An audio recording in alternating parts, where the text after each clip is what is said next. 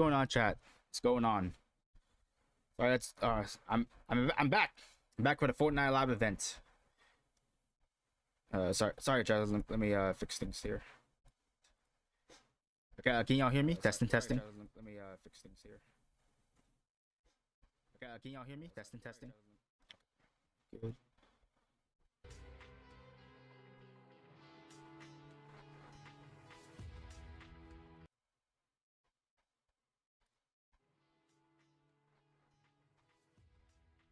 Testing, mic check, mic check. Mic check. Testing, mic check, mic check. Testing, mic check, mic check. Mic check. Testing, mic check, mic check. Testing, mic check, mic check. Mic check. I think it's all good now. Sorry, chat. I was gonna stream a little bit early, but I had some. Of course, it's same issue with me. All tech issues. Good now. Sorry, chat. I was gonna stream a little bit early, but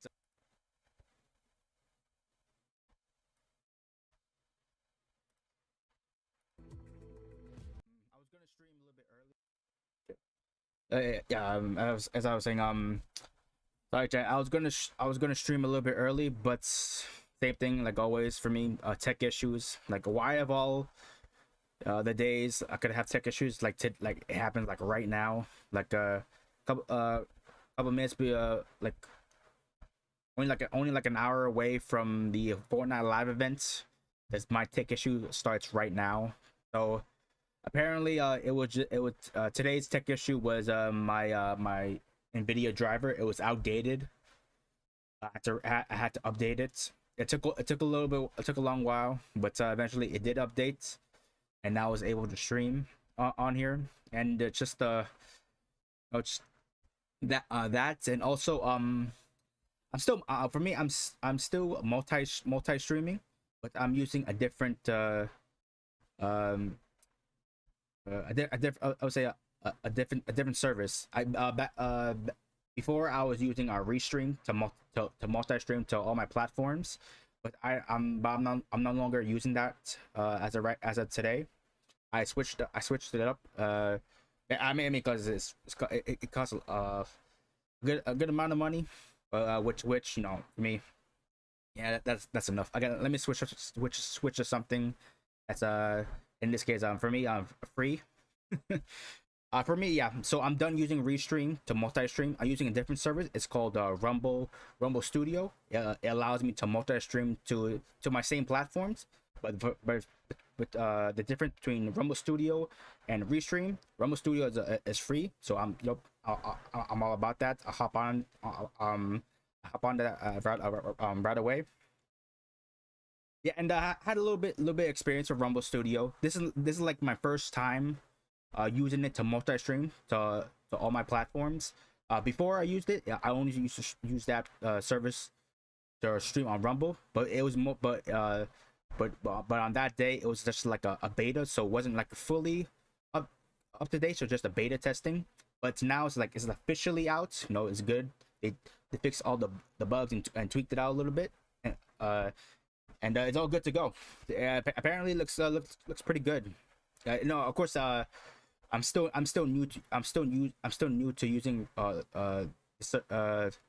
this multi-streaming service, Rumble Studio. So I had to tweak things out.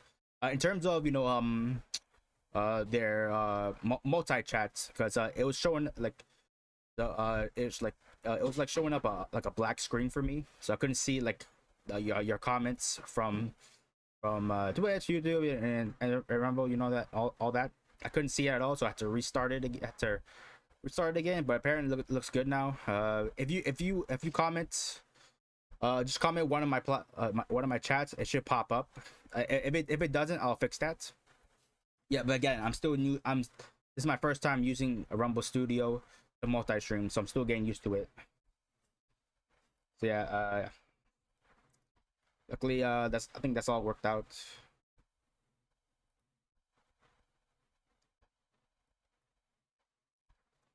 Yeah, testing my I think that's all worked out. I check.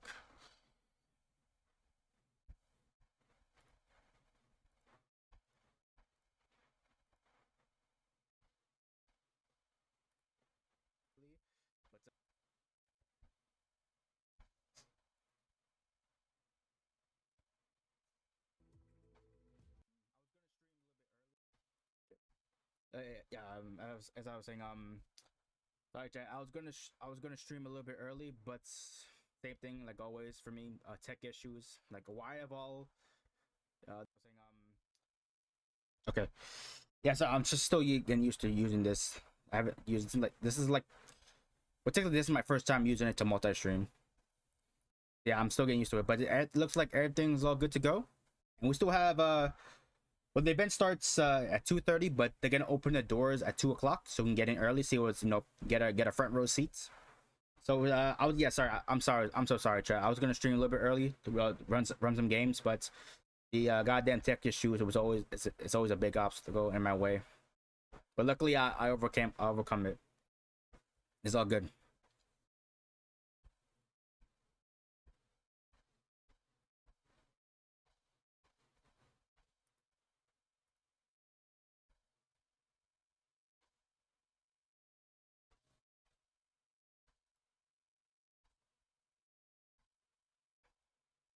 I just hope my baby PC doesn't crash because yeah I was when I was updating my Nvidia driver, my game crashed, so I had to make sure it doesn't do that again.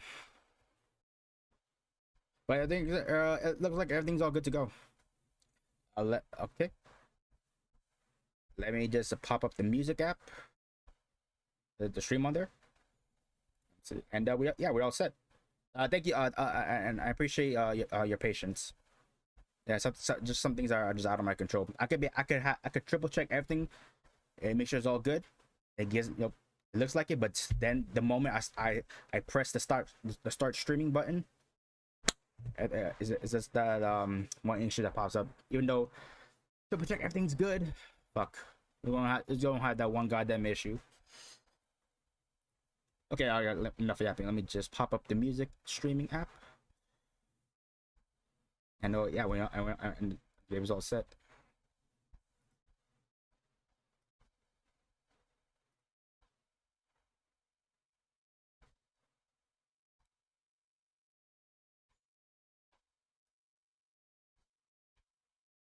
Yeah, and I appreciate your patience. Really, I am.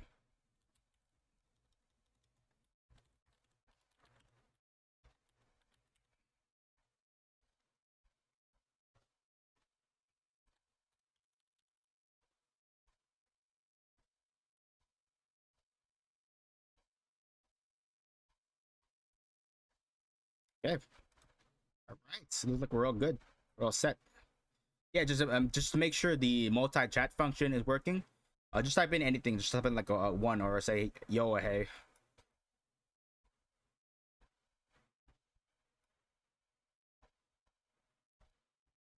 Okay, okay. Mic check again. Mic check again. Okay, okay. Mic check again. Mic check again. Okay, that's good. All right, so the doors open at 2 p.m. for the event, but it officially starts at 2:30. But let me see if I can run one quick game. What should I wear? Because we're gonna fight a demon, demon's domain.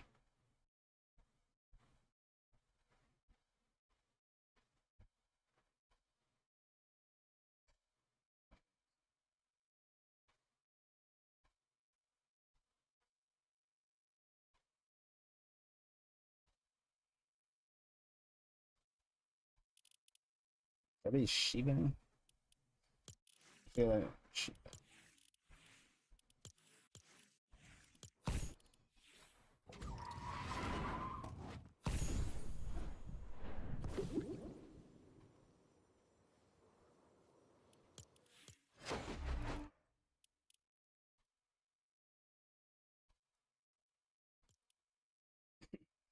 yeah, the live event starts. I'm gonna start the live event on builds because just to make sure I get a front row seat so I can see what's going on in the events at a much better angle.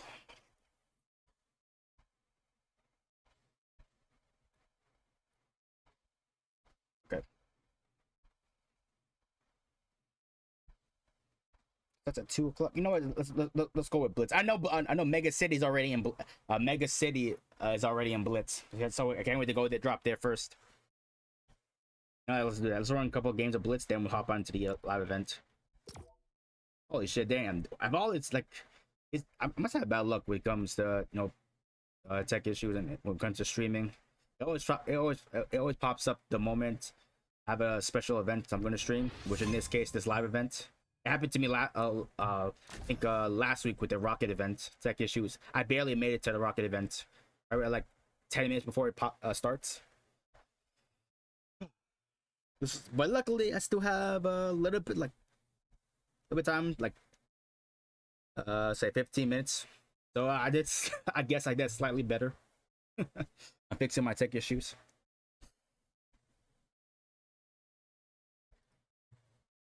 So Mega City, yeah, Mega City. I heard. I'm glad Fortnite Blitz is permanent, and Mega City is in. Mega City is already here. Blitz Mega City. Let's go. Let's do this. Let's go. There we go. There it is. Mega City. Did I get my first kill here? See where I'm gonna land.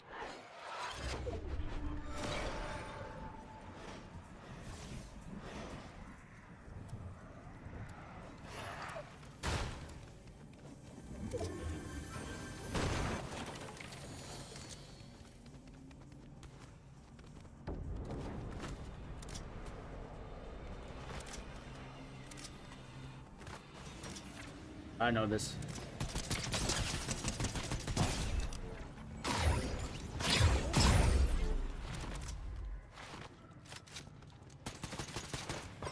Oh shit, forgot about these. Go.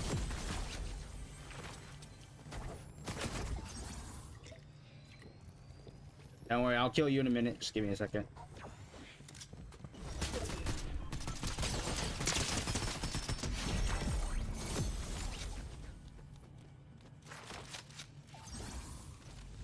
A good start here. We got a good start.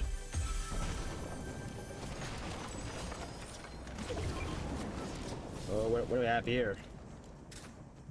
Oh, I got a flapjack rifle. Try it out. I have a new weapon now.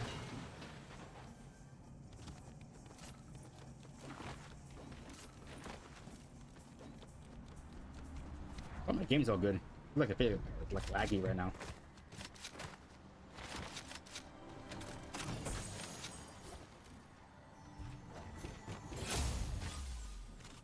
Got a Havoc. Damn! Like our last time. But it's much smaller. But it, of course, it is Blitz. It's pretty cool.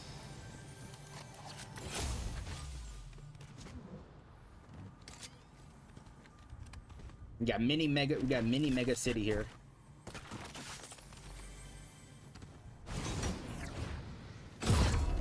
Where is there? Oh, it's only 6 people. Yeah, people. I thought there'd be more. Oh shit! Nobody wants to come to Mega City. Throw back here.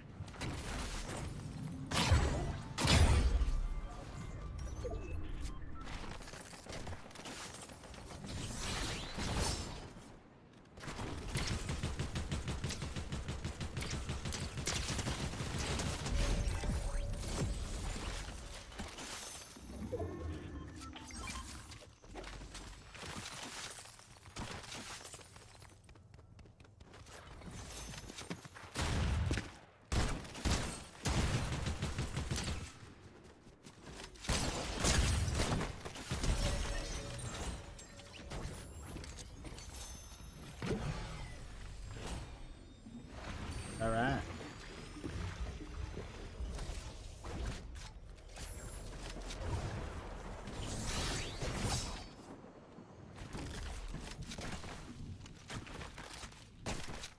Oh, 2 people left. All right. And when Fortnite says 5 minutes for Blitz, they actually really mean it. I think, oh, Gold Llama. Let's check that out. First Gold Llama, new Blitz. Can I get it? Apparently I cannot. No, it's making me slip. I can't. I'm trying to get the Golden Llama. What the hell? Apparently Blitz doesn't want me to get it. Okay.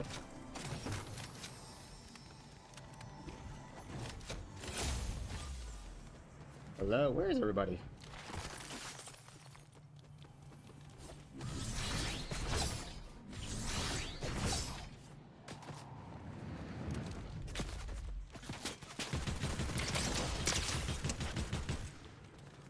I bet you guys want a couple of shots. Let's go.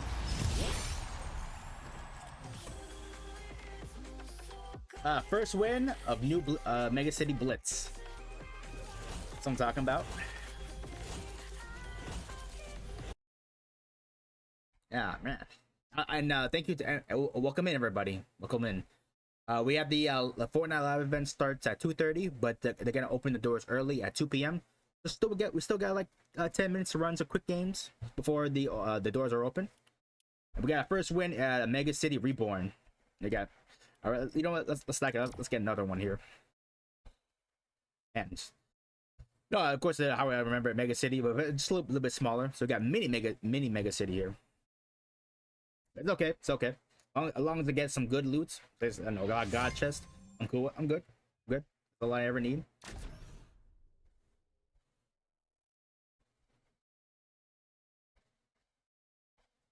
Yeah. And happy Saturday, chat. Happy Saturday. Hope you're having a good day today.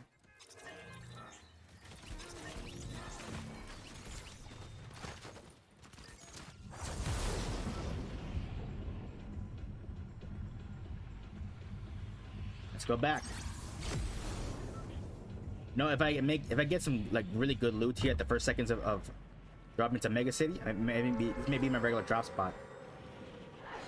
Usually I land at Snobby Shoals here to get good loot, but if Mega City can give me some great god loot, I'm gonna make this make this my spot. Okay, we have 3 chests over here. Okay, don't argue with that. That's.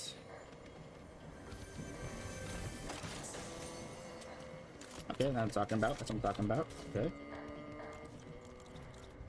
Oh wait, what? Oh shit! I dropped my. Oh, the thing is. Oh.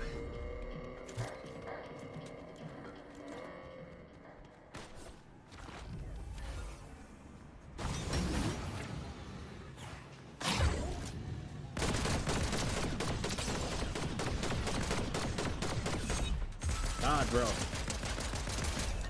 Oh, these rails get because I'm a little slippery here. Like even if you don't tap your key bind to ride these, if you're close enough, it latches on. I'm trying to get off right now. See.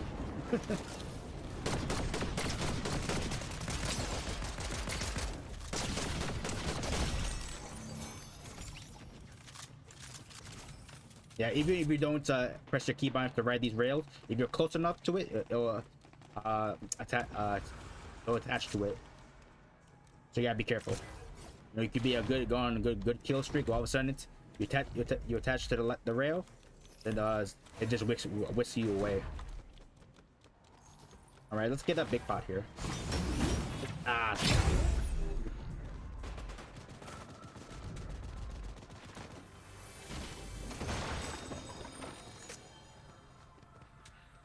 No, I need a shotgun. Nope. Yeah, I need a shotgun.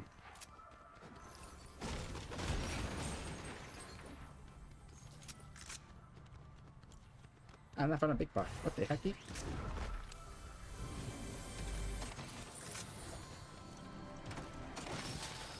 Oh, nice.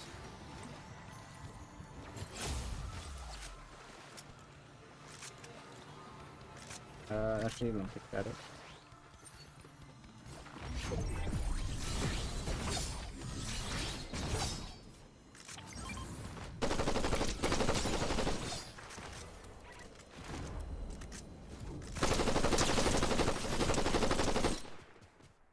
Guy's weak.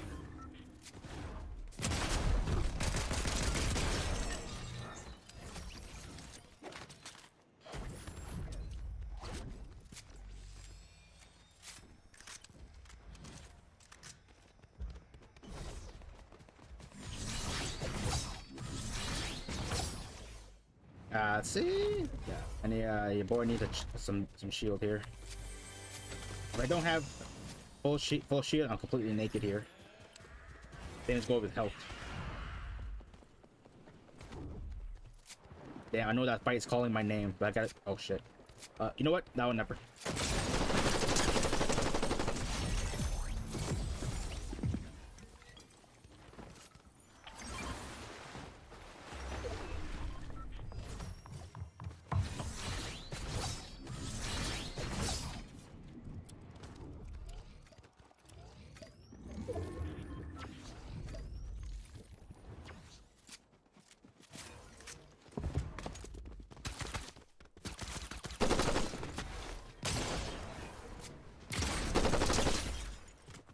I thought I reload this shit.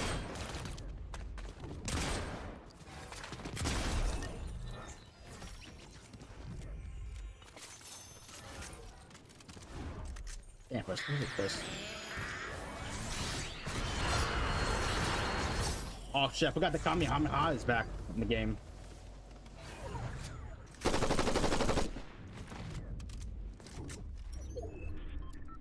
Oh, you're a bandit.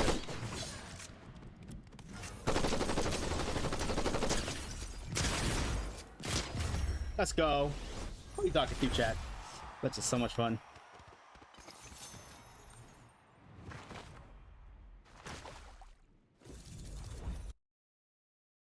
Oh, 5 minutes left. Okay. Yeah, I know Blitz is supposed to be 5 minutes. Do you think? But I don't think I can win that. That's that short time.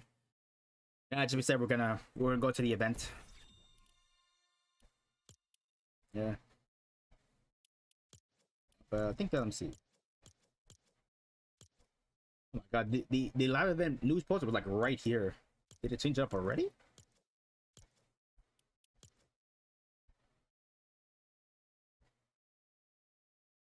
Oh my god, oh no, we got another event here. Blitz Royale Power Hour event. Drop into Blitz Royale on August 2, which is today, after the Showdown event. So okay. For a power hour of unlimited Kamehameha. I'm gonna do the Kamehameha. Dragon Ball Z. Okay, so all right, so well, the event starts at 2:30. So I think it's like what, maybe 10 to 15 minutes. So they get time to the Blitz for the Blitz event.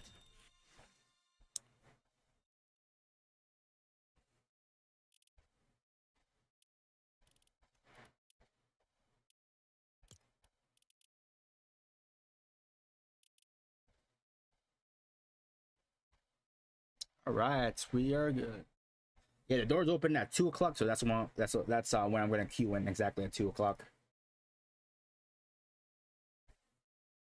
Oh, what's up? So y'all playing the event too? I mean, y'all streaming or participating in the event?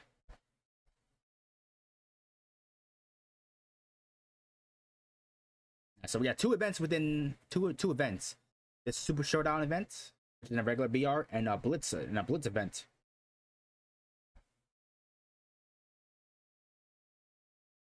Yeah. Two events in one day. Now that's what I'm talking about. Oh yeah, oh yeah. Oh, should I? No, wait. I know because I know Ninja. He got a new edit style for his skin. Let's see, have it? Yeah, he has a new edit style.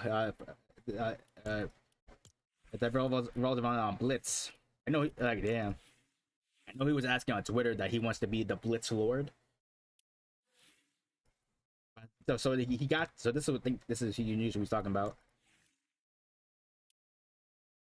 You know, I'm gonna put his katana too. Does he have a glider?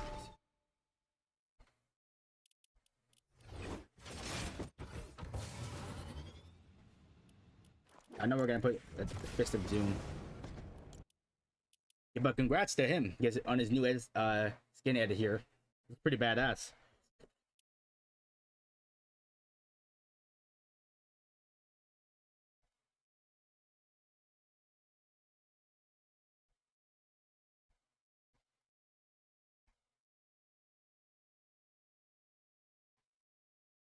All right, so yeah, you have two. So it's 2 minutes before the doors open.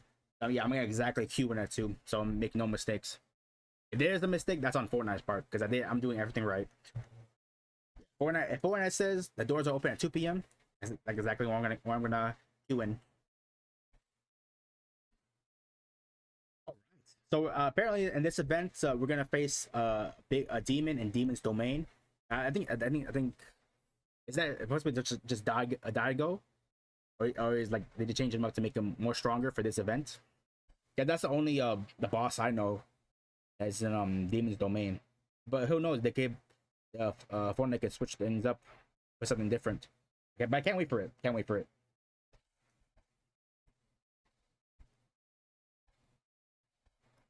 Okay, okay.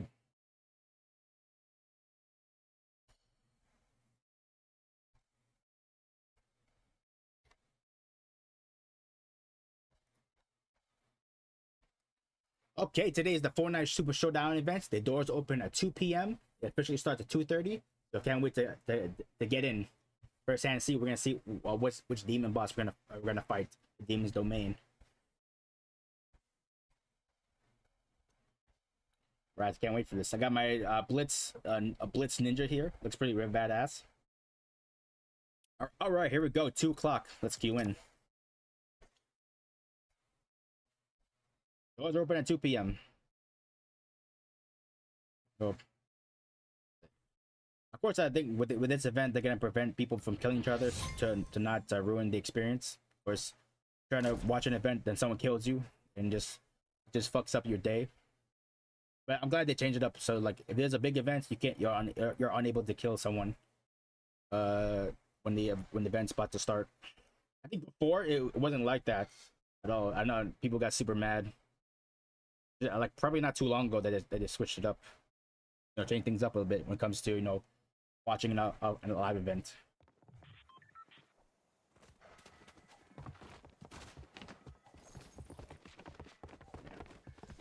I'm in build mode just in case if I want to get a close up look with the events. I could just build my way up to get a better angle.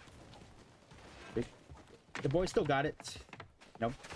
For me, I just mostly been playing zero builds because I want to get used to playing it. I'm still a build player. Now then, I haven't got my roots.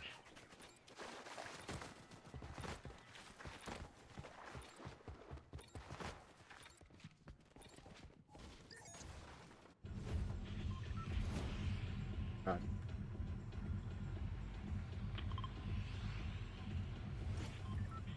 oh, matter of fact, I forgot to change my keybind because I usually currently use I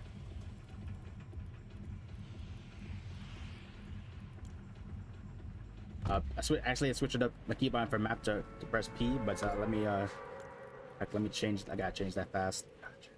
I'm about to change it.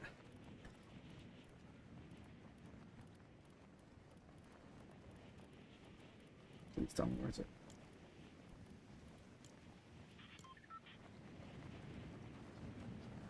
Here we go. There's the countdown. 27 minutes left. Basically starts 2:30, but we're gonna get in early. I'm gonna of course, get my weapons, get my mats too. There it is. Oh my god. Can't wait for this. Oh my god, I see a lot of minions around the temple here. Right there. No, right there. Oh, those are people. All right, so. Oh my god, please don't fuck up my. Oh my god, I see my game's lagging right now. Please don't do this to me. Please don't do this to me.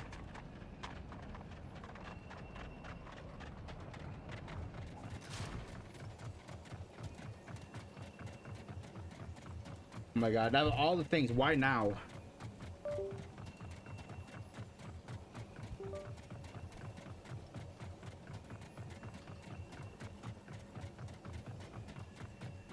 Oh fuck, is my internet. Why now? Holy fuck, bro.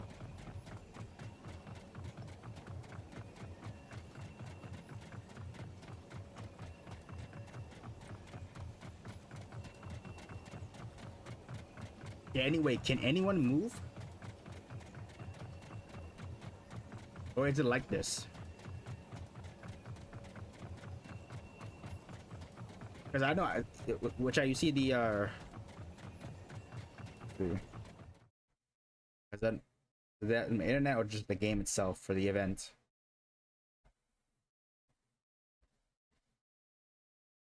Chat. Okay, you see the Wi-Fi icon with the red arrow and the X, the yellow X? Yeah, that's because I use LAN. I use LAN here. Please don't let it be. Please fuck up my internet. That for all things. My internet can fuck up any day. But why now? If it's an important moment for me.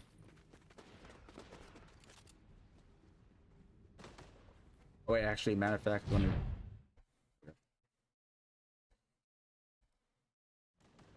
Okay, okay.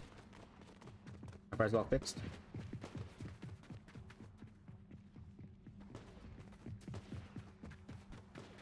Please, internet. My God.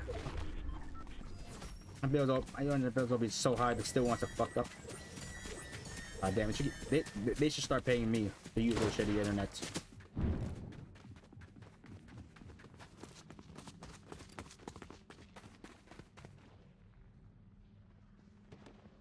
I'm sorry, chat. I'll be right back. I gotta check.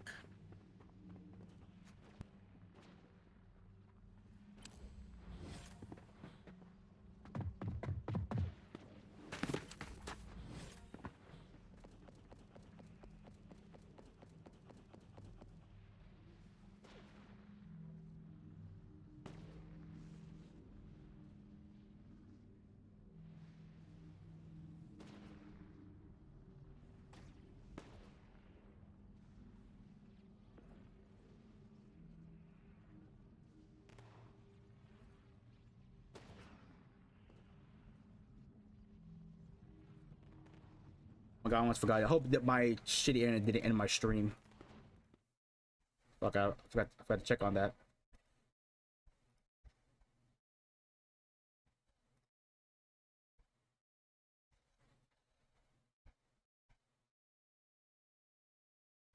Okay, good. We're still okay. Okay.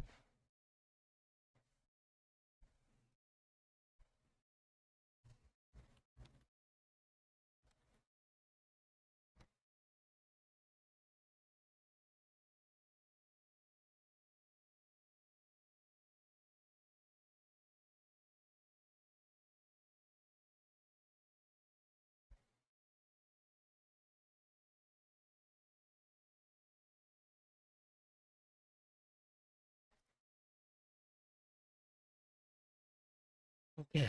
That's okay. I didn't end it. Okay. Kind of relief right there.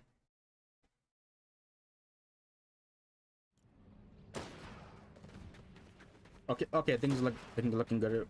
Things are looking good right now. Check. Good. Things are looking good right now. All right. Let me get my loot here. Why now, internet? Fuck you. I really mean it. You should start paying me. Start using this your shitty service right now.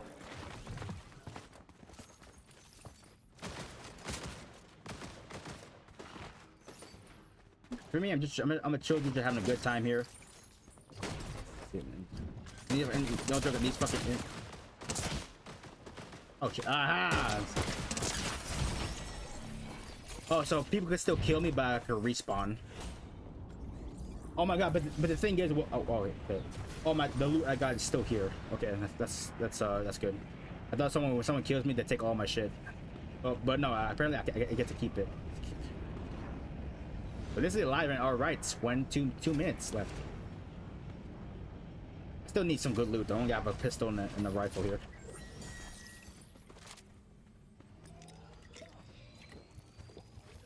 Oh, what's this? Oh, I remember these seeing the Supernova Academy. You could shoot these to open a vault. Okay, so it's loot. Okay. All right, nice.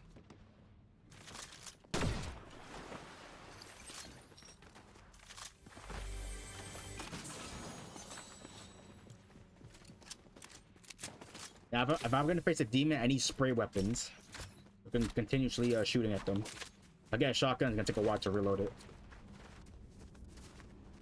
I need, yeah, I'm only gonna use spray guns, pistol, rifles, revolvers, SMGs.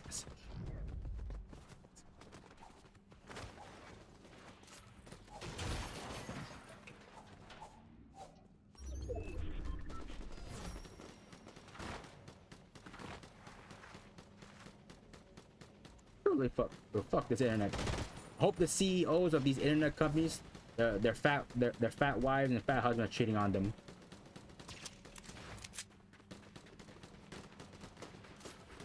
I truly mean it.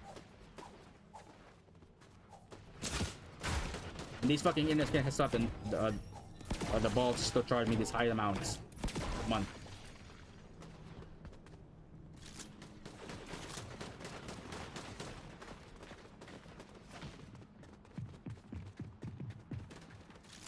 I think I'm good on. Okay, I think I'm good on ammo. I just need like 3 big pots or 6 minis, and I'm good.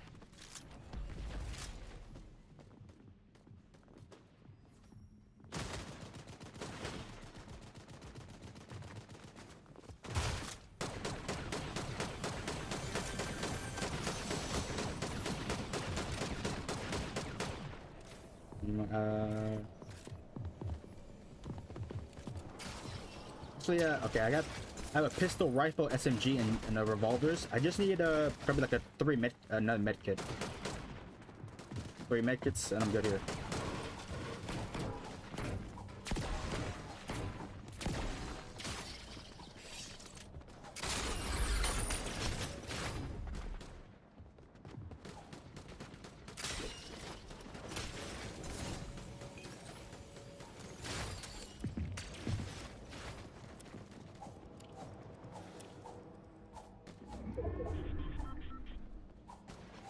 Oh, can I get this? No, I cannot.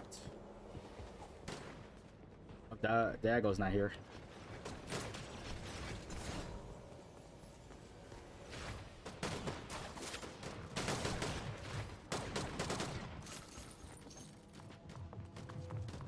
Yeah, I'm good on ammo here.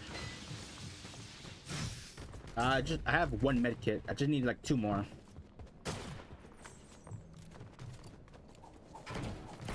Alright, now I'm full shield.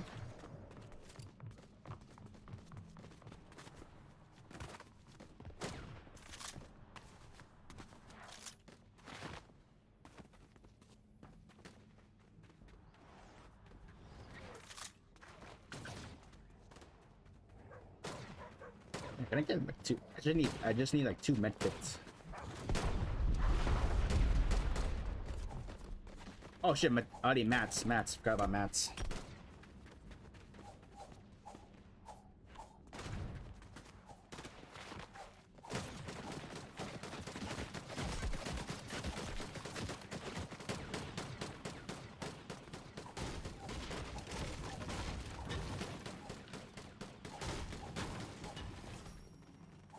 Yo, Sigma, thanks for the follow, bro. Appreciate you. Yep, still have 17 minutes left before the event starts. I'm just make sure I'm all good, looted up here. Oh, okay. I just need 1 more medkit because of course I need heals. I don't know. I don't know how tough this boss I'm gonna fight it. Yo, chill, bro.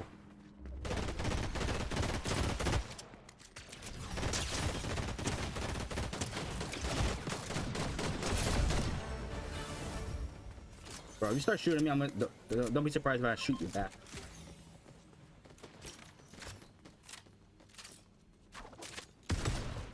I mean, I won't fuck up anyone's event experience, but if you try to fuck up mine first, don't expect me to bite back here. Oh wait, movement. You know what? I think I have enough guns. I need something. Of course, I need movement. I forgot about that. I'm still good on guns here.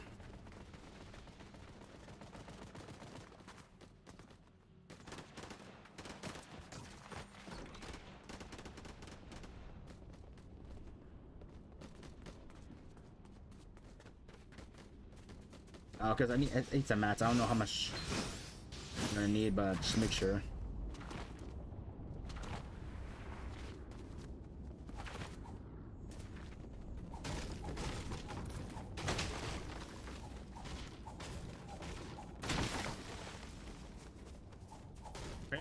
Damn, how many people are in this event? So far my internet is not fucking up. It was at first, but now it's not. I think it's because so many people are here. Like, I don't get it. Like, because when Fortnite does these events, they should expect a good high amount of people in it. You know, they need service to, you know, handle it. They've been around the game for so long. They're a billion-dollar company. They should expect this. Like, make sure there's no lag around here. Like I'm experiencing right now. It should not happen.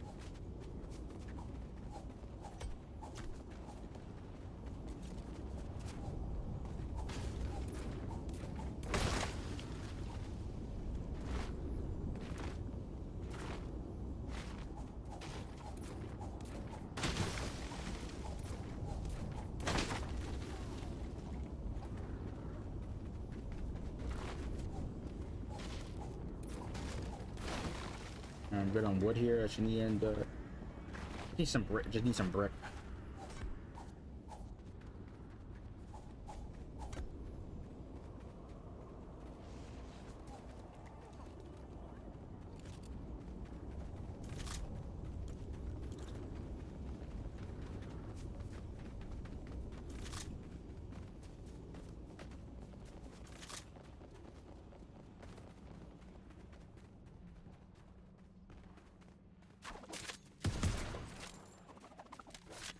Shooting at these floating red orbs here, they give you some good loot.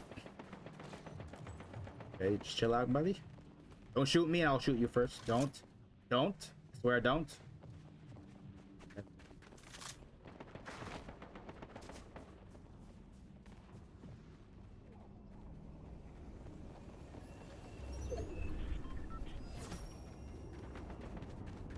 I need a good view here. Where can I get a good view? All right, I can go right there.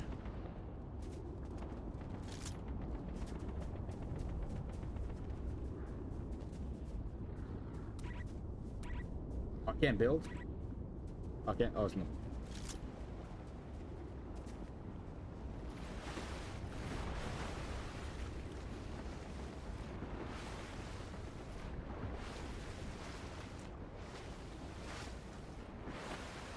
Cause I don't want to waste my cube. Yeah, my surf cube. I don't want to waste it.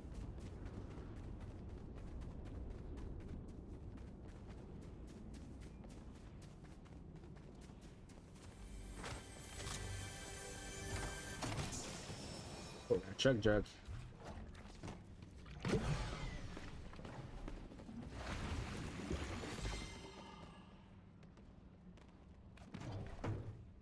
Chat, what do you think? Switching the 3 med kits for one chug jug. It has 180 in it. I should take both, but I need to. I don't know how tough this boss is gonna be, so I may need all the good guns I need.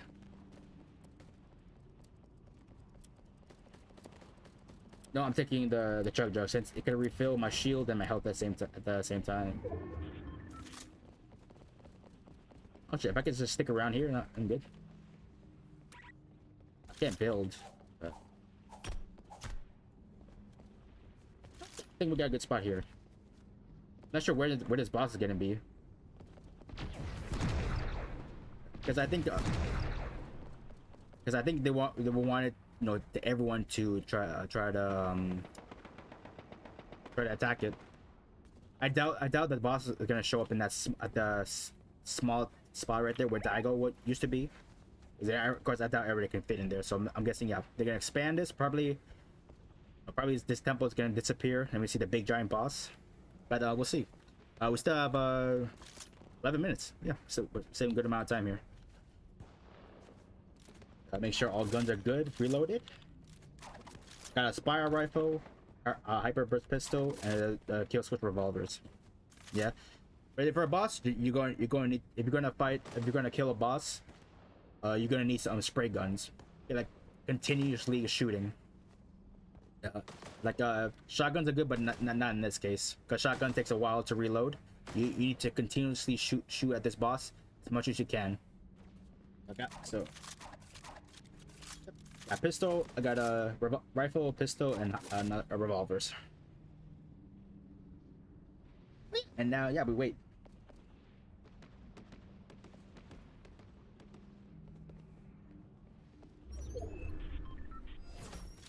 That guy's still there? I think he is.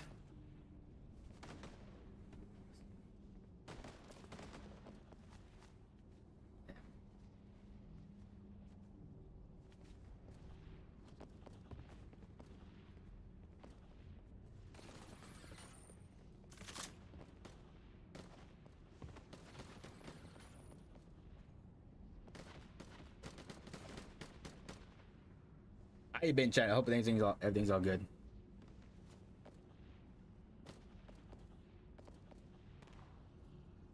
So you see this guy trying to fuck up this guy's day.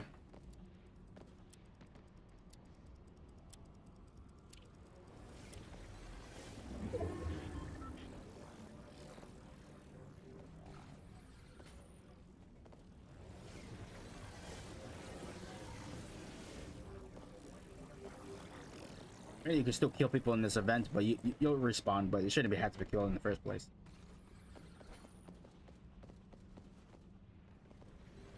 Alright, it's 9 minutes left. Let's get it.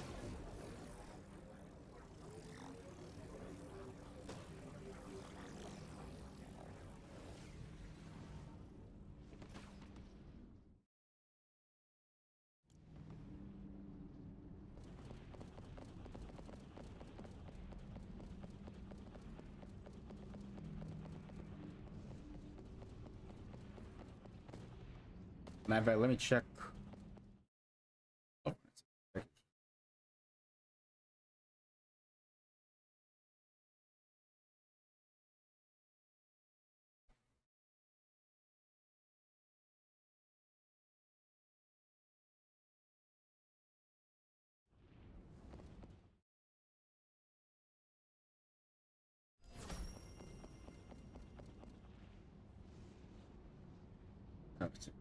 Oh, I hope this sword doesn't get us. I'm guessing this purple aura here will stop the storm from killing us. Just like I hope that's the case.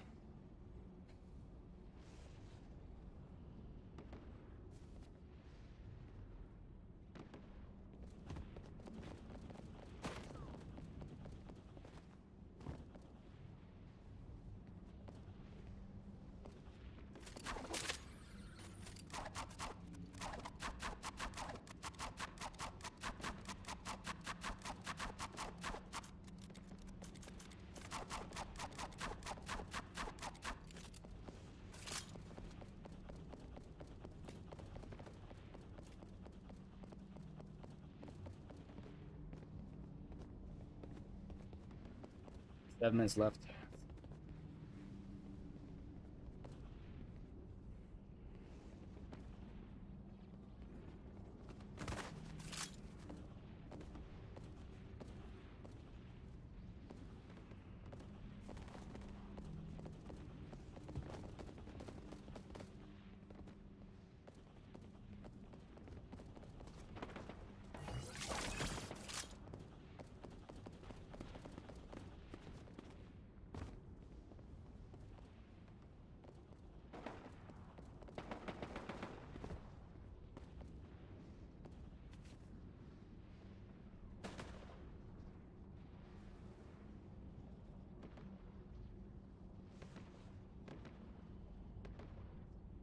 Man.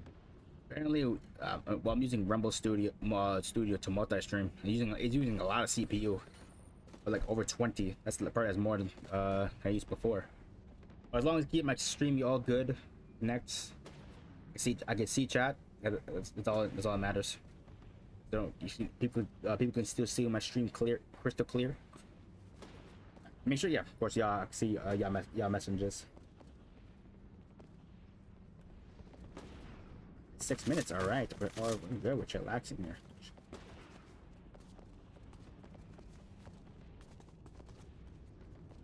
This guy gonna pop out. Guessing we're like right around here, and of course, he's gonna be the center of attention, right here.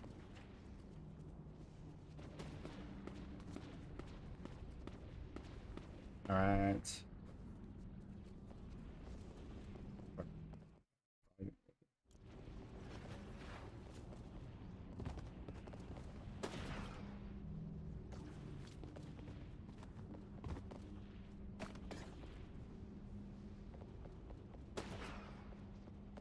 I just realized the storm the countdown is stopped.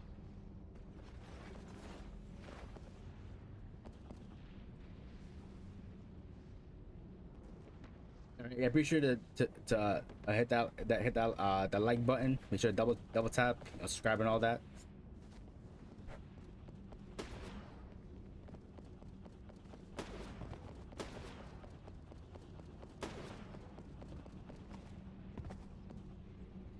We got 6 minutes left here.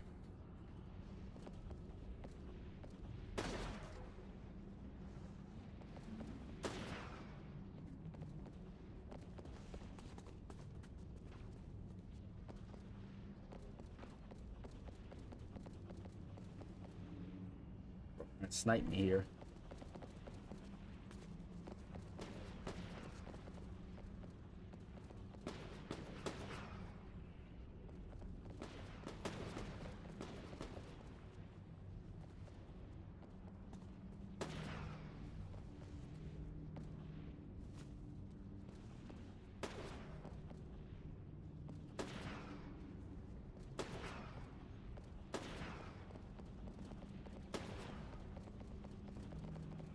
All right, 5 more minutes left.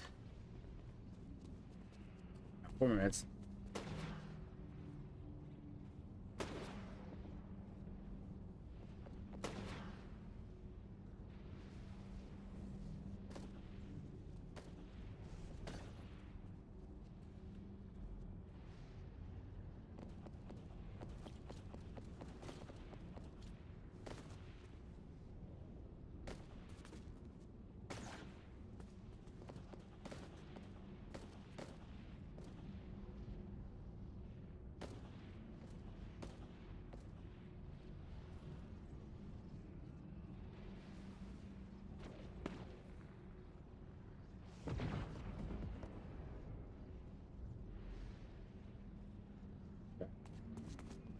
I think how much, Chad, what do you think? How much health the boss is gonna have?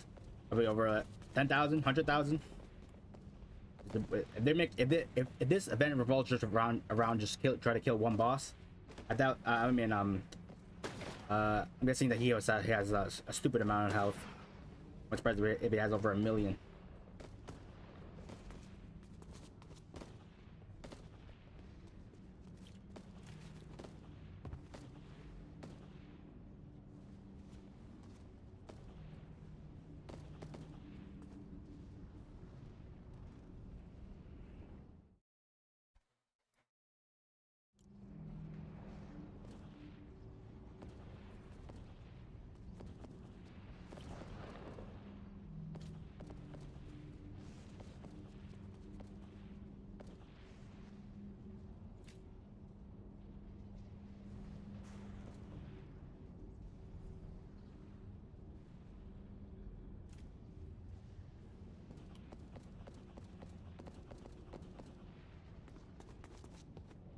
Countdown, got 2 minutes. Here we go. I'm ready. Stacked.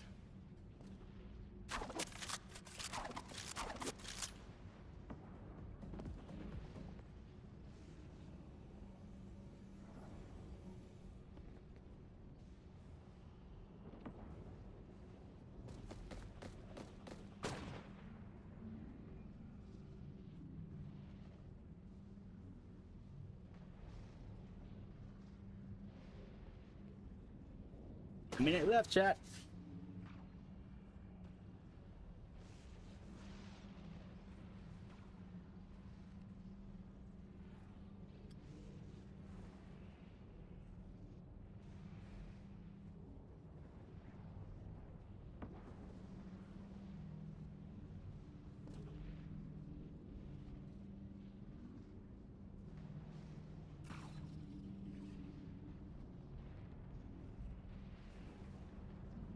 Leaderboard.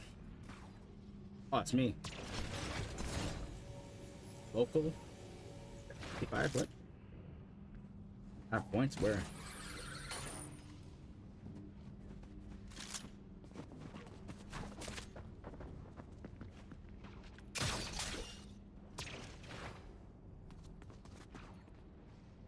That probably gonna try to run up on me. What's this leaderboard though? I have no idea. To be honest, I have no idea what this is. I count for how many kills? I think I only killed like one person. I'm not sure. Here we go. 30 seconds left. Let's go. Let's get it. I'm ready. Ready.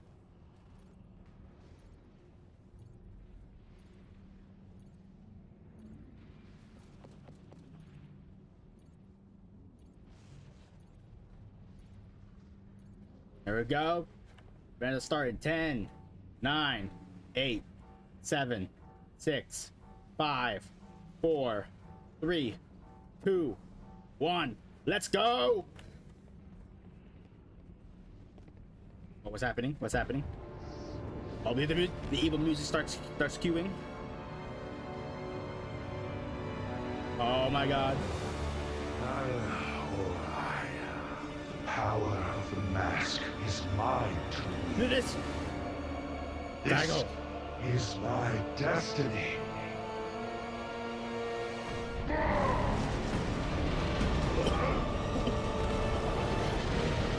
Start shooting him. Bro, he's absorbing everything.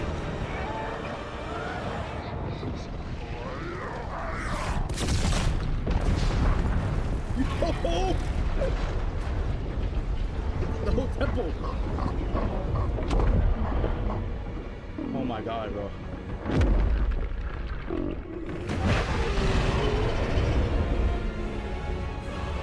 Yo, what the fuck is that?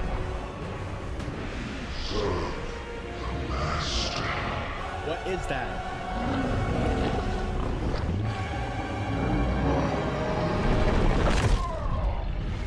He just whooped that up.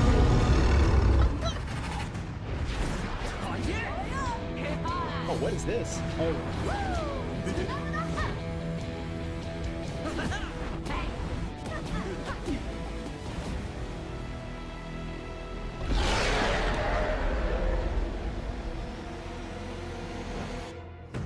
Shit.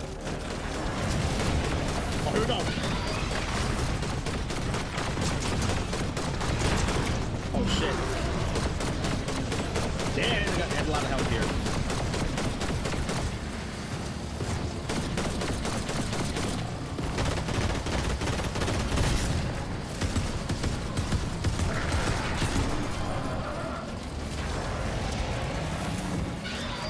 I gotta reload.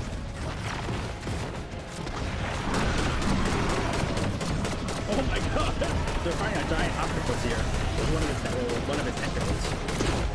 Oh shit. Oh, it's so cool.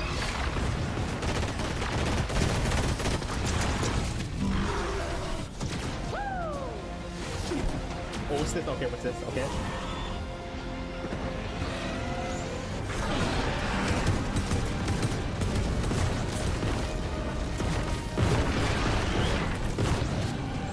Alright, reload.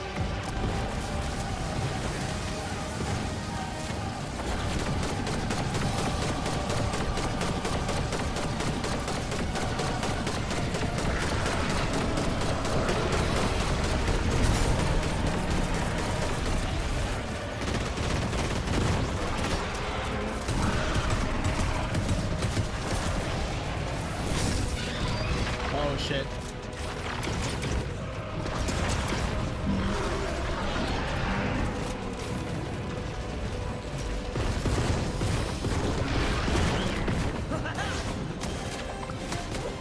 Oh my god, yo, this is so cool. Oh my god.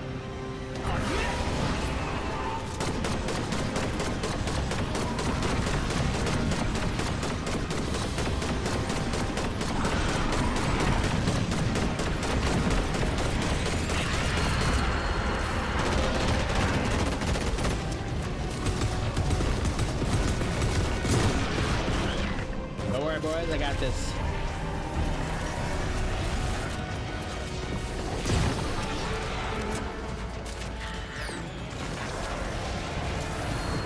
Oh shit, you beat the Kamehameha? Wait, oh man, I need that.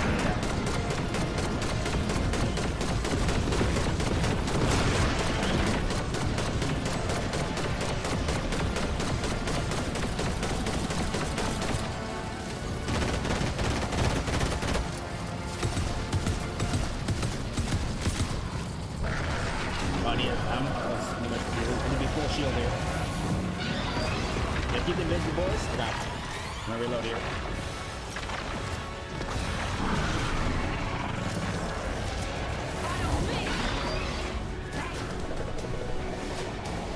Damn, the Kamehameha power's here. I wish I could find it.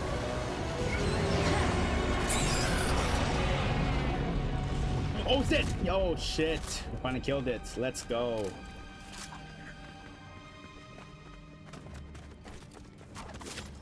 Oh, that was awesome.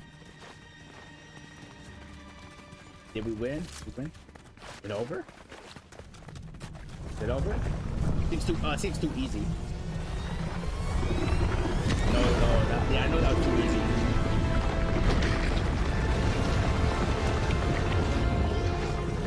Holy fuck, you got even bigger.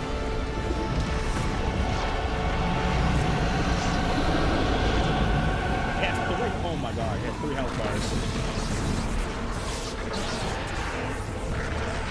Bro, I can't do anything. Oh my god, I can't move.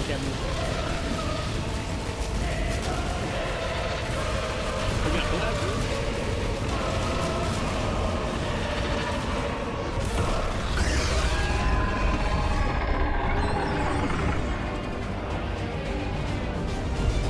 Superman! I knew you saved the day.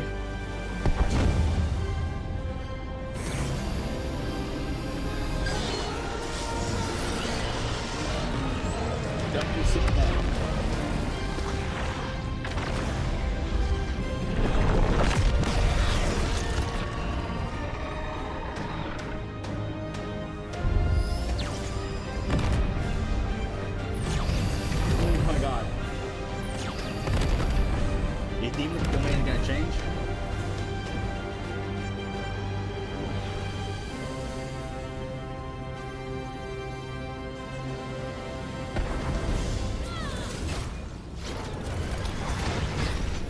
Oh my god, that was so, oh bro, that was so amazing.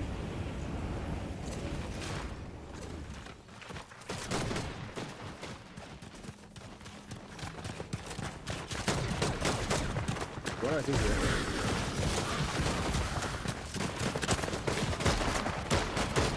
I can't do it.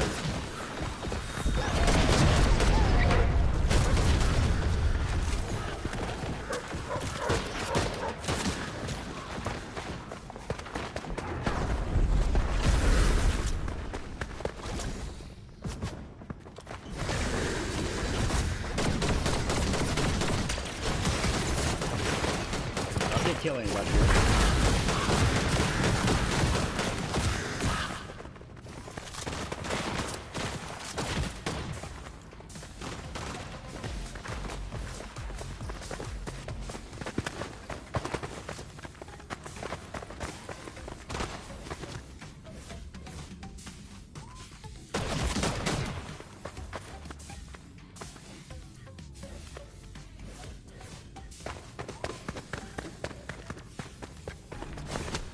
Alright, so that was the whole event, fighting a giant octopus or squid or something. Damn, we had a lot of health, but I feel like the first step was too easy, but he popped up with 3 tentacles, so I thought we're gonna fight again, but no, but Superman came to save the day. Now Demon Domain is gone.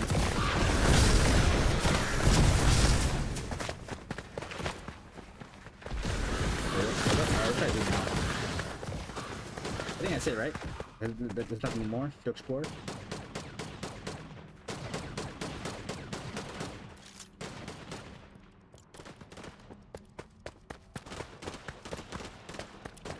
Alright, and we still have the Blitz event, starts at 3 o'clock with the, they're gonna put in the Kamehameha powers, Dragon Ball Z powers. I think that's it, right? Nothing more to explore? Yeah, so apparently, yeah, Demon's Domain is done, so there's no more. Wonder where all the pros gonna land now.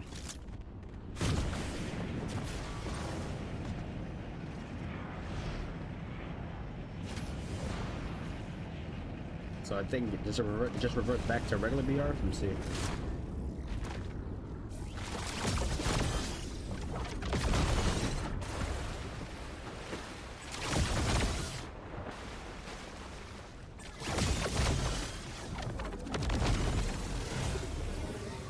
Oh my god, this is one of the giant tentacles here.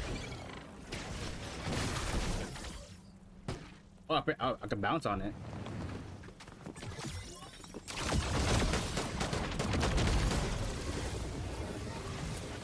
But yeah, there's left for one of the octopus limbs here. Is it right? Investigate this.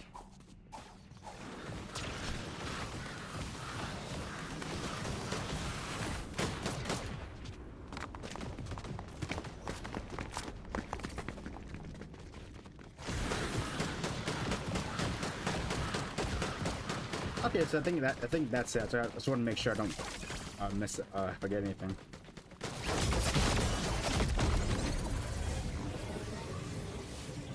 One of the octopus's tentacles here. See what man just cut off with his heat laser eyes.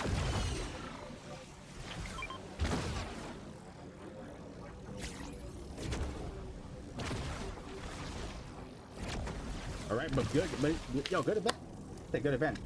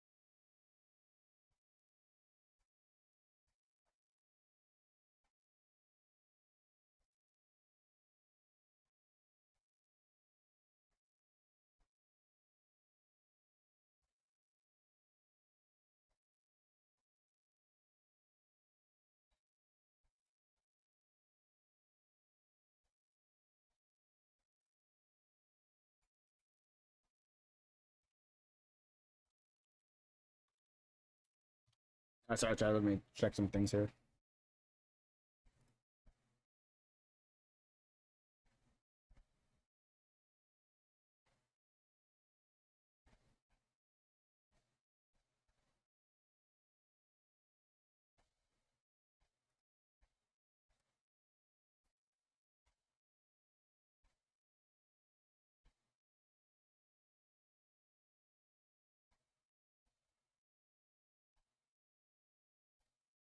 I couldn't believe how much mucus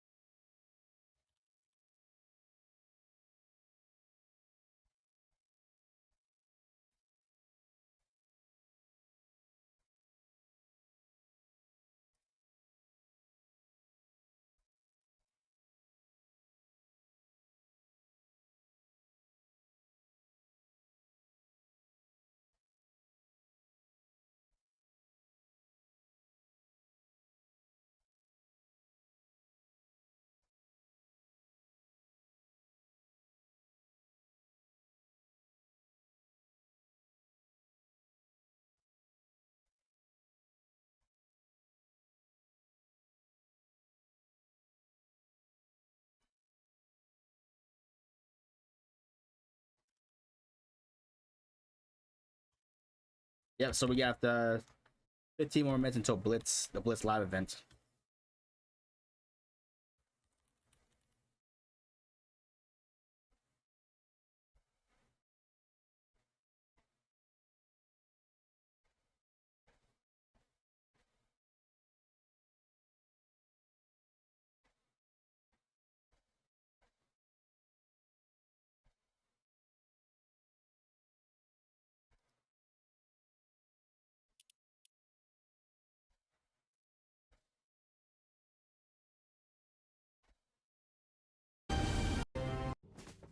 So apparently, yeah, the event just ended when Superman killed that giant octopus. So I just wanted to make sure I didn't miss out on anything. So yeah, make sure checking out all the leakers that posted the full event. So apparently, that was it. The way I just described it.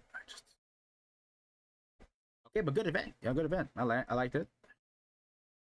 Very interactive.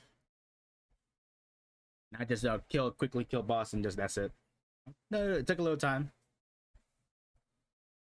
Now, we're gonna wait for the Blitz event, which starts at 3 p.m. But yeah, 15 minutes. We have unlimited Kamehameha powers. I gotta use this. So let's hop on the Blitz. Unlimited Dragon Ball Z powers. Shit, it's gonna be mayhem right there.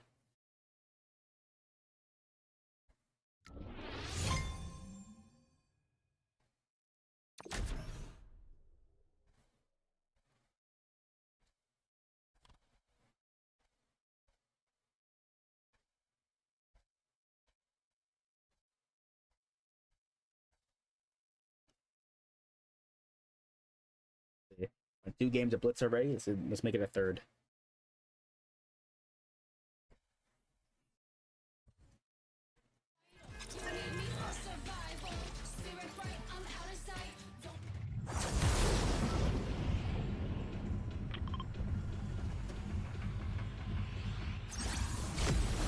So weird, like on top of that tower right there,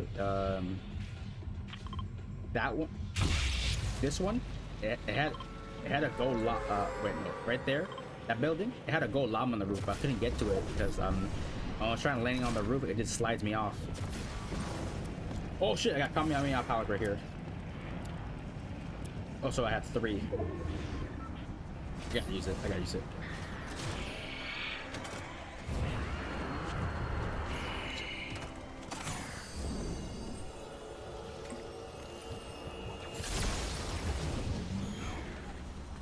Okay, let's see how.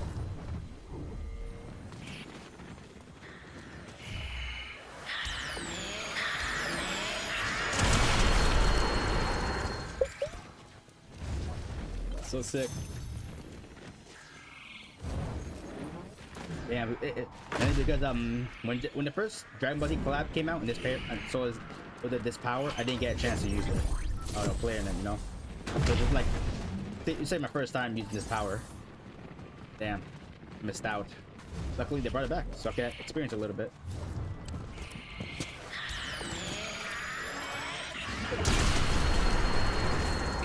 All right, that's 2 kills to go with Kamehameha.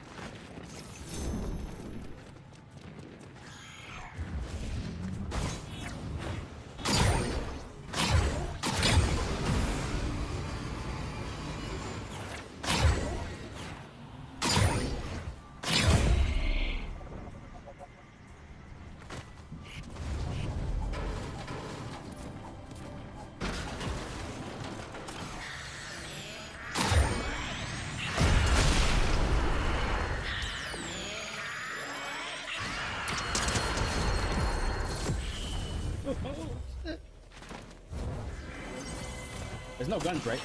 Yeah, just no guns. Just Kamehameha. So I opened a few chests, but there's not one gun popped up. Oh yeah. Oh, I have a pistol. Apparently there's some guns.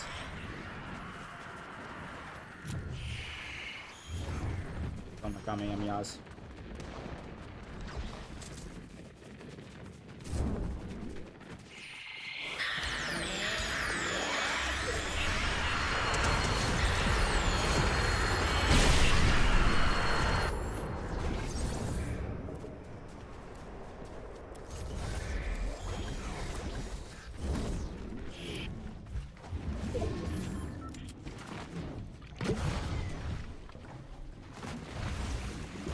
I got 4 kills. Let's actually win this game.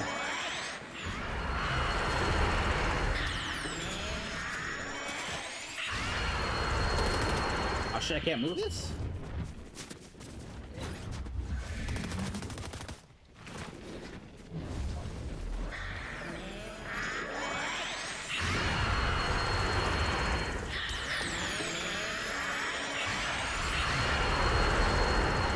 So I can't move the Kamehameha.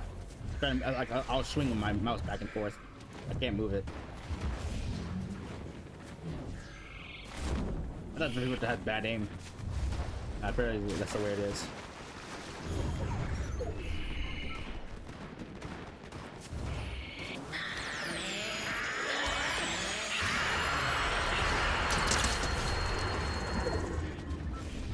So for me, I just gotta time it. When someone pops stairs, that's when I pop mines, because they can't move from that spot. So yeah, I'll use my powers when someone uses theirs first. Yeah, I just gotta sneak up on them.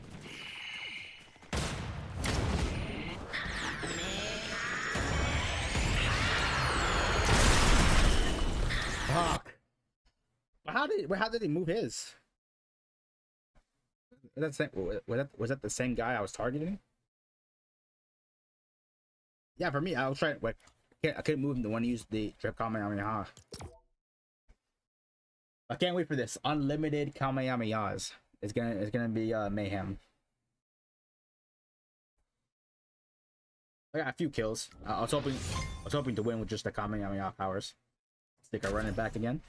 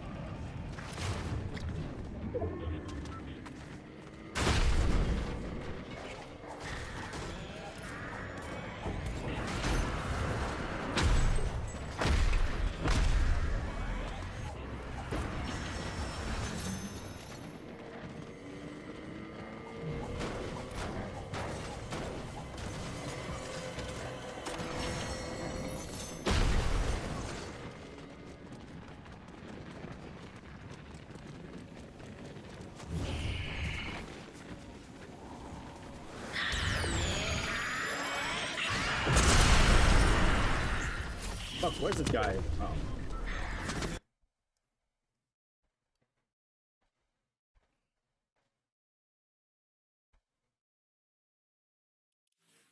Fuck.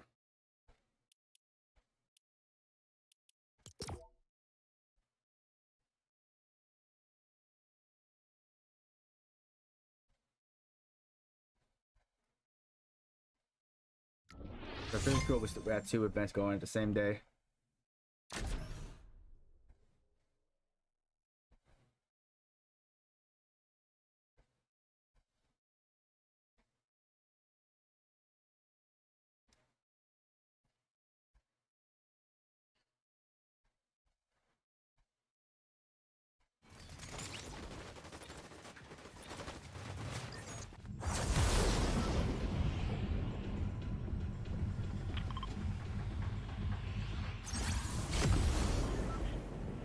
Oh wait, no wait. For the Kamehameha power, I think I have a Dragon Ball Z skin. Can go with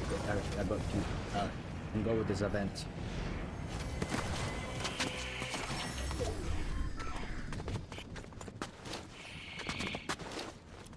I know he wants to pop his Kamehameha right now. He's trying to wait for me to pop mines first. It's all about timing.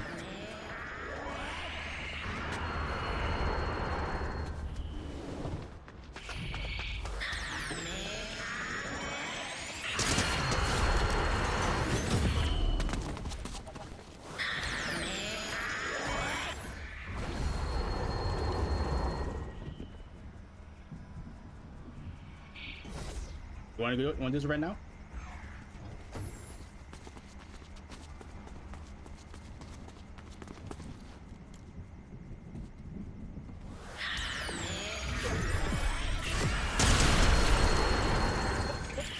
He just gave up. I was hoping we could duel here. Pop powers at the same time. The Kamehameha. Apparently not. Oh, let me get here. By that time I stopped his Kamehameha would have reloaded already.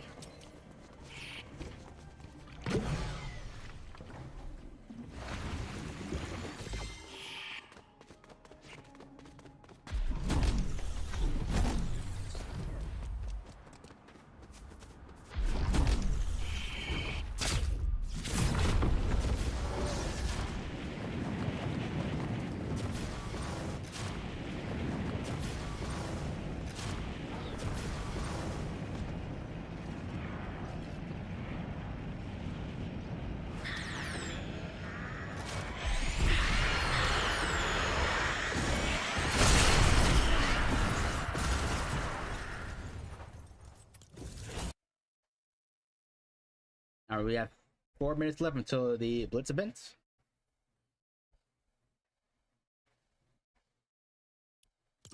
Yeah, I know. I think I do have Dragon Ball Z. Let me see. I do. Yes. Super Saiyan Road. Goku Black. No go. Respect. We'll touch it up a little bit with Super Saiyan.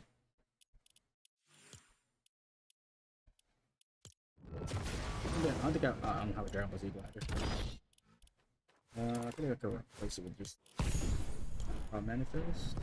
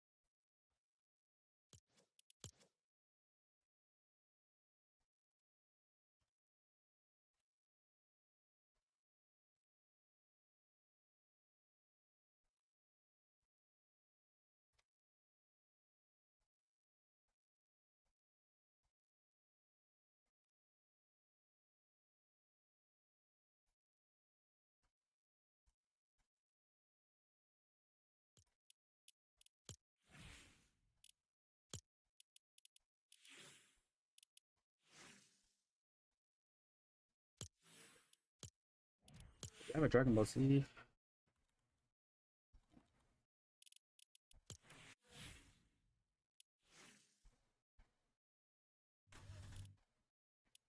Oh yeah, I wonder if I can get the free Corvette here. Okay, I'm a little bit close, I think.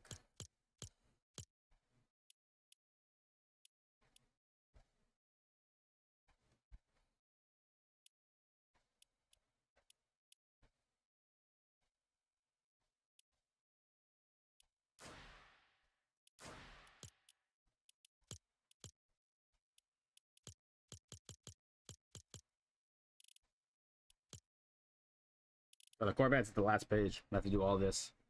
I plan to. I plan to. The Corvette is free. That's pretty good.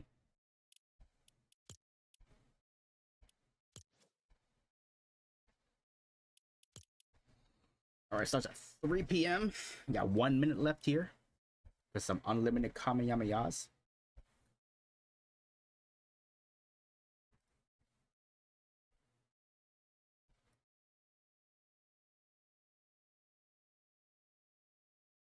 Oh, good. Got some new updates about the after the Super Showdown event. I'll read it after this.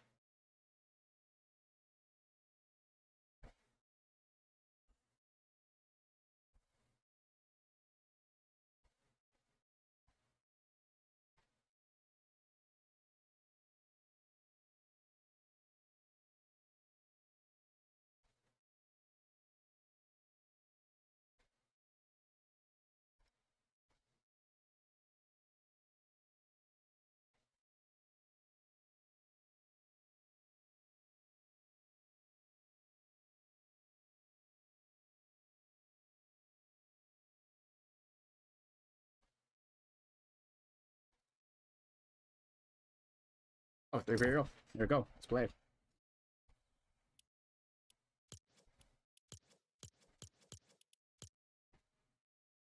Oh, so it's a 1 hour event. Let's see how many. See if I can win with just Kamehamehas.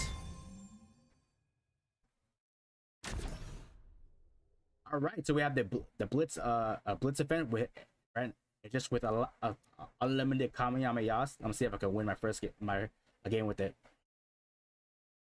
There's a Blitz Power Hour here. Straight up at the I think just only Kamehameha, no guns. Not bad.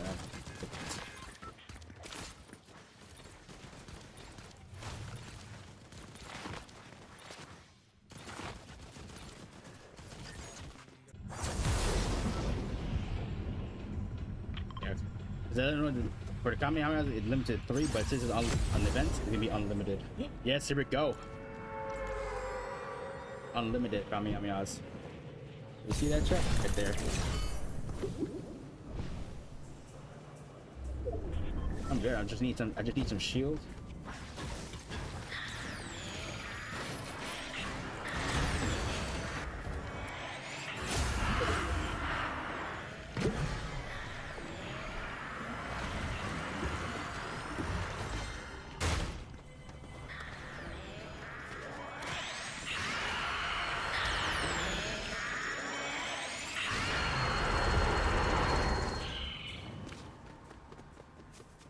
No cooldown time here.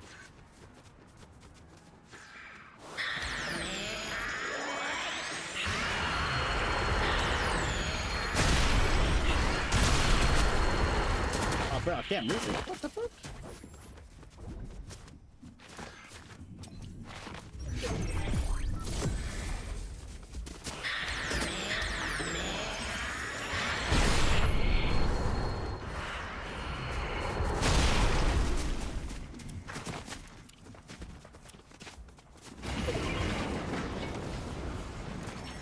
So there apparently is a, of course, cooldown after, but it is still unlimited.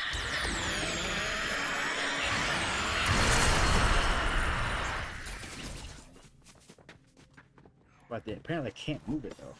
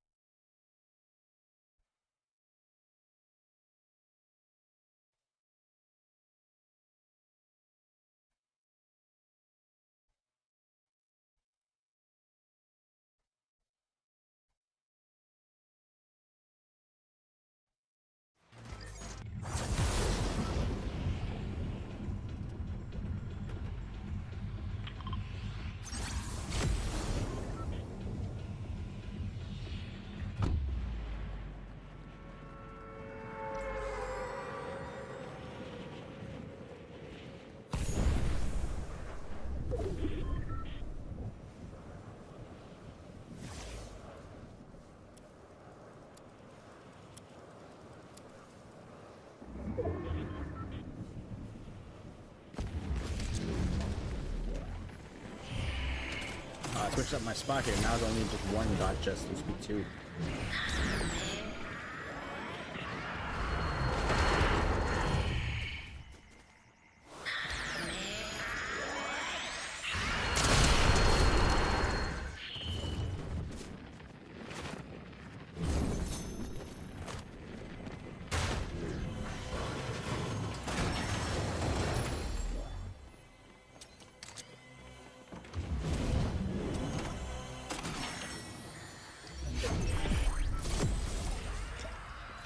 Gun.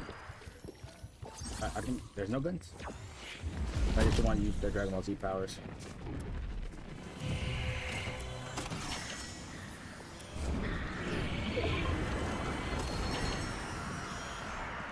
Hey, why is it now that says 3? I thought it would be unlimited.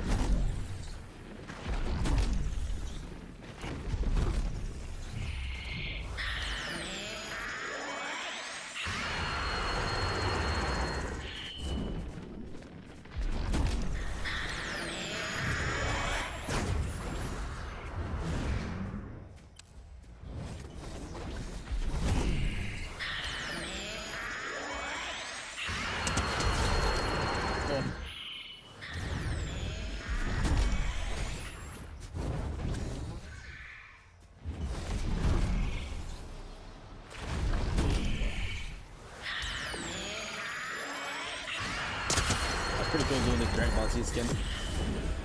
But I thought it was unlimited. What the fuck?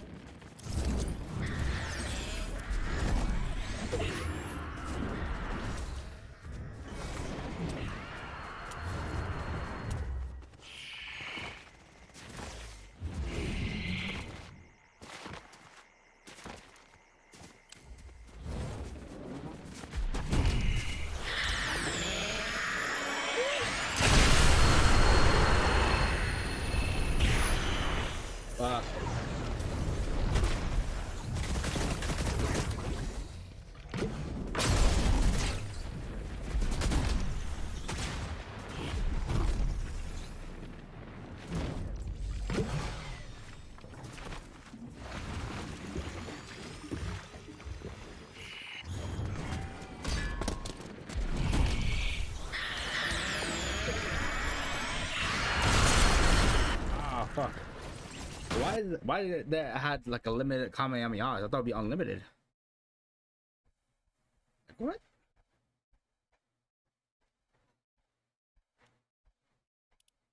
Oh, that wasn't that's just it though. It still says unlimited. What the heck?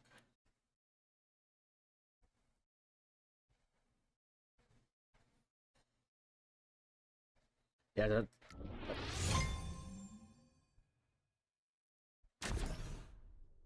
It's the best time to use the Kamehameha when someone pops there. When we're in the state where they're in the stage of Kame, that's when you pop theirs. I mean, that's when you pop yours because you know they can't move from that position. Try to be sneaky with it. Pretty cool. You know, it's all pretty cool. I'm using a Dragon Ball Z for it.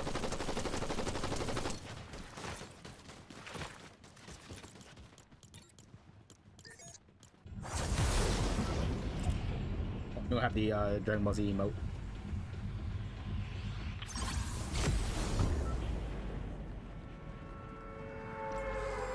Yeah, well, it says it it still says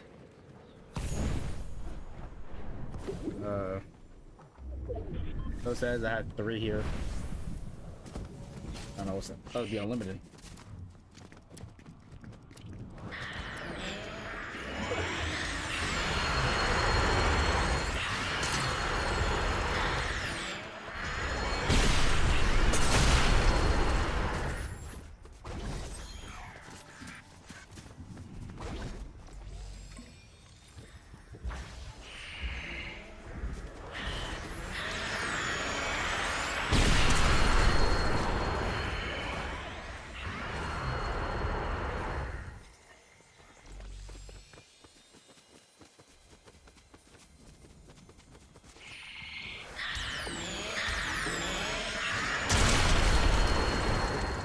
Seconds faster. Sorry, buddy.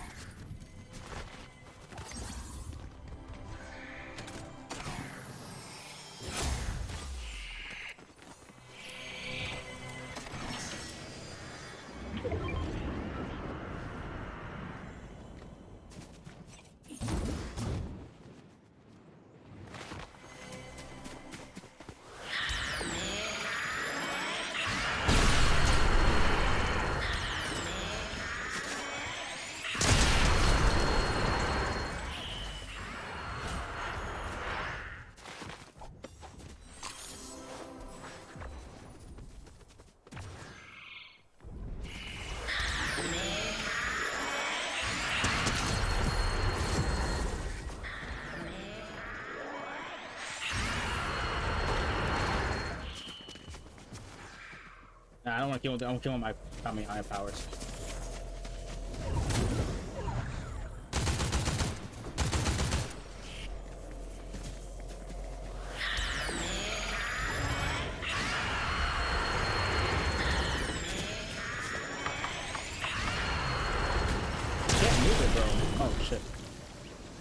Damn.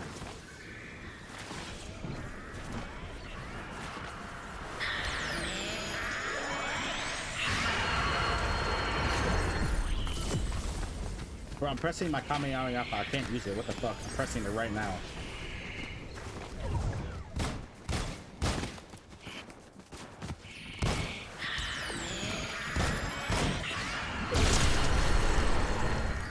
Did I not use this in the storm?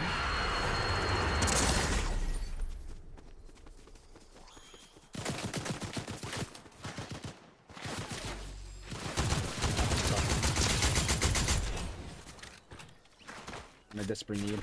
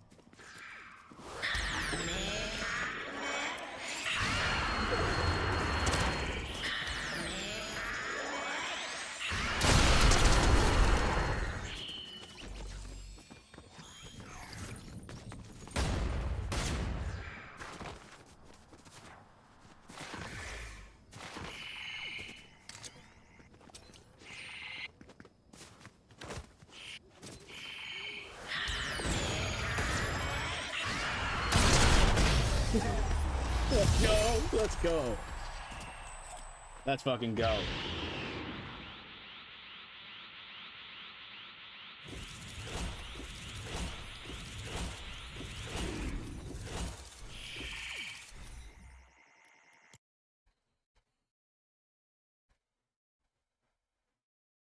Is there a bug in this event? Now it's only to 3 Kamehamehas. Now it's not unlimited, like I said.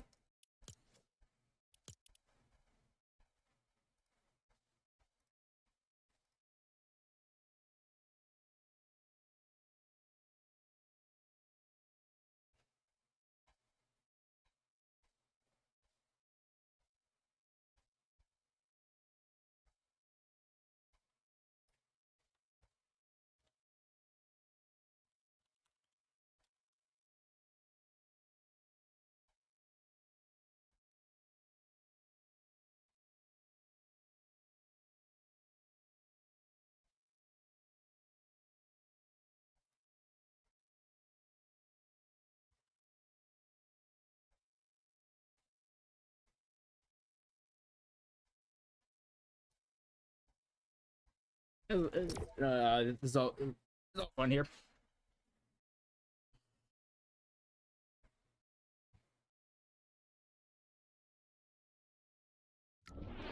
Oh, what's up? What's up? What was the event? The first event was where you face a boss, a big giant boss at Demon's Domain, which in this case was like a giant octopus. But after you defeat it, then Superman comes in and just completely kills it. It was really fun. It was really fun. Again, appreciate you coming to the stream. Welcome in, welcome, bro. Happy Saturday. I sorry I didn't get to see your chat message. Sorry, I wasn't paying attention.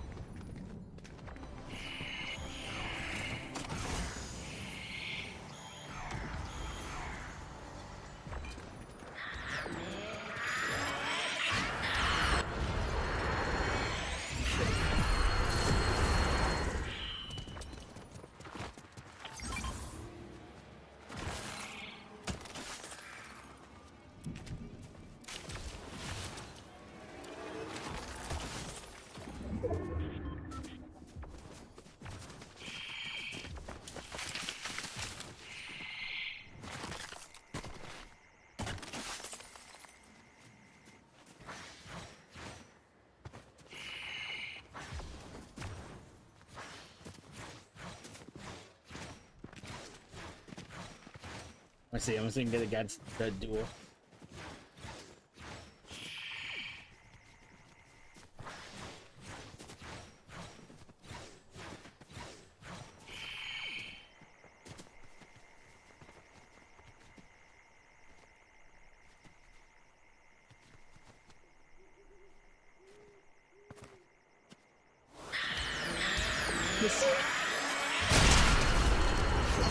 Oh shit, I was like 1 second faster. Alright, sorry. You understood the assignment. I'll see if I can do that with other players too. Let's shut down to 1v1 Kamehameha.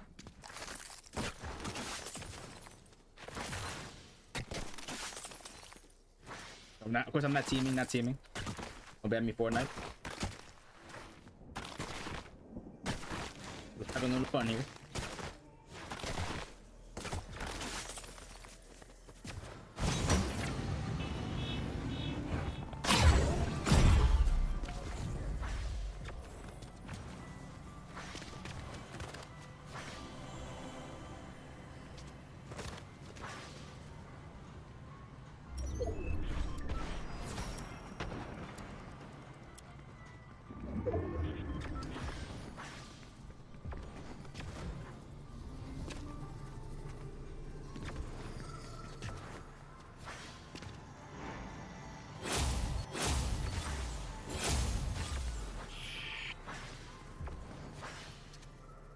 Yeah, what's on gonna get up?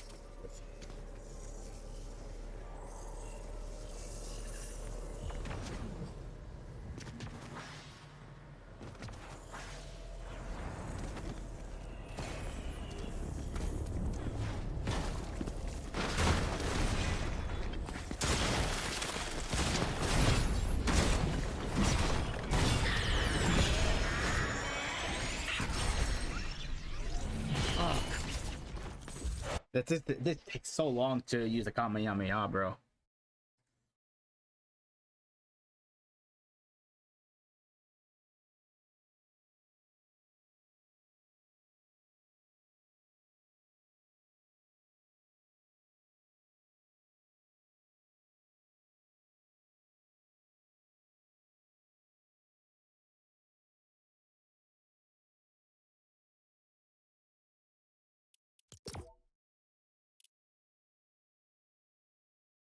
Yeah, but probably the event probably bugged.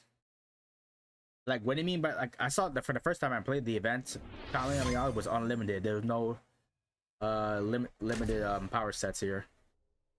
The first for the first game I played. Probably after that this thing glitched in. After that, just into the 3 Kamehamehas. I wanted, like, did he mean by unlimited Kamehamehas, not the one power cell, like just like it is in every chest? They gotta be more clear. I want to see how many Kamehamehas can get. How many kills can get with the Dragon Ball Z power. For me, I'm gonna try no guns, just Kamehamehas.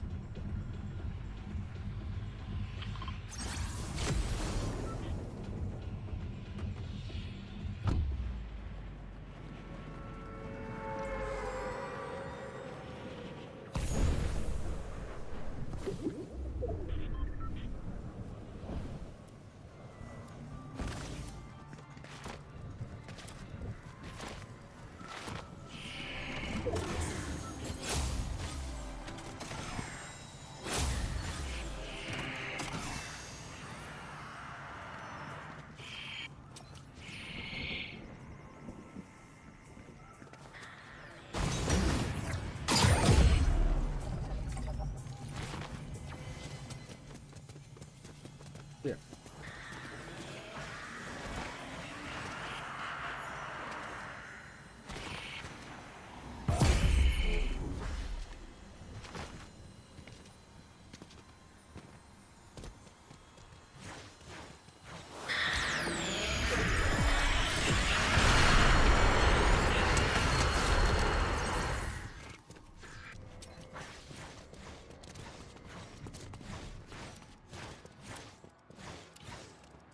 Yo, come here, bro. Come here.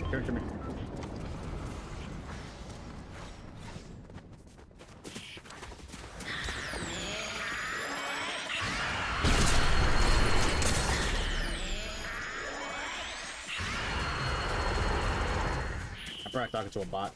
Shit.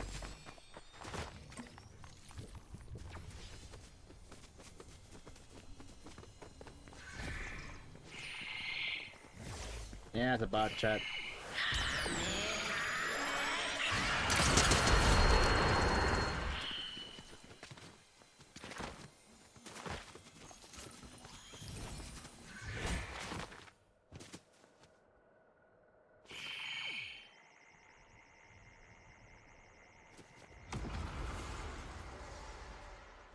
No, almost. Oh, I'm gonna 1v1 somebody here.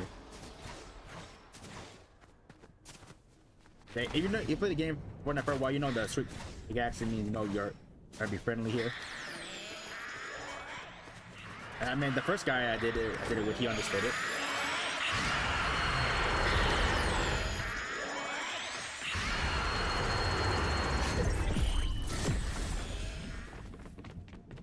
Oh, I said, I didn't get. Oh, let me see if we. Oh, bro.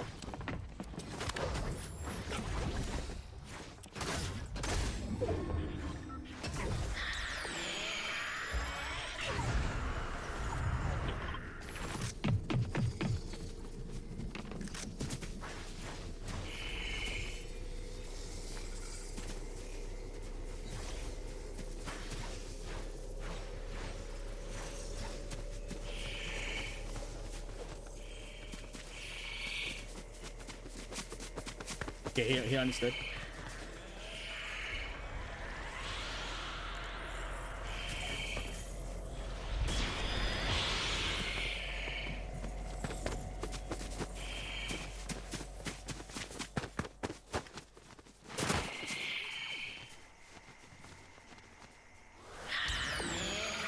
Oh, he didn't want. Oh fuck! I thought he was getting popped in. Fuck he.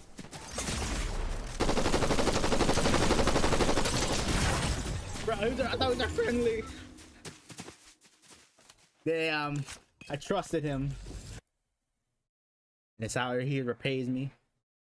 I thought we can have like a stellar, like a 1v1 here. Come on, bro, why ruin it? I changed my look and everything.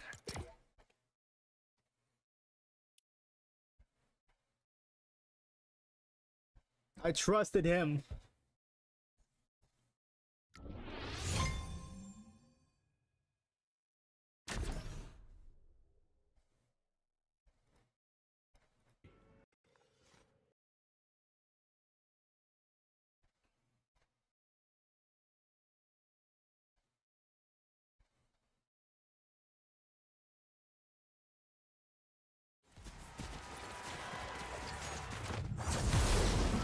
Yeah, I probably I need to pack some guns just in case someone like that tries to trick me. Or have some backup powers here. I trusted the dude. Oh, and now I have unlimited here. Guess they fixed it.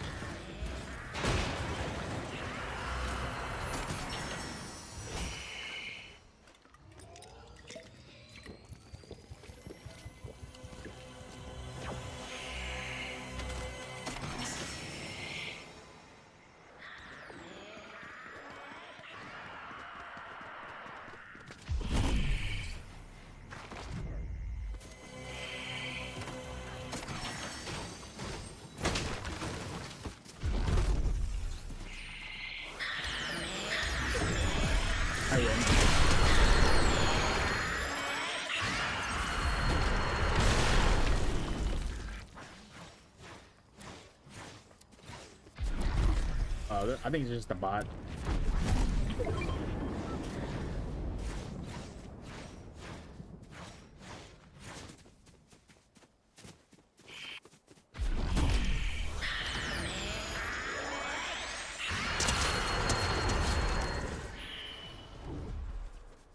I want to have some fun here. Can I just 1v1 somebody?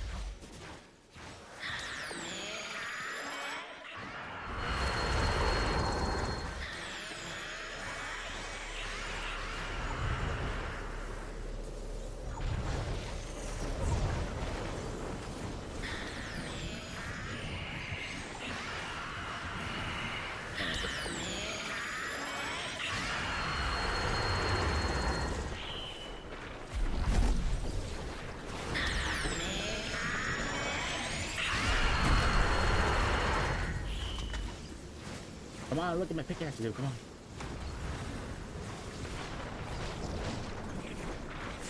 Come on, please don't shoot me, dude. Come on, 1v1, 1v1.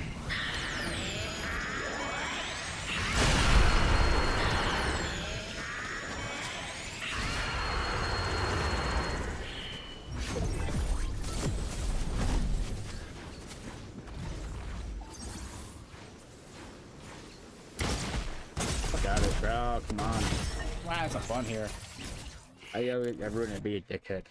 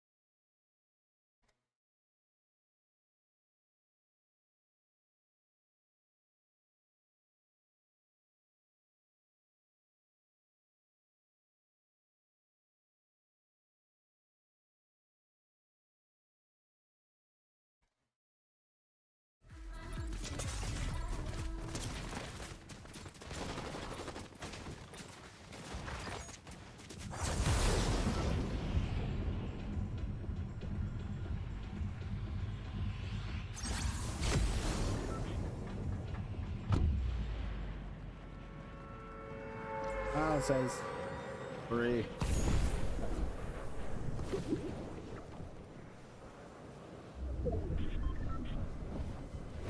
Guns.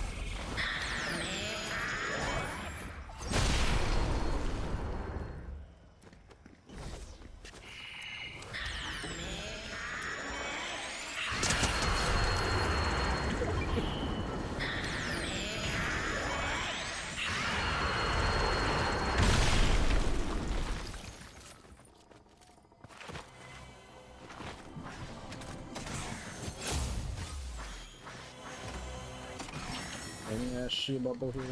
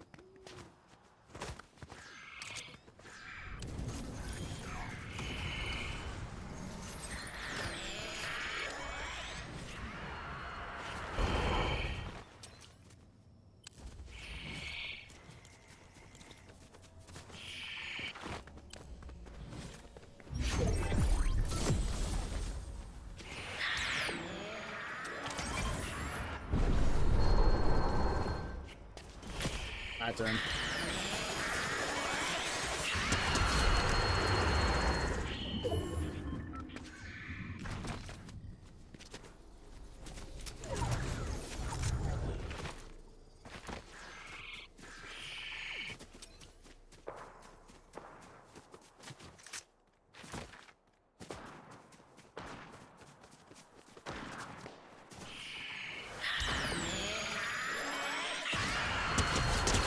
Oh shit, got both of them.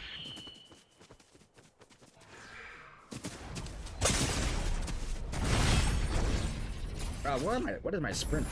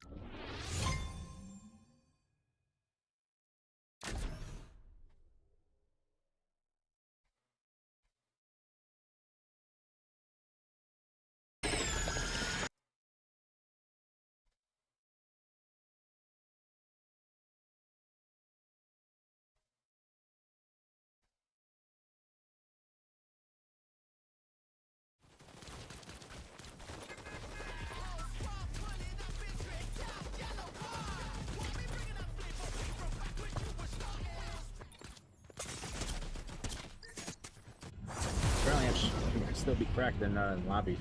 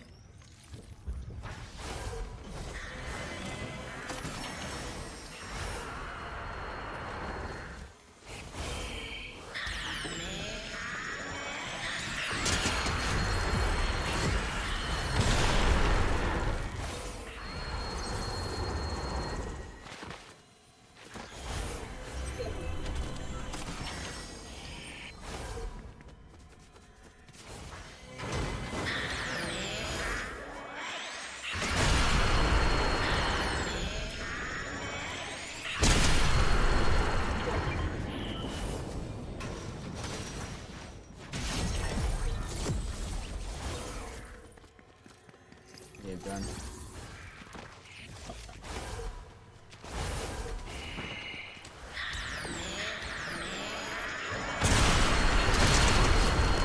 Oh god, bro, this guy had worse bad aim. It was like 1 or 2 seconds faster than me, but I still managed to kill him.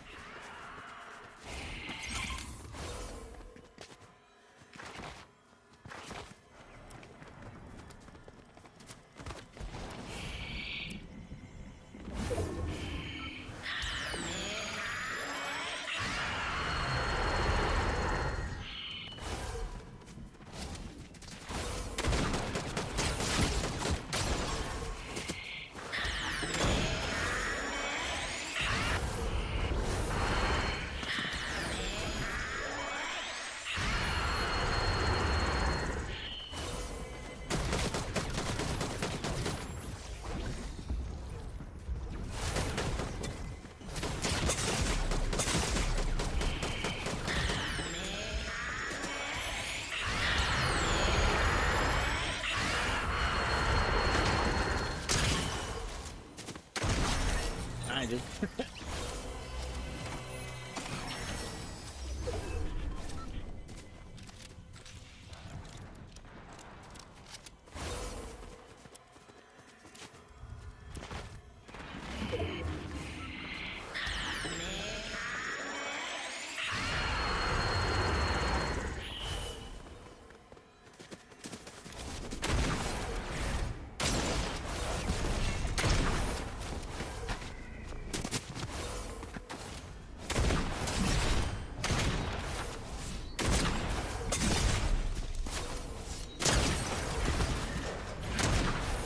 Man, how many guys have? Who's got health this guy has?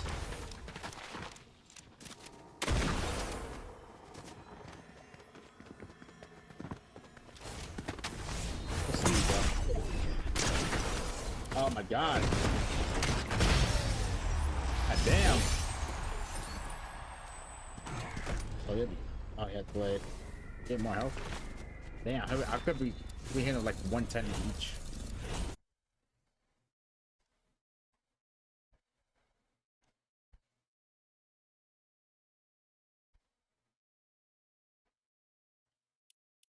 Let's keep going.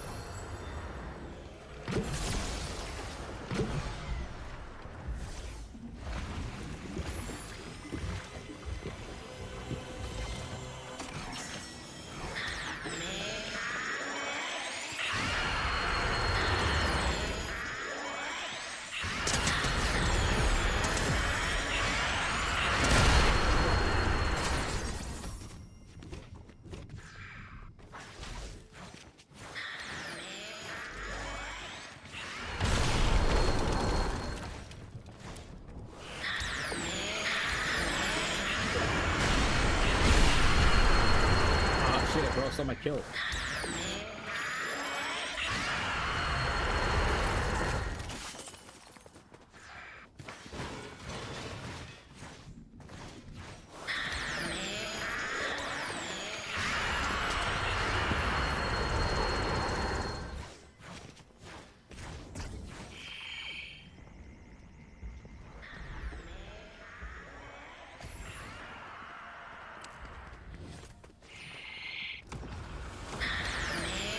Oh shit. I'll avenge you.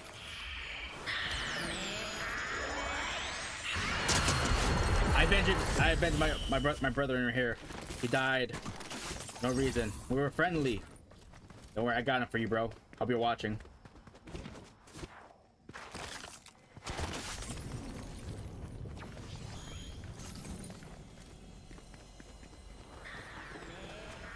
Bro was innocent. He just wanted a friend.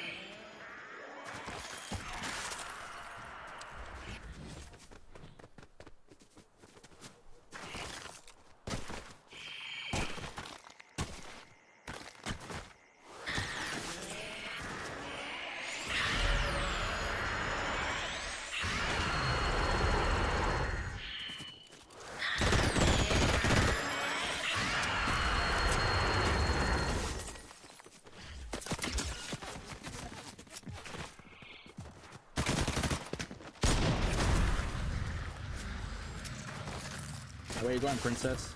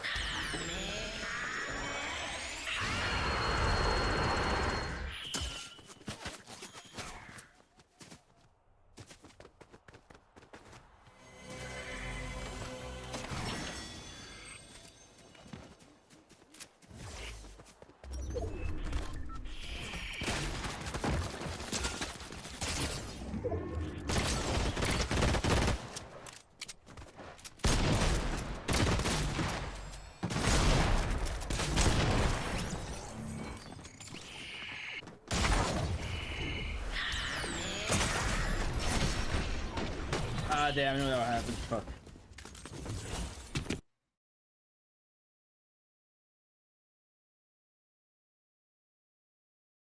But that one guy I was friendly with, he died. Oh my god, it was instant. He died for no reason. I think it was like for me, we're gonna have a 1v1. Someone ruined it.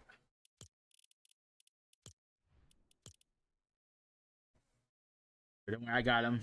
I gotta see the replay again on that.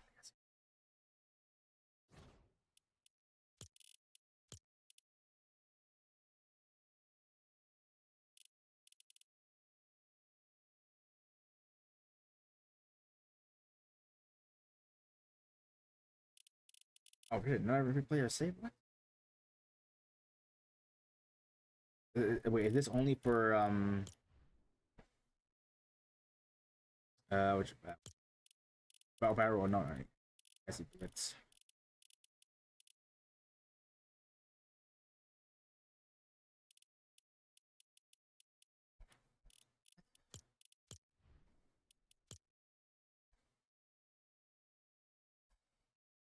No blitz. No blitz replay. What? Come on, bro.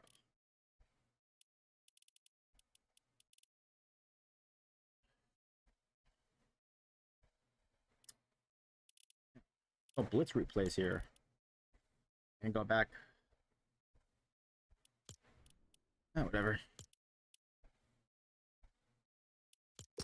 Wait, I'll be back, chat. I gotta use the bathroom.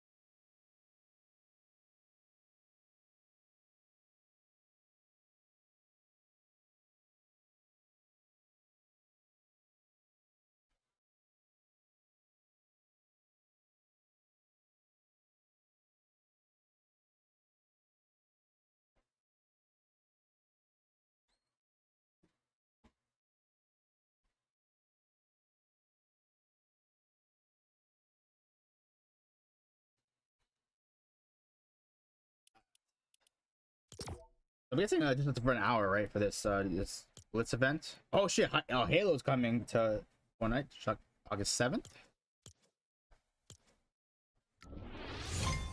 Probably, yeah. The reason that they made Power Hour was gonna last an hour. So we have 10 more minutes left. Now we hop into just a regular BR and some also Blitz too. With some win some games here. Oh yeah, and you guys should know on my Twitch channel. Since I'm streaming Fortnite, there's also some exclusive drops you can get, but just by watching my stream. So if you get watch my Twitch stream, it's twitch.tv Roko with 5 underscores. If you watch my Twitch stream, you can get those exclusive drops. All right.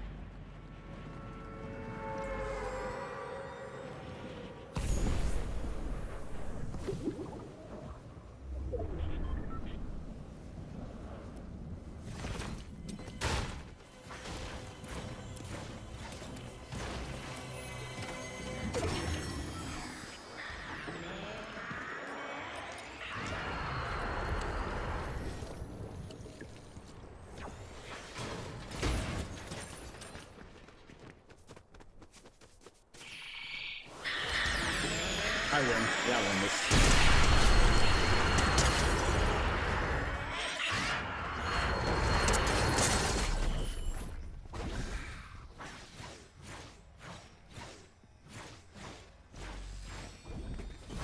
That's a bot.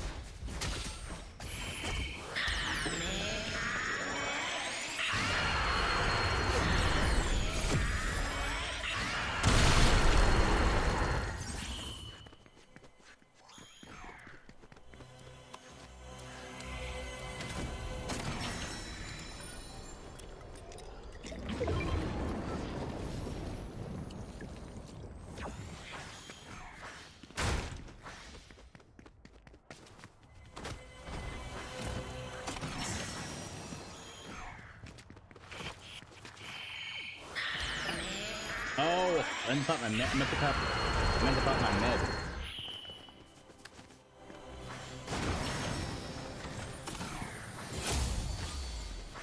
Yeah, damn, most of the coming on.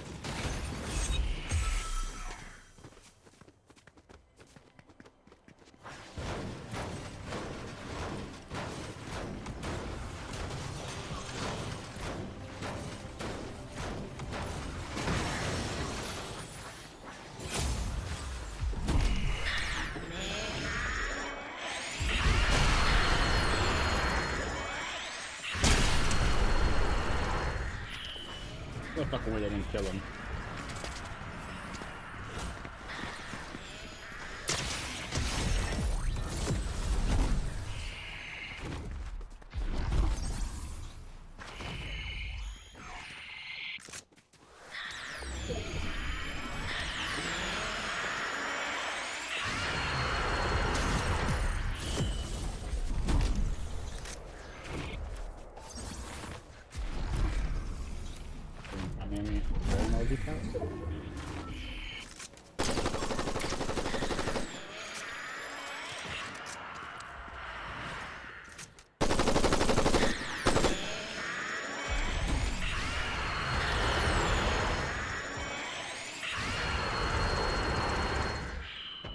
Damn, I probably didn't go to this rock right here.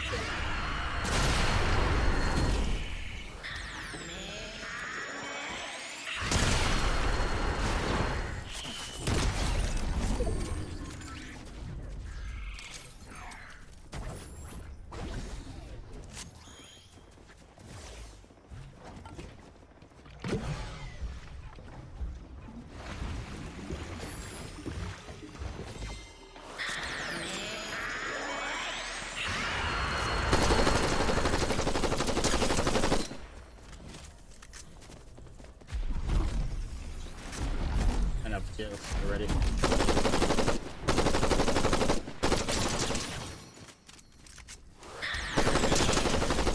Yeah, you would have thought.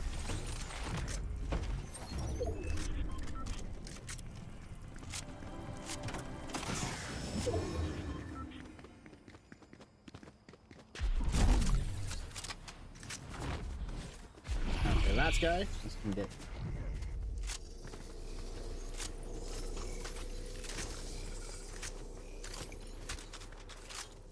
I want to see if I can get this guy to copy me Oz powers. Oh no, he has the.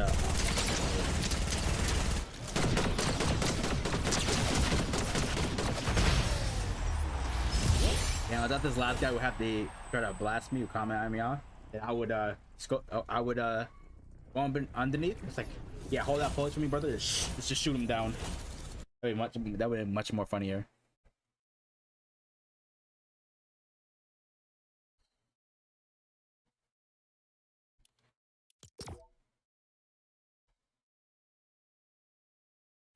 One hour event. We still have 4 minutes left. Let me see. I'm play the most of this.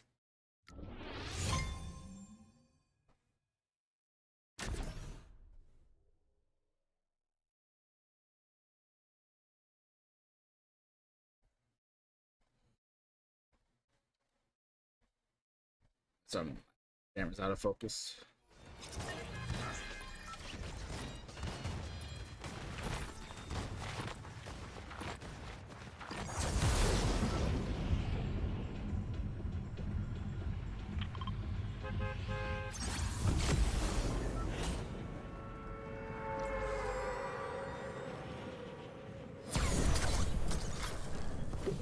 But I switched up my plays here. Now instead of one gotcha, instead of 2 gotchas, there's only 1 here. Yeah, there'd be two gotchas right here at my spot. Let me see, and another gotcha's right here, but it's gone. So we keep the 2 chests still here.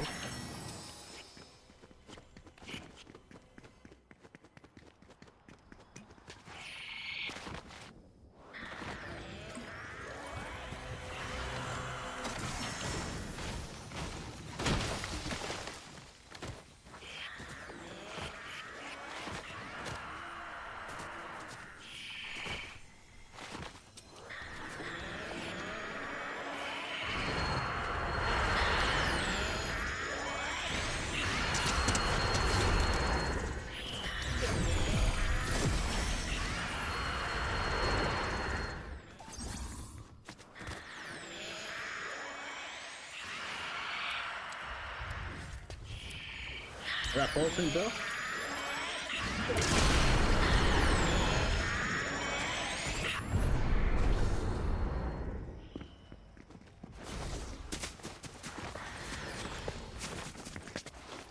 You running good? Just hold that pose.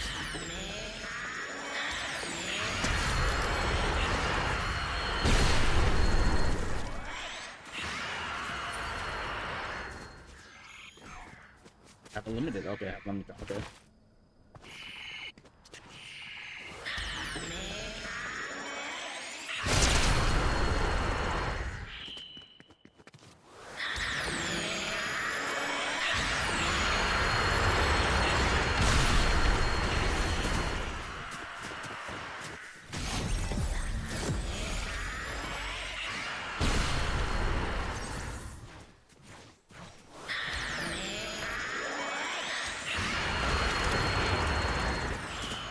Actually, let me get this bot to do this again. Hold up.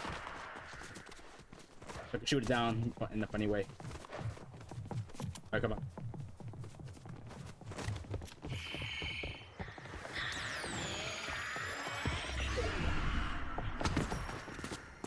Life of a bot here, chat. Hold that potion, bro. Thank you so much. Once that ultimate try it. Hold that hold for me. Thank you.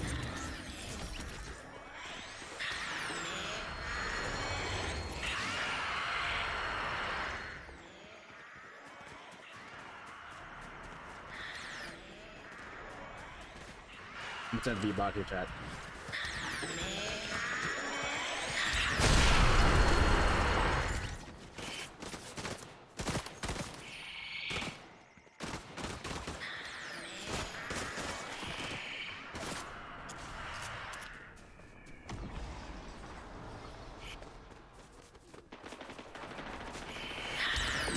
for the gun.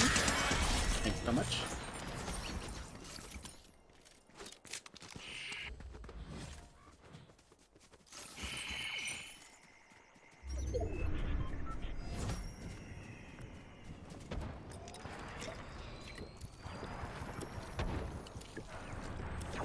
Oh, what's up, gamer? Yeah, did you see the live event? Yeah, I did see it. Yep, I played it. It was pretty good. But what's up, bro? Happy Saturday. Glad you're here.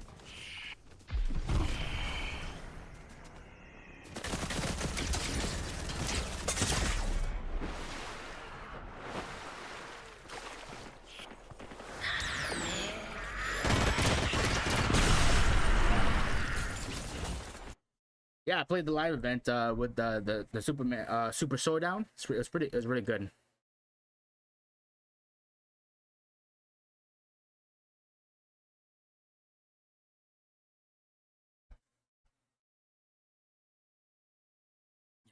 Oh, gamer, did you by any chance did you watch it?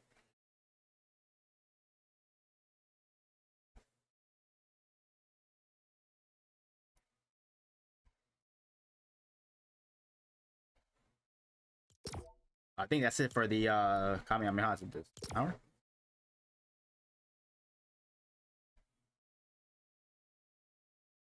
Yeah, it's pretty good with that event. And there's also a Blitz live event where you have unlimited Dragon Ball Z powers here.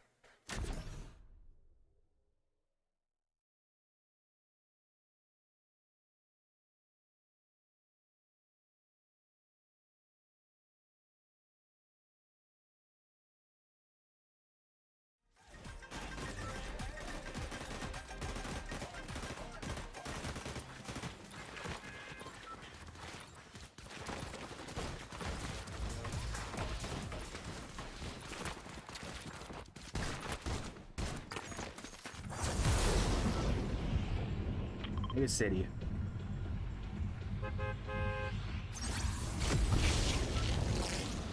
No more Kamehameha powers. It's gone now. It's not in my loadout when I drop. I think, yeah, they really meant 1 hour. Okay, but I had some fun. Have my fun with it.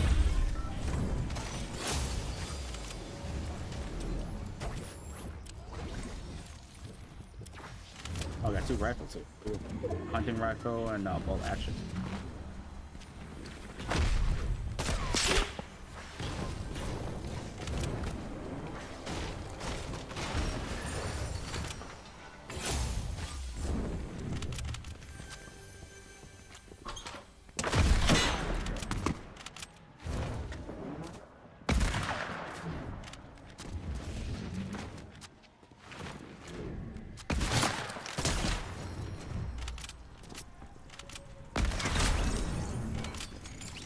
Did anyone have a rifle? How about just only have the hunting rifle and the bow action?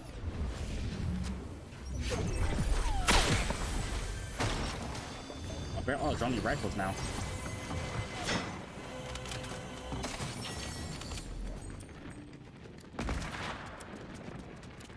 Apparently, everyone has a rifle.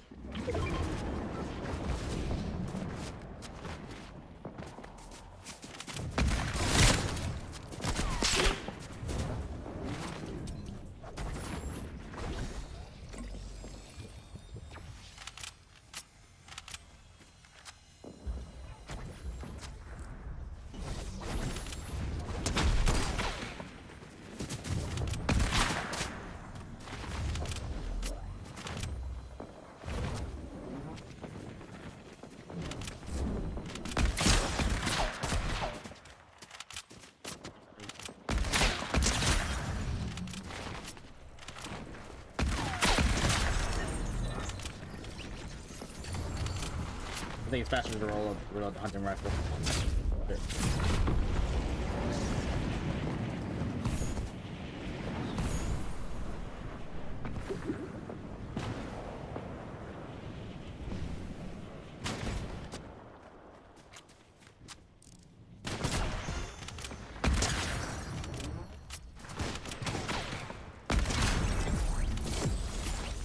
It's just rifles only.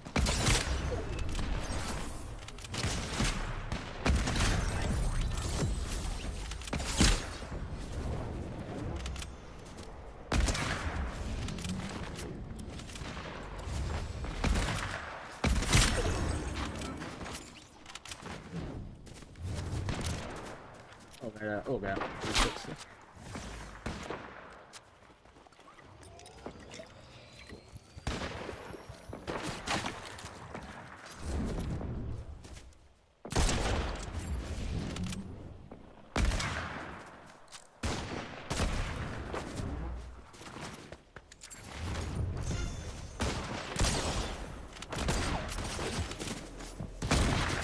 Shit, that guy was like close to my fuck. I thought my gun was reloaded.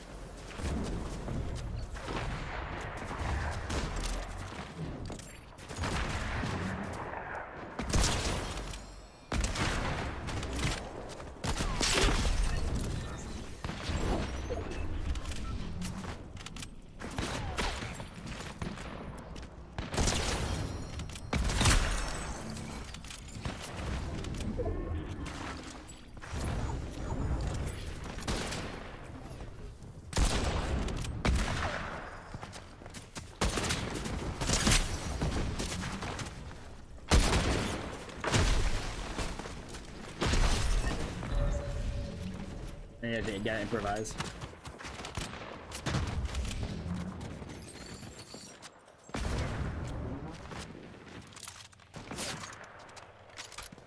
Yeah, fucking stinker.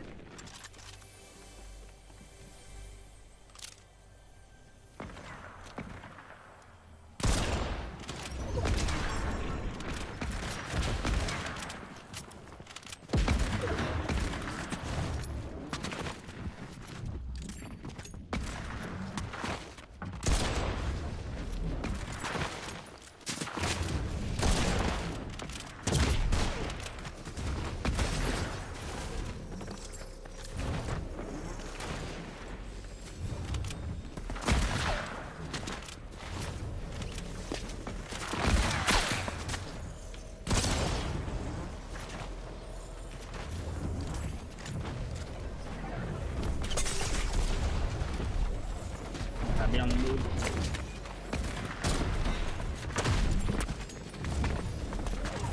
Yeah.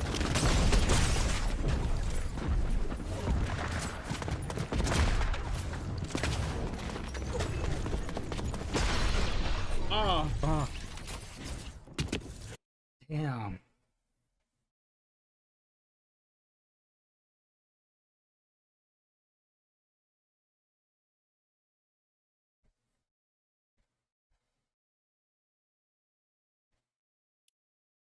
I think that's it for that. Oh no, what's this? What's new?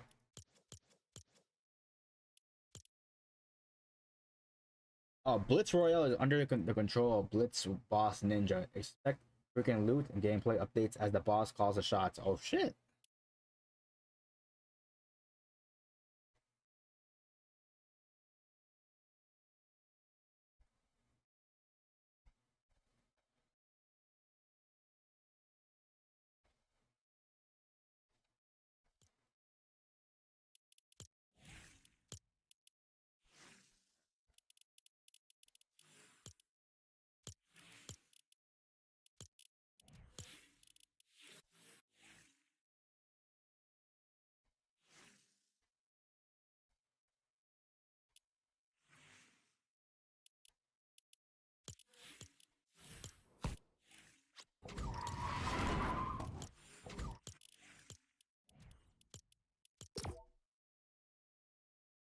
It was just rifles only in that first game. So Blitz Boss Ninja is under control of the whole game. So frequent loot get updates. I'm guessing the rifles only was part of it of this boss event here with Ninja.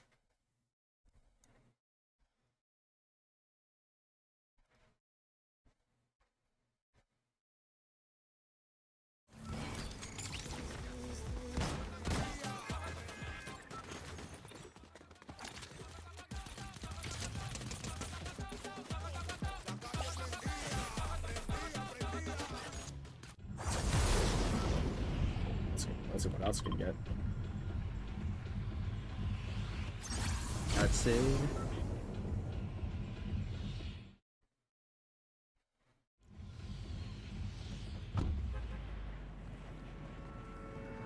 I have I have a hunting rifle. Or should it just sniper rifles only? Oh, I forgot I don't have auto pickup on.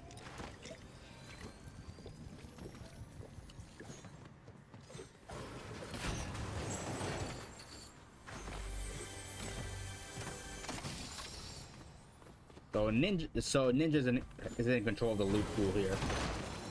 In this case, it's just sniper rifles.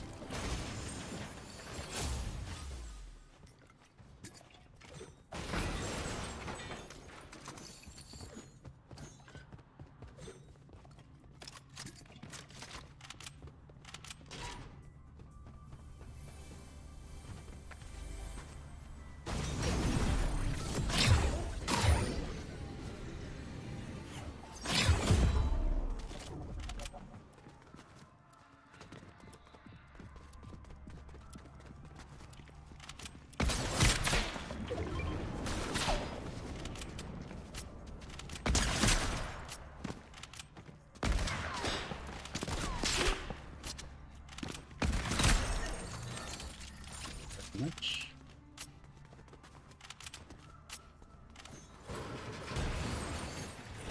I haven't dropped. A little rusty, but because I barely do snipers. Yeah, I barely snipe.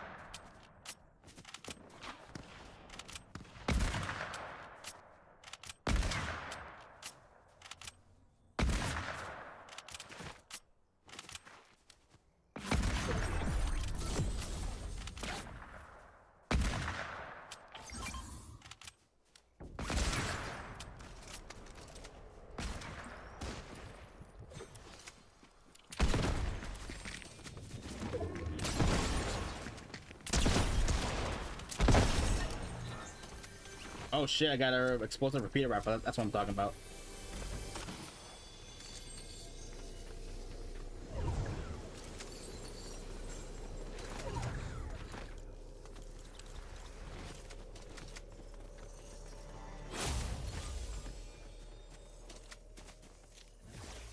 So Ninja is in charge of loot here, and he has chosen snipers only. I need like a one-shot guns here.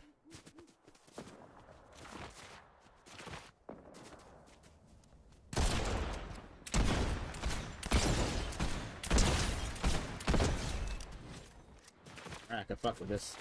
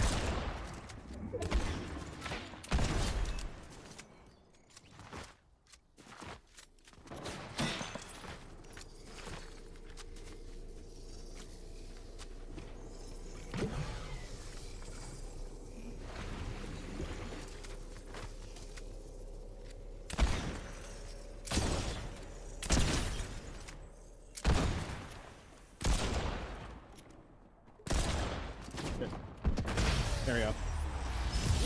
Damn, but I'm just missing about 1 inch here. Alright, so that first win with snipers only. sniper rifle on.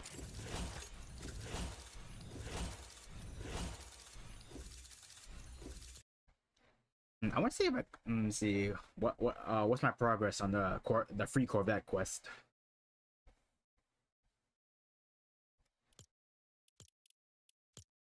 All right. I think I get the Corvette at the page.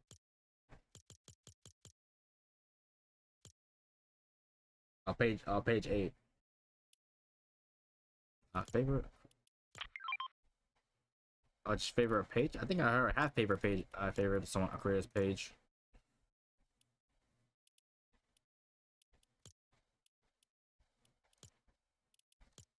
Yeah, I have a bunch here.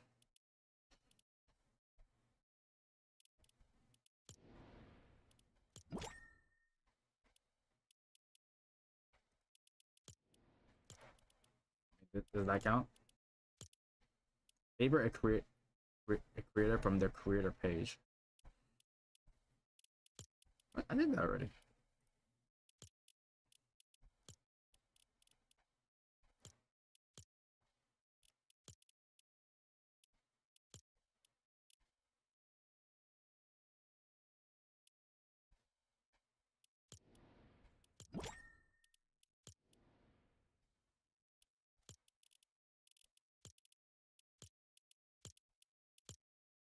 Fuck, I'm not counting.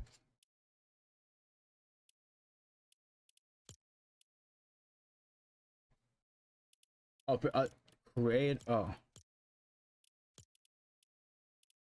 I have a bunch of favorites here. Yeah, just there. Oh, there we go. Oh, that's what I meant. I thought I meant something.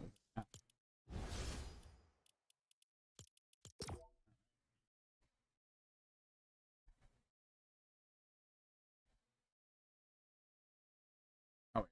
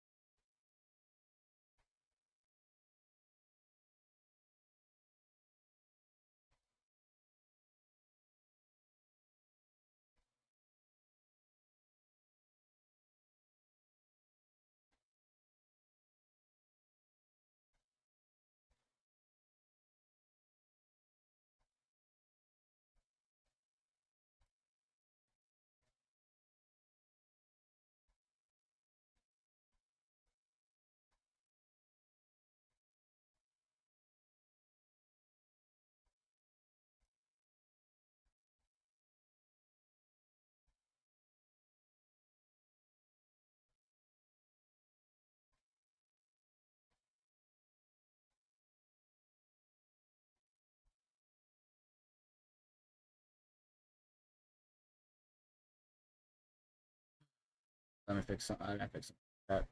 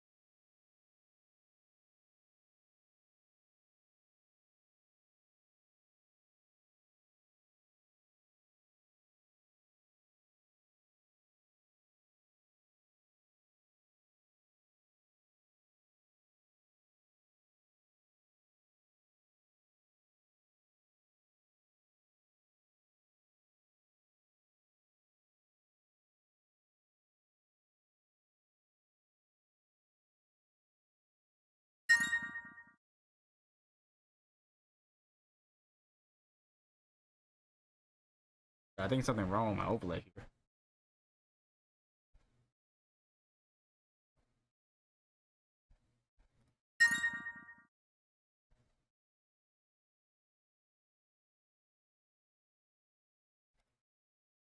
Yeah, I think something wrong. I gotta fix this shit. Oh, good. Yeah, sorry about that, chat. Let me...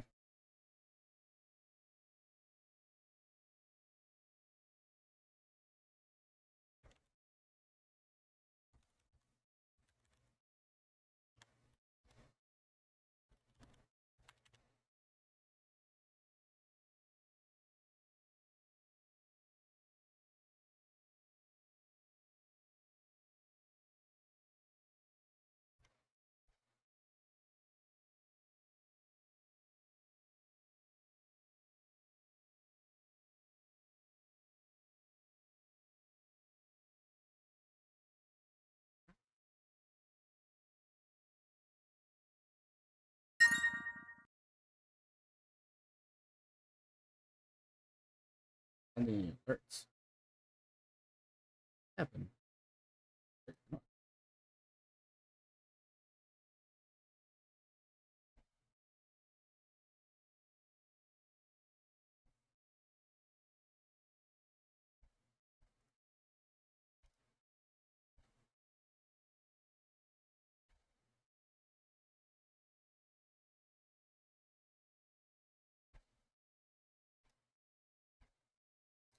Oh fuck, I don't know what the fuck happened.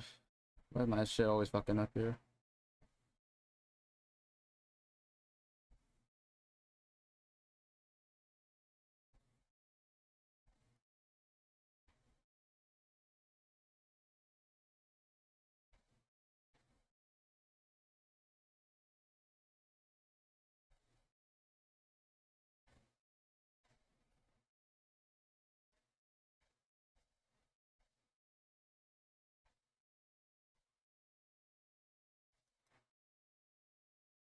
Yeah, sorry about that shit. But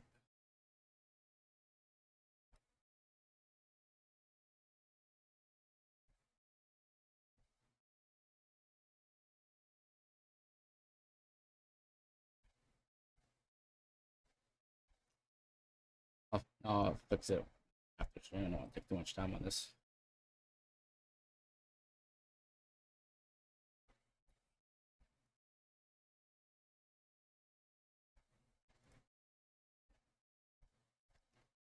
It's okay. I'll fix it. I'll fix it later. And it's just something with my wish list alerts. I usually have my wish lists link right here on this. I try to put it. I was trying to put it on the screen, but it's not showing up. Yeah, so I set it up so like if any y'all gave me something from the wish list, the alert will pop up like around somewhere around here. But it's not working right now. I don't know why. They'll check that shit.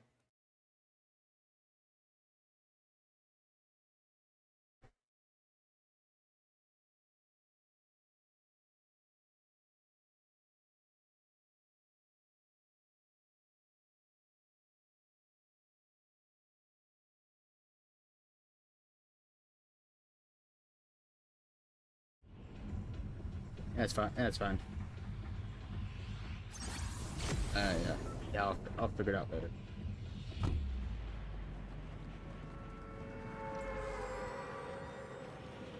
All right, so let's see.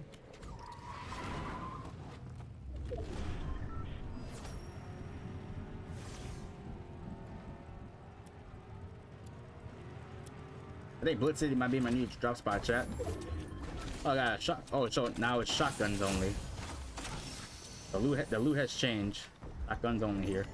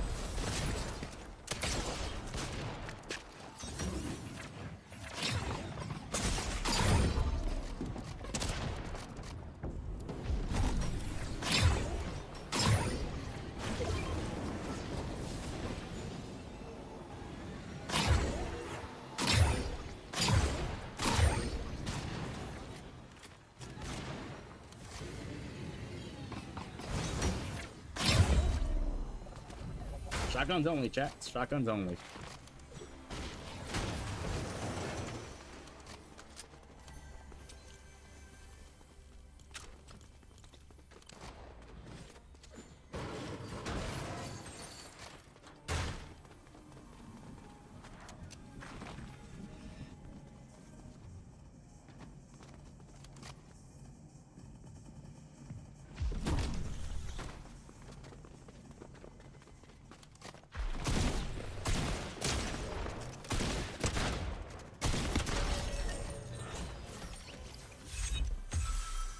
So you can't do double shotties. Right away.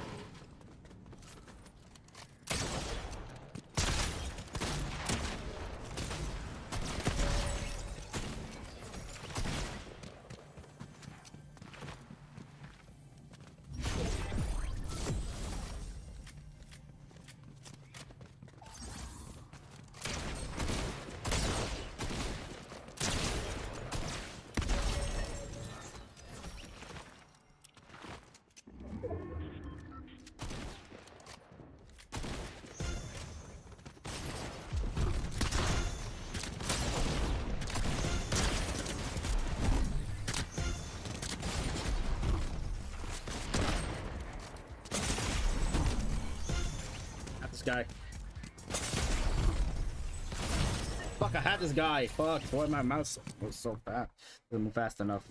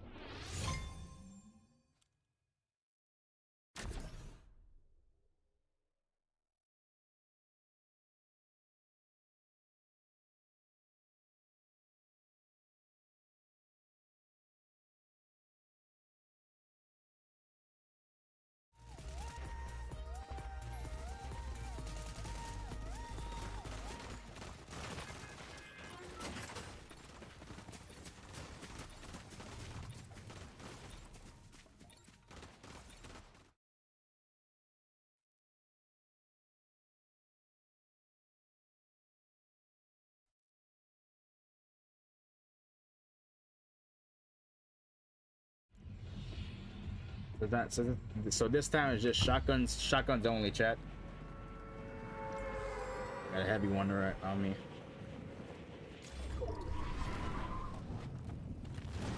Won the first round with the snipers only. Let's see if I can win with shotguns only.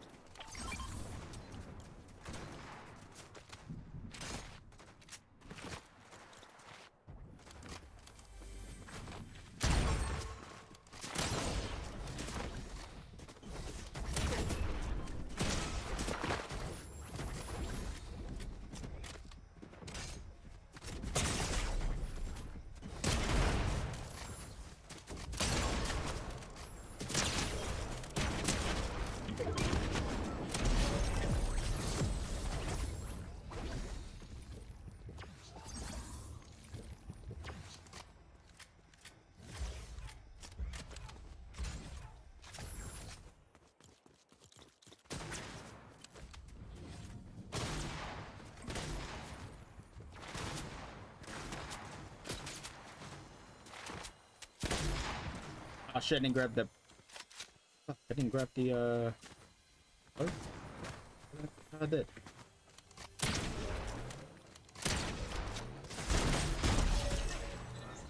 Alright, the twin fire is still the best.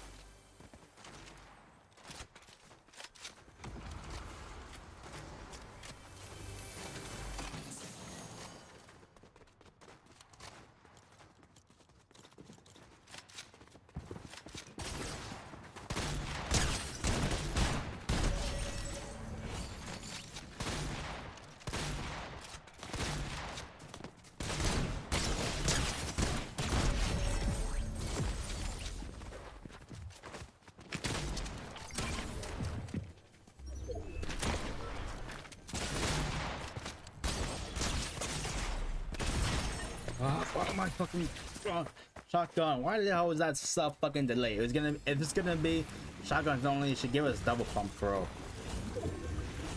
No, the double pump effect.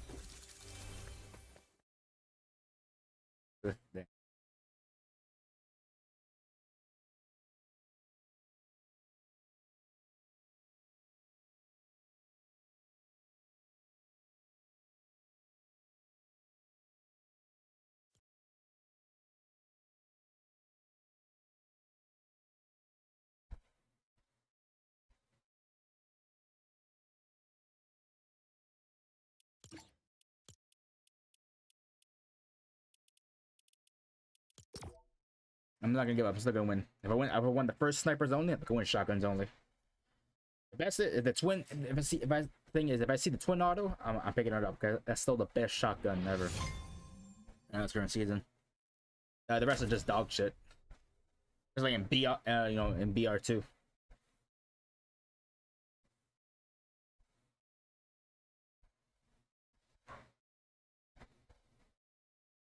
I think I may have to change my my sensitivity.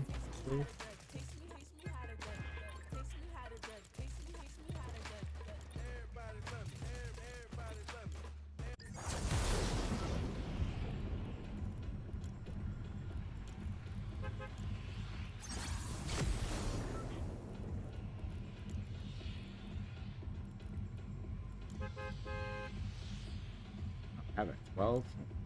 Bump that up to 13.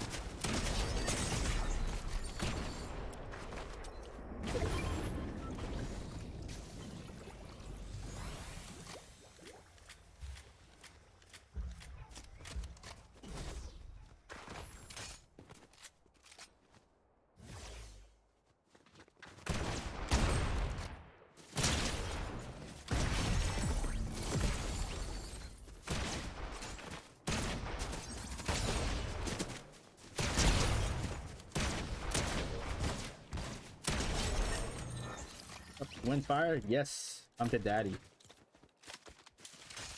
No, I just dropped the gold, but I don't give a fuck. Oh wait, I have a gold level. Push it up.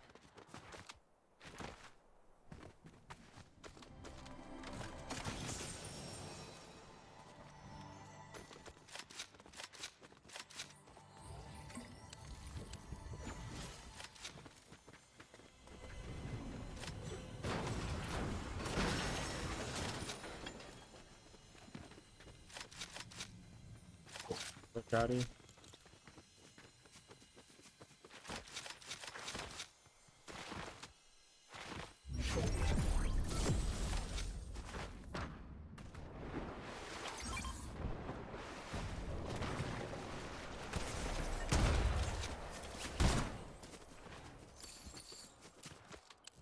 crosshairs.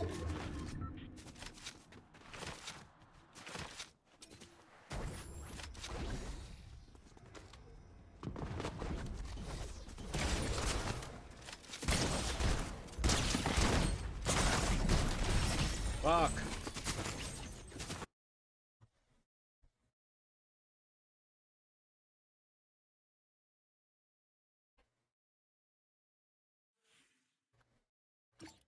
Maybe that's Lawrence.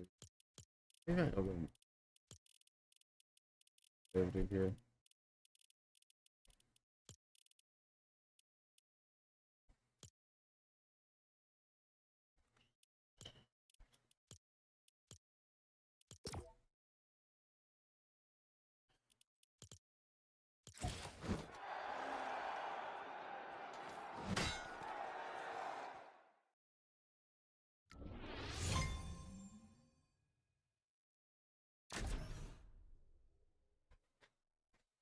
Yeah. So I'm just trying to adjust my green screen because I know I know a lot of y'all saying that if all you when you see the ridges being exposed like that, yeah, I'm trying to limit my movement as possible. I'm planning on getting a bigger green screen. The one I have is just like a big circle that's attached to my chair.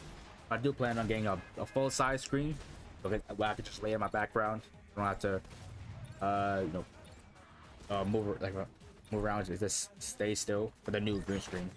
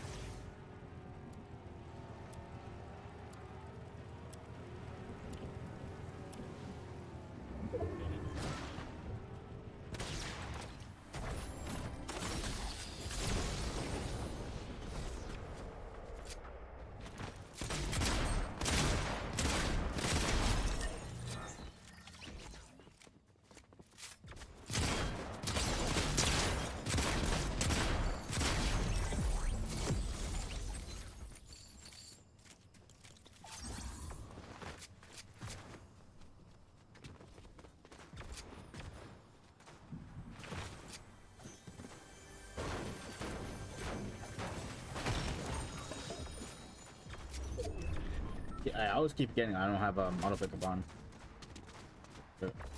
I had to pick up the same thing by mistake. I drop it.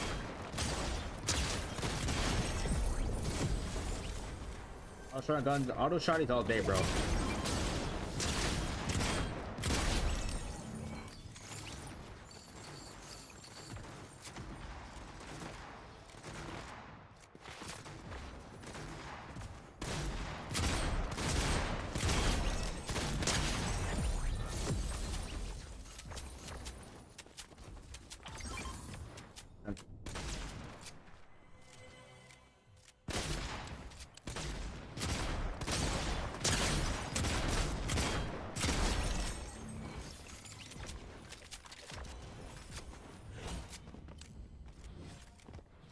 Auto shotguns. I got the Maven auto and the twin fire.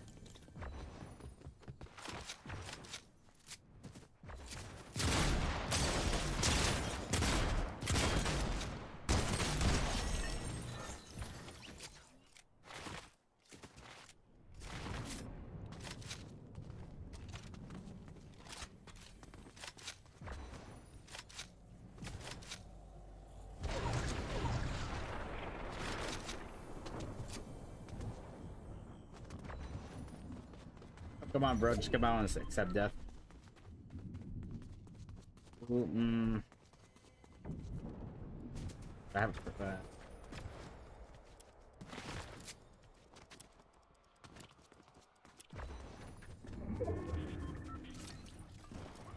oh, of course, I need full shield. I only got 50 shield here. Ooh, Blitz Boss Ninja's good gun shotgun. Let's try this out. First time I saw how it is.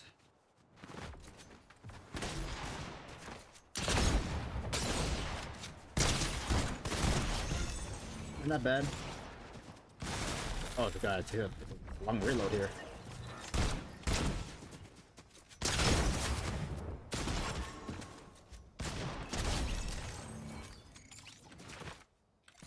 Oh, so Ninja has his own shotgun here.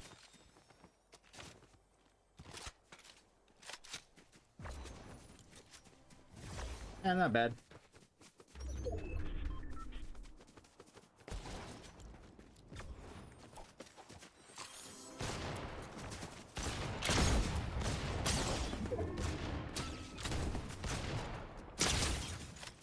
I want to actually win this with Ninja shotgun.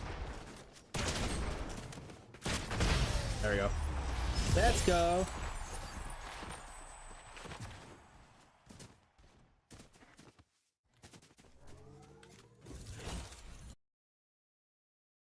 Now it has his own shotgun. He also controls the loot pool here.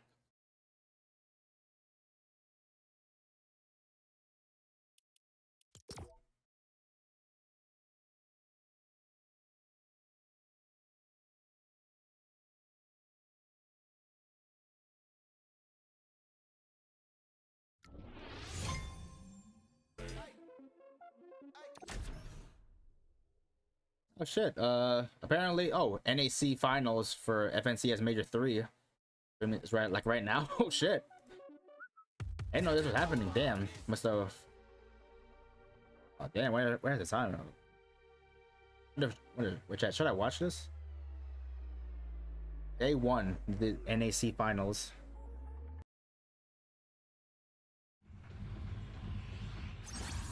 I just like, maybe I should try to watch this. I just hope the music app doesn't take my stream down.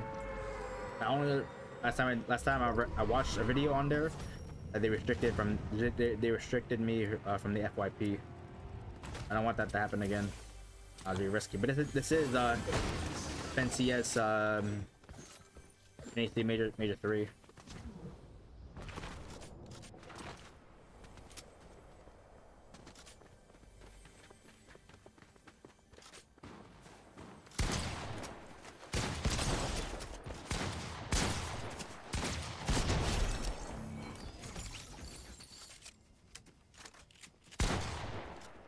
Can't do double pump.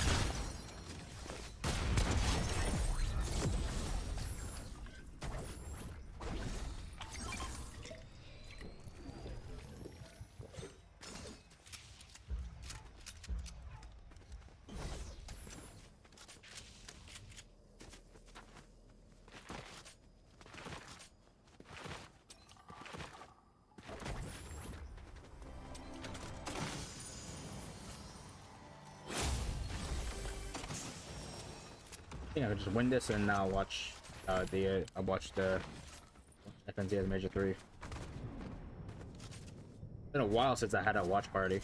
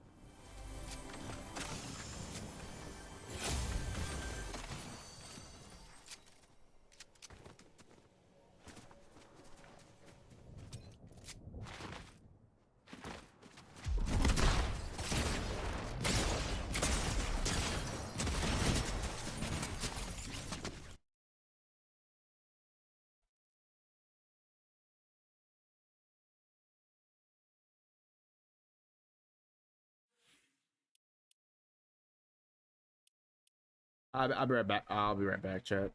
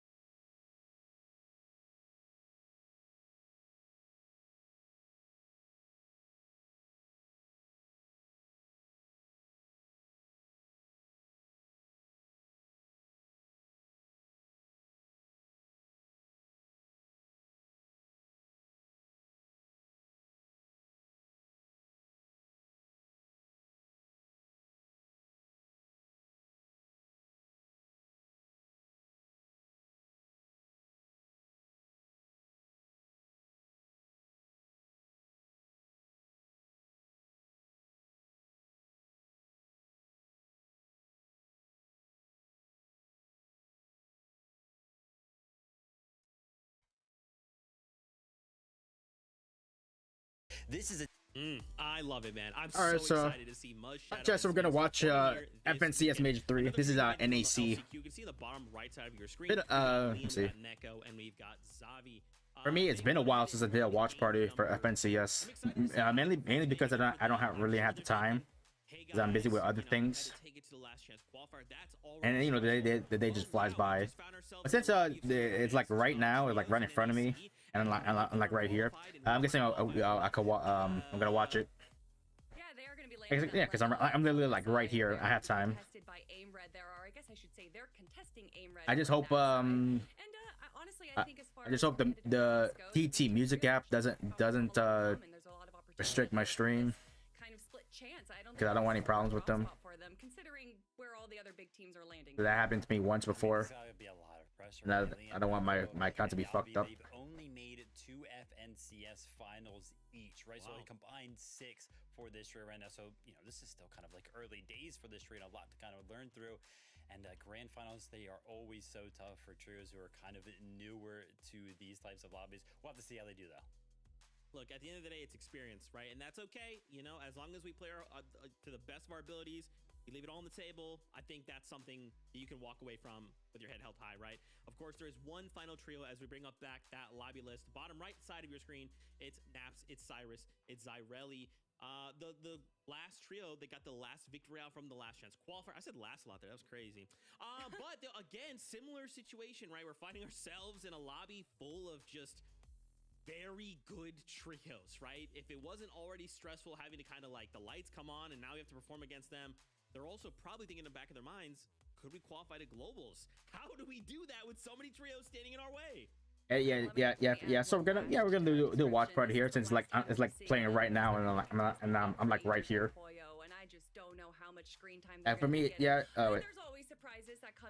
Yeah, for me, I just haven't had the time to do another FNCS watch party, because I'm pretty busy. What I got going on. Watch it. Let's watch it. In the first place, to kind of shift them out of that job spot. But game number 3 of the LCQ was so crazy. It was either between this trio or Edgy's trio kind of qualifying. Those were the last 2 teams in game number 3, and it went down to the heel. So it was either like Peterbot was going to be contested by the team that won, that being an Edgy, or this trio was going to win and they were going to go ahead and contest Acorn. So the storyline there was absolutely crazy. Game 3 of LCQ was so much fun. If you got some time today, go ahead and watch that one back. But yeah, there's 33 of our trio, Zeke. Man, this is stacked without a doubt. You know, there is something kind of like interesting, and it's the fact that like there's some names on this list that I feel like should have been here, Vivid, and maybe they're not. some of these players are basically missing. Where'd they go? So it's like Yeah, right. It kind of feels I- like it started- the first game starts in half half an hour, so we got time. Right? It's like I swear there are some names that we're used to seeing on the region who aren't here, and yeah, I mean that's just a straight up fact, right? Some of our players have actually moved over to the NA West region to to NA go West. ahead and try to qualify to the globals through the spot over there. And we of course got Bucky, we got Baka and Pars who are already qualified. But to I globals, do and then MC. Epic Whale, Miro, and also Paper. Globals and is Victor Globals Fee is are around also over September. there. Kelly, right? There's like so many names that I feel like you're missing. I was like, wait, where did all these guys go? Of course, they're on NA West. First off, production, please never change that picture of Bucky. I want this to be used for every single time we talk about him. It is the best picture I hope ever. by that day To I'm me, free I just can't when believe that there's Globals, only one turn up. spot available in NA West, and there's honestly a lot of big names that are still vying for that final spot. Bucky, though, is a great team to be able to potentially take away that last ticket that they have to Global Championships. They got first place out of consistency out of their groups. They got top 6 4 of the times out of the 5 Global games that they played. Championship. They obviously just have so much understanding of the game, and going from NA Central to NA West, which a lot of people would argue is an easier region. They're bringing a lot of that knowledge from a difficult region to something that is quote unquote easier. That's gonna be tough, right, Kelly? It's gonna be tough. What's not tough is Victor V dancing there. I really like that. Production. Yeah, feel so free to reuse that globals. somewhere later. So let's talk for about the FNC trios as who a global have already championship, qualified. So again, it starts there are some trios we'll be September seeing right now September who have already 6th. got themselves a spot going to the global championship, which means they're basically I think playing that's for on- I prize think money, that's on- maybe to gatekeep other trios and say, whoa, stay out of that top qualifying spot. Maybe they're looking to change up, fight each other, secure a spot I in just hope global that I'm free. championships. I'm Right, free on there's so that. many little things each one of these trios are looking to accomplish this September, weekend. I think This is a September, look at major yeah. number 1. We can see from NAC. Remember back then September we 6th. had Pollo, Peterbach going I was on a head-to-head. Saturday They and- qualified in oh, major Saturday- number 2. Saturday and Clips, Sunday. Yamso, Hope I'm free Higgs, today. Visual Braids, and Diminished, and then Reed Cooper Oh, currently but got we'll see. themselves 3 spots. Okay, because if But I'm free, now I'll here we definitely are do a once watch party again for back globals. down to only I'll definitely 2. be there. Guys, when we start to think about, I don't know, where some of these trios are landing, what does that look like for the map? What does that look like for my potential rotations? Yeah, north side of the map, it's Kelly, it's not great. It's not great. Help. It's not looking super hot, especially when you consider you got King, Phaser, and PHZen also coming in from Brazil, and they've been looking so good recently. So it's not just the NA winners that we have here. We also have players, foreigners coming in to take over our region, Vivid. But honestly, there is a lot of big teams on the leader or on the map right now, which kind of pushes the rest of the lobby to these kind of outward edges because the big POIs are already taken. Yeah, and of course, throughout the weekend, we'll keep reminding everybody at home, but don't forget, all of those 6 trios that are already qualified to the Global Championships can, of course, not qualify again, right? So if they happen to find themselves in top 2, top 3, whatever, their spots are going to roll down. So we're potentially looking at top 8 to qualify for the Global Championships with just 2 spots, though. It'll be interesting to see who goes ahead and claims that. Yeah, that's really interesting, right? When you have to think, because normally we're used to hey, you've got to be first or second or top 3, right? But top 8, you say? That seems very easier. Yeah, it sounds very easy, right? Comparatively. And more on that in a little bit, because first we wanted to talk about Storm Surge. Obviously, it's going to make or break some trios, right? And in a lobby like this, where some of the very best are going head to head, you have to lock down your Surge strategy. We have some data here from Majors 1 and Major 2. And as we kind of look at these numbers, I think it's interesting. And remember, those are different seasons, right? Sorry. Currently, we have each major kind of going up just a little bit, right? But this is primarily a heal off season. So I feel like some of these numbers could be a lot higher than what we've seen in the past, right? They could be, and it's possible that we're going to see them much higher today. Obviously, as the majors go on and the game changes, the heals change in the game as well. And there are a lot of heals in the game right now, Vivid, and that definitely causes a lot of Storm Surge trading to happen, as well as these heal offs that we've seen so many times in the end games. Yeah, it's often the items that are in the game can kind of dictate how Storm Surge actually plays out. It's going to be one of the most important factors throughout the weekend for sure, and it always is in Fortnite competitive, and it requires a lot of experience, right? You need to be really, really good at the game in order to, aim, hit those shots that are kind of required. But like Zeke was kind of pointing out right there, right? The heal off meta. Why is that kind of a thing? Well, that's a thing in the first place because of the heals that are actually in the game, right? There's just a plethora of them, whether that be through like the hero caches, the spires, or the vending machines that are kind of re-added back to the game. So many heals. Yeah, mic check. So that way teams are kind of, you know, they're like, they have more heals than they can physically carry. So like, oh, listen, I have a bunch of heals that I could kind of waste away if I go ahead and take damage in exchange for going to be able to deal damage back to other players at the same time. That's going to be worth it for them. And you know, so to other players at the same time, that's going to be worth it for them. And you know, so to other players at the same time, that's going to be worth it for them. And you know, so Mic check, mic check. Mic check, mic check. Mic check, mic check. Mic check, mic check. Mic check, mic check. Mic check, mic check.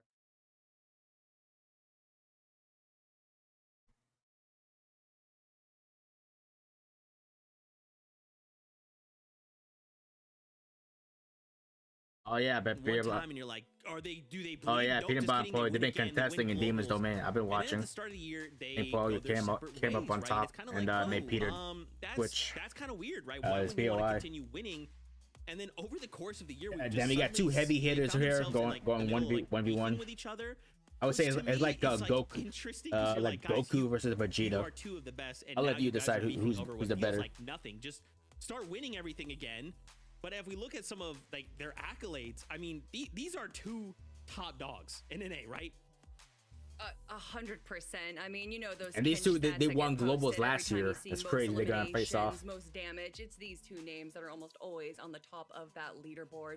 And honestly, Yeah, they you won say, both you know, globals the last year start as a of the duo. season, the storyline, but Damn. honestly, it's not even the start of this year. No It's friends been in this. 2 There's no years friends in now this that game here. Storyline of Peterbot and Poyo being such dominating presences, where they kind of just shape the rest of the competitive year for the FNCS has been going on. And although we do have the global championships, I feel like this is a bit of a conclusion, Vivid. And who knows, maybe we'll get a part 2 for the script later, but we have one major win for Peterbot. We have one major win for Poyo. So whoever places better out of this major is the winner, right?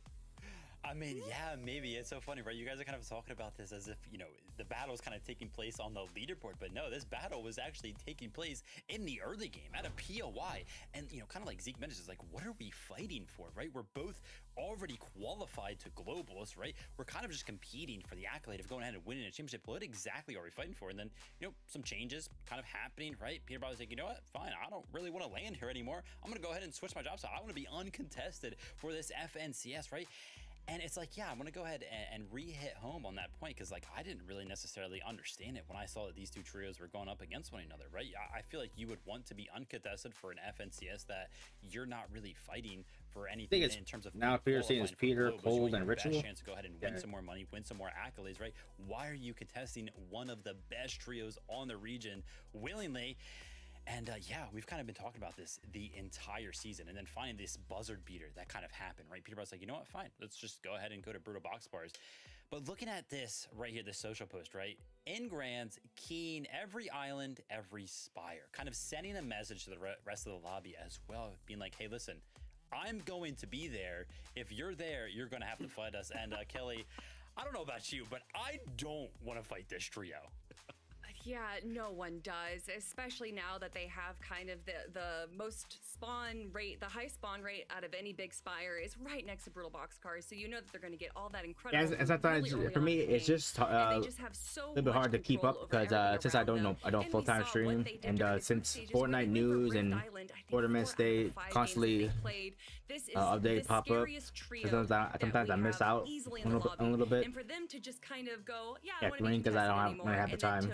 But in this case today, says it's like right here, like right here, and I'm here. So just might want to watch it. Yeah, I mean, to Vivid's point, right? I don't want to. But I do plan to do some more watch parties. I just gotta schedule it. Nope, if it's officially my schedule. Anyway, what a crazy time! And I guess we should also talk about the elephant in the room, right? So coming in, we all kind of thought the same thing. Okay, if Peter and Poyo are beefing, and we know that Clicks is like another one of those trios who's just been getting better and better and performing better. This is their time, right? Well, Clicks trio, you know, with the swap up of leaving Brutal, Higgs. Now, Oh, Ianzo. now all three of these trios are uncontested, right? For the most part. So what does this mean? Like I feel like I came in and I was like, yeah, this is Clix' season, right? Peter, Bob, Poya, you guys fight it out. You know, just chase each other down to the edges of the map, fight each other for Surge. It's Clix' day to win. But now I'm looking at the map and I'm like, wait a minute, hold on. Now this is something that this trio has to worry about. If all these other two powerhouses are gonna look to be uncontested, it's not as easy for us anymore.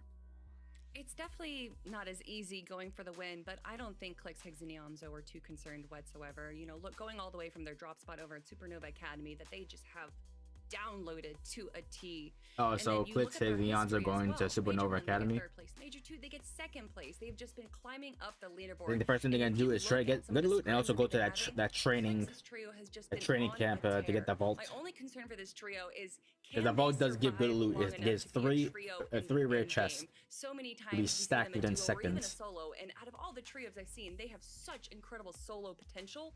But if they just make it all the way to the end and they don't spend all of their mats and hoping for a refresh that never appears, I think that they easily have first place contention in the grab. Yeah, I mean, they're looking really, really good. And I got to say, like, one of the things that I like the most about this trio is just how well they get together, like, not even inside of Fortnite in general, right? They kind of like hang out outside of the game, right? That just means that they're really good friends, which is awesome, right? Because that just leans into the chemistry thing that I think is so important in Fortnite competitive. Now, I do think it is important to say, right? We're kind of looking at that drop map right there and we're like, oh yeah, the top 3 teams on the region, they look like they're going to be uncontested. But as we know, NA does not disappoint. The story continued to develop throughout the week, and LCQ kind of changed that map up very, very quickly, right? One of those trios kind of qualifying pronounces, hey, listen, we want to go to Demon's Domain now, right? So it's like, boom, and now Acorn's trio kind of contested. So is it going to be like a Peterbot versus Clix kind of grand finals? Is somebody going to last minute kind of land on Peterbot? Because I'm kind of seeing some whispers on social media right now as well. I don't know. Everything's going crazy. Of course. The grand finals before globals. Kelly, why not, right? Like, let's just have a great time. Let's just send it all. We already qualified, right? We already have a spot at globals. Why don't we just send it and just see what happens, right? Oh, God. I mean, if any trio can do it, I think it's this one right here. I think that they have a lot to prove. I think that there's all right, 10 minutes left till game one. So the pressure is definitely on, but I think that out of all the times that I've watched them since, the pressure better be on. It's a good amount. It's a life-changing money. This is the most locked in I have seen them. I am so excited for all 3 of them. I just feel like I'm seeing highlight reels from each player individually throughout the last few months. They are ready to win it, but can they do it? Listen, difference between ready and doing one of the best spots, because we talked about all these changes kind of happening between to be ready for trios that are kind of for tournaments. Dominant right now. They've had to deal with so win it. Much it's all different story. Clix, Higgs, and Ianzo, they've had the same game plan throughout. They've got to be the most comfortable. I believe, man. I believe in Clix, Higgs, and Zoe. I believe. All right, with that being said, though, let's take a small break here and go meet up with your casters, Monster G Face, Jacob PR, and get their thoughts on the grand finals. We might be giving you a small break, but we got a lot to talk about here, Jacob. We've been waiting for this weekend. Another finals is ahead of us. I know they talked about 5 different teams that already have their global championship spot secured. Well, let's just throw another one in the mix. A 6-team King, Phaser, and PH Zin. They have a record-tying 6 FNCS championships between 2 of them. Monster, they have 16 FNCS championships, the most in the lobby out of every trio. Yes, that might be coming from Brazil, but that just goes to show they're willing to invest in themselves, change regions, and try to prove that they're one of the teams to beat in all of Fortnite. And one thing's for certain, the stats are telling us that the Brazilian region thresholds, the damage is on average lower than NA. So it's very clear that you're coming to a much more competitive region to go ahead and get some serious practice in. What I am curious about is where they have positioned themselves. King, Phaser, Pigeon, they're at the Lone Wolf layer, but there are no easy pickings around them, Jacob. Yeah, you saw that drop map. A lot of our global championship qualified teams are in and around that drop spot, but I kind of see that the most recent evaluation cup, they got a first place win. They closed it out. They go for that island, and the Wanderer's medallion just kind of ups that kind of star power of your fragger. They do put it in King's hands from time to time. So I'm looking at maybe that being the difference maker, because in order to get access to that island, Monster, you have to condition the lobby. You have to let everybody know it's not going to be an easy fight up here. That's the thing, and they Stand- are that wild card. stand your So, Zeke, ground. We're looking forward to seeing what this team's If going you're to do. gonna mark today. this place, this is gonna be my POI. Bro, You I'm so better put up a down, fight with right? it. And I think it's interesting that Jacob brings up conditioning the lobby because, like, I feel like in group stages, that's a lot easier to do. When we're in a stage where there is so many teams who have already qualified, these are some of the best teams in NA. I don't know how we condition them. We're gonna do our best. Maybe it'll happen. Maybe it won't. It won't. Guys, I do want to talk about something very interesting though. You know we love data. All right, our best friend Kinch, he put together a little simulation for us. We said, Kinch, hey, listen. First off, you look nice. Second off, if we know the trios that have already qualified, and we are looking to fill 2 more spots, can you run some numbers? Can you crunch some data and let us know which trios we think could walk away winning? We got a cool little chart here. Why don't we bring this up? Because I think some of you are going to be shocked. Because it's Kanata, it's Rapid, it's Bolt at a 65%. Let's go, Kanata! The guy's been on roll. Oh my god, I think you're just as loud as Kanata's going to be once he gets his ticket to Global Championships. Rapid Kanata bolts in first place for the simulation. And obviously, if you look at the numbers, if you look at their history from this season, it is not a surprise why. They have been performing so well. And going all the way back to Major 1, where they got 6th place. Major 2, they got 7th place, although they were playing with Sphinx, not Rapid, but then picking Rapid back up. And throughout the Div Cups, the performance evaluations, even the scrims, this trio has been performing at the top level. It's honestly the best that I've seen them play in so long. We either see them getting victory royales in scrims or 2nd place. They've shown that they don't just have to be high ground teams, they can play low ground as well. But what I love from Kanata is, or this trio, is the use out of that exotic pistol, the knockback pistol. They have just been disrupting the high ground. Either they're on the low ground, making sure that high ground keeps getting knocked, keeps getting chopped, or they use the pistol on the high ground and essentially just punish anyone that it starts to peek up at them. This trio just has proven time and time again that regardless of if they're on the low ground, high ground, or if they're chopped or not, that they have a solution to the problem. Yeah, and I feel like NA is so like top heavy, right? There's 3 trios that kind of people have been putting to kind of win this FNCS, right? Peter Bod's trio, Acorn's trio, and then Clix's trio. But I feel like over the last week, Kanata, Rapid, and Bolts have actually entered that conversation of potentially winning this FNCS. That's how good this trio looks right now. And then honing in on Kanata himself, right? There are kind of 2 things synonymous with Kanata. One, of course, is the fact that he's made it to every single grand finals, FNCS grand finals. And then the second is that like something always happens during the meta that kind of changes his entire game plan like a week or 2 before, and he's like, he just always hates it, right? But this season, no, that's not the case, right? He's feeling pretty comfortable. Nothing's really happened over there to the trio. And then also there's actually a third thing as well, is that Kanata always has a very solid Storm Surge strategy. He always seems like he makes it to the end games very consistently. So the fact that they're looking good 4 minutes throughout left. the week, nothing really crazy has happened on the map for this trio. I feel like they rightfully have kind of entered that conversation to potentially win this FNCS. And I think, Zeke, they are sitting very comfortably in terms of having a shot at getting one of those global qualification spots. Bro, I'm so down. I'm so down. Kanata, I gotta see you at Globals. I just gotta, okay? Now, of course, let's bring that list back up one more time, because in case you miss it, in case you're slow to read like I am a lot of times, there's another name on there: Booga, Threats, and Craze with a 42% chance. Guys, Estimation, if who's gonna Mr. win? World Cup doesn't make it to Globals, I'm not going!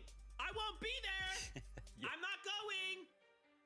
I mean, Booga, Threats, and Top Craze. 5. When you see Booga's name, he is just synonymous for competitive Fortnite all the way back to the beginning and still competing at such a top level. And I'd love to look at actually the history of this trio, just seeing how Booga has been performing since Chapter 5, because a lot of people seem to kind of always consider him as like, oh, you know, he's like washed, he's not a top level competitor anymore.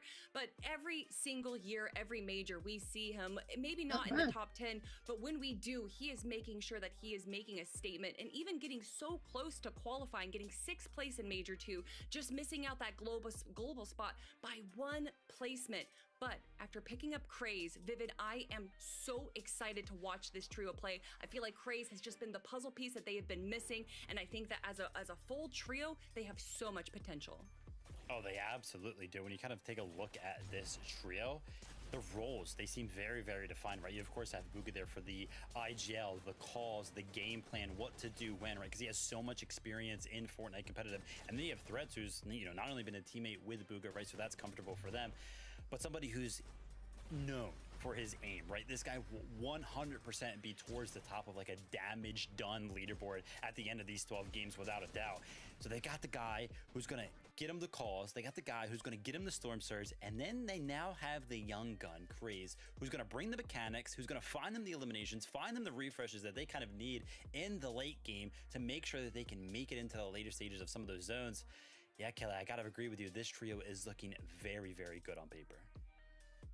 I like it, guys. I mean, this is just stacked, right? Like, this is going to be one of the craziest majors I think we've ever seen. With only 2 minutes left to go before we kind of start kicking off the competition, I got to hear from you guys. What are you excited to see? Obviously, this is just day one. And then win this, we're going to bring it home. Day one teams versus day two teams. You know, what are you guys hoping to see out of just day one? Well, now I'm excited to see who's going to be dropped on. Is there going to be these surprise contested, like Vivid saying, these little whispers that's going on that could completely shake up the way that things go in the FNCS? And there's one thing that I always say about Fortnite is that it is unpredictable. You truly do not know if a POI is going to even be there the next day or who's going to be landing on you. The best thing about these players is their adaptability. Yeah, I mean, throughout the season, right, we're all been like, man, there's kind of like a lack of tournaments. We can't really see what's going on the NA, and then the changes that happen every single week, right? It's like if you go ahead and take notes throughout the season in preparation for this grand finals, right? And it's all like just like a stack of paper with all those notes. Yeah, all of them just get thrown out like every single day. It's like, and you just got to rewrite them down. So I got 1 minute left here. Game number one, I want a formulated kind of plan and an expectation to be set for the rest of the 11 games. Because as of right now, it kind of feels like we have no idea what's going to happen. So game one for me is going to be like, okay, what's going on? Let me pay attention to every little detail. Okay, I'm gonna put you on the spot. If you have to pick a tree to win right now, who's it gotta be? Who's it gonna be? Pick one. Oh, don't think about it. Gut reaction. Go. Peterbot. Kelly's going with Peterbot. Peterbot's trio. You know, I love Peterbot. I've kind of been on the Peterbot train for a very long time. I think they're going to do very, very good. But I think the storyline would just be too good right now to not say Clicks, Higgs, and Yamso. Yeah. I mean, come on. That's fair. Look, you know, Kelly, I feel like there's just so many names, right? It's like, dude, you just look at the lobby list. It's like, bro, you could tell me like 20 different trios, and I'd be like, yeah, all of them could win. Absolutely. You know, we'll have to just see how things unfold, how forgiving the zone is, and we all know it ain't forgiving at all. So with that being said, it is that time. It's time. Let's see. Today, we're gonna win the first game here. 6 games tomorrow, and we will who you got, chat? See the full picture of which trios will be going on to the Global Championship in Beyond. Fortnite fam, buckle up, because game one starts now. Thankfully, Monster, I've been buckled up since the start of the show. And let's take a trip real quick. Major 1, a 14-point difference between first and second place. Major 2, 11-point difference between first and second place. Monster, I hope this weekend that trend continues. Major 2 was absolute cinema. I think it put NA just at the front line of pure entertainment. No matter what we know for certain that we are in store for great games and some wonderful action. And then we've already talked about it. You have a wild card trio in the mix here coming up from Brazil. So I am so looking forward to what's going to unfold here at the north side of the map. I almost feel bad that they are all so close to one another because anything can happen now. Yeah, especially if we get a lot of those north zones, forcing those teams to kind of interact very, very early on in some of these games. But I want to say about that probability chance that Kinch kind of broke down. To me, if I was one of those teams that was not in that top 5, that would light a fire in my heart to kind of perform the very best that I can. There's only 2 more spots up for grabs with 6 teams already qualified. And there we go. You don't even necessarily have to shoot for the top of the leaderboard, but you guys heard that sound. The battle bus is ready. Let's get into game number 1.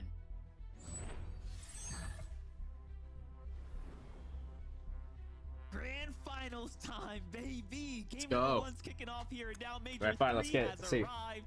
And what we're going to my spot right here. That's my spot right there between Flood of Frog and Supernova. It's a good spot. Seats to the action, Jacob. Obviously, it couldn't be a better time now to push your way through to globals. We already know most of the big ticket teams have nothing to worry about. It's about what spots are remaining here. Yeah, and already I can see the drop map. The dust is settled. Everybody marking their spot early on before the tournament. Oh, I'm contested so-and-so. Oh, I'm going here. You can see Peterbot this is a good spot right here. Clicks uncontested. Kanata uncontested. There we And go. right here, Demon's Domain. right Poyo is now, in first. Uncontested as well. If you look at the opinions Yeah, of a people lot of the used to drop Fortnite it, but they community, changed those up are the because, top 4 teams that are in the kept dying race to for the Poyo championship. And to start yeah. off game number 1, Monster, all of them uncontested. What I Spawn love too. too is like all the interview content we kind of got in lead up. You got to hear from essentially from the players themselves. Kanata, how he has no doubt in his mind he'll be taking his seat to globals. How Acorn feels like now more than ever this is more competitive now that he isn't wiping Poyo out the early game of the map here. And then let's jump in with Muzz, Shadow, and Sphinx. Obviously, last chance qualifier on the line when it matters most. They come through, they clutch up, they put in the work. And now, running through a team like Bryce, right, clashing up against this squad right here, this is a player, this is a trio that have slowly and consistently shown that they can even win in LAN settings as well. So yeah, so chat, we're watching FNCS Major 3. This is at NAC. I kind of agree with it. I like the way you were kind of heading with that conversation. Yeah, make sure if you join the stream, make sure to drop a like and follow. You may not see them as kind of the top names, a name to be scary, but already throughout this season, they kind of moved on over to the resistance space, and this not an easy fight, no matter who has been contesting this side of the map, and already proven they could be a force to be reckoned with. Yes, Muzz, Shadow, they still got to fight for that reboot card. We'll see how much success we find over there. But back over to the last order. This is where you can kind of see that off-spawn fight. 3 teams over here, Monster. Triple contested. Oh shit, they're backed into a corner. Where to go? At a perfect time. Like Rat's trapped. But all 3 of those teams have tried to slow down the push. Oh, nice little tag. Tables have turned. Kind of open this one up. You know, first order's now not it's big the enough cat for that's 3 cornered. trios by any means, so these fights are gonna get pretty scrappy here. I'm more interested to see who's gonna make an adjustment coming out of this. This is not the place you want to be for rats on the finals, right? For some, it's their first time making their appearance, right? Their first true time trying to get their feet kind of wet in this upper level of competition. For others like Liam, I mean, very experienced. He's holding its own right now very nicely. Yeah, just kind of jumping, creating push.